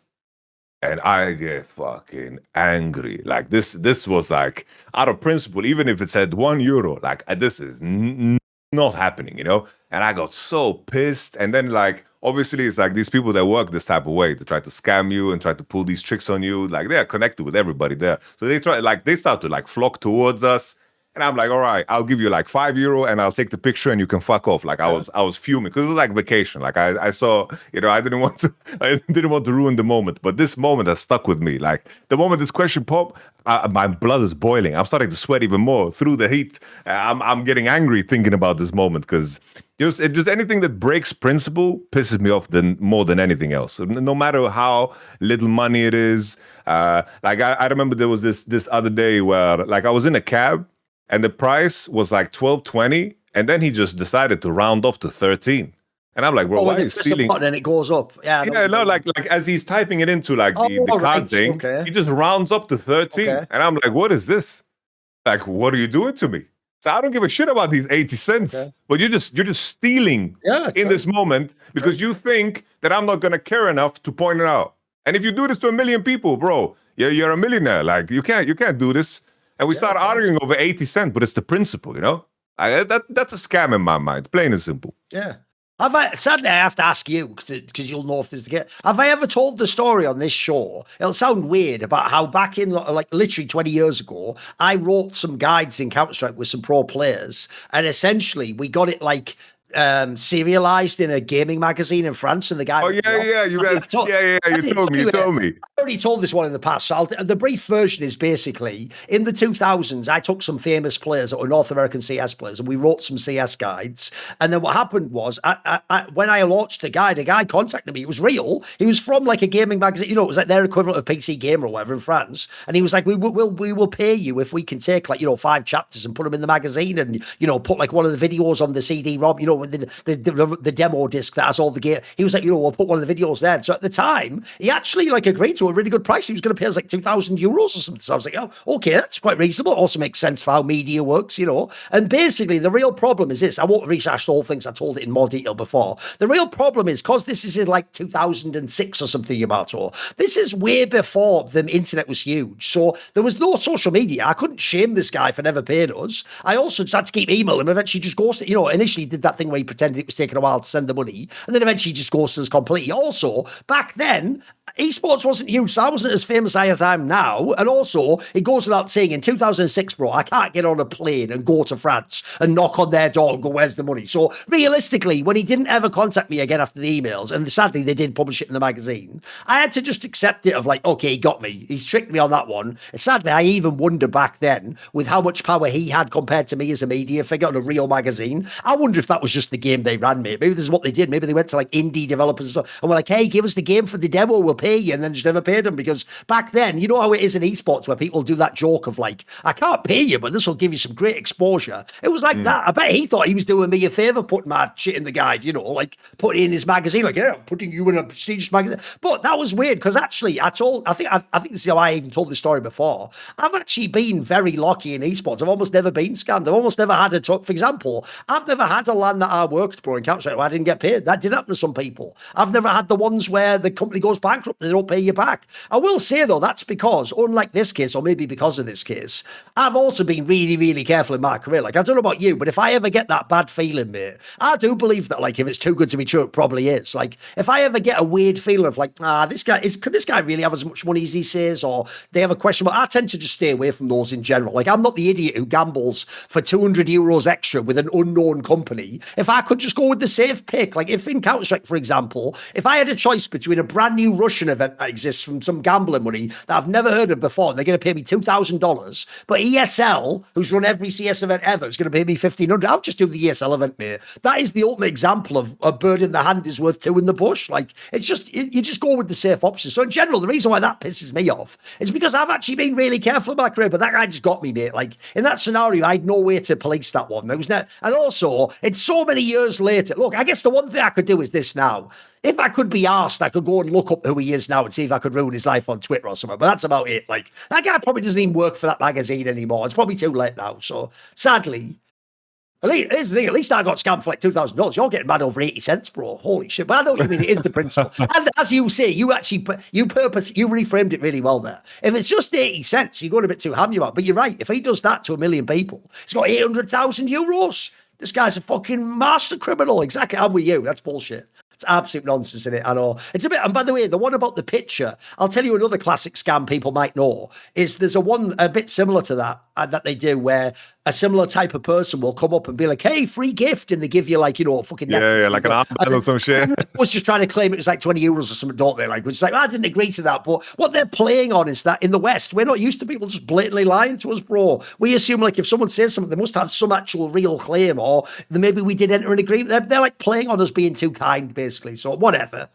Key thing is, kids, don't get scammed. Also, if you want to ask a question, sign up to Last Nation Discord. See you next week.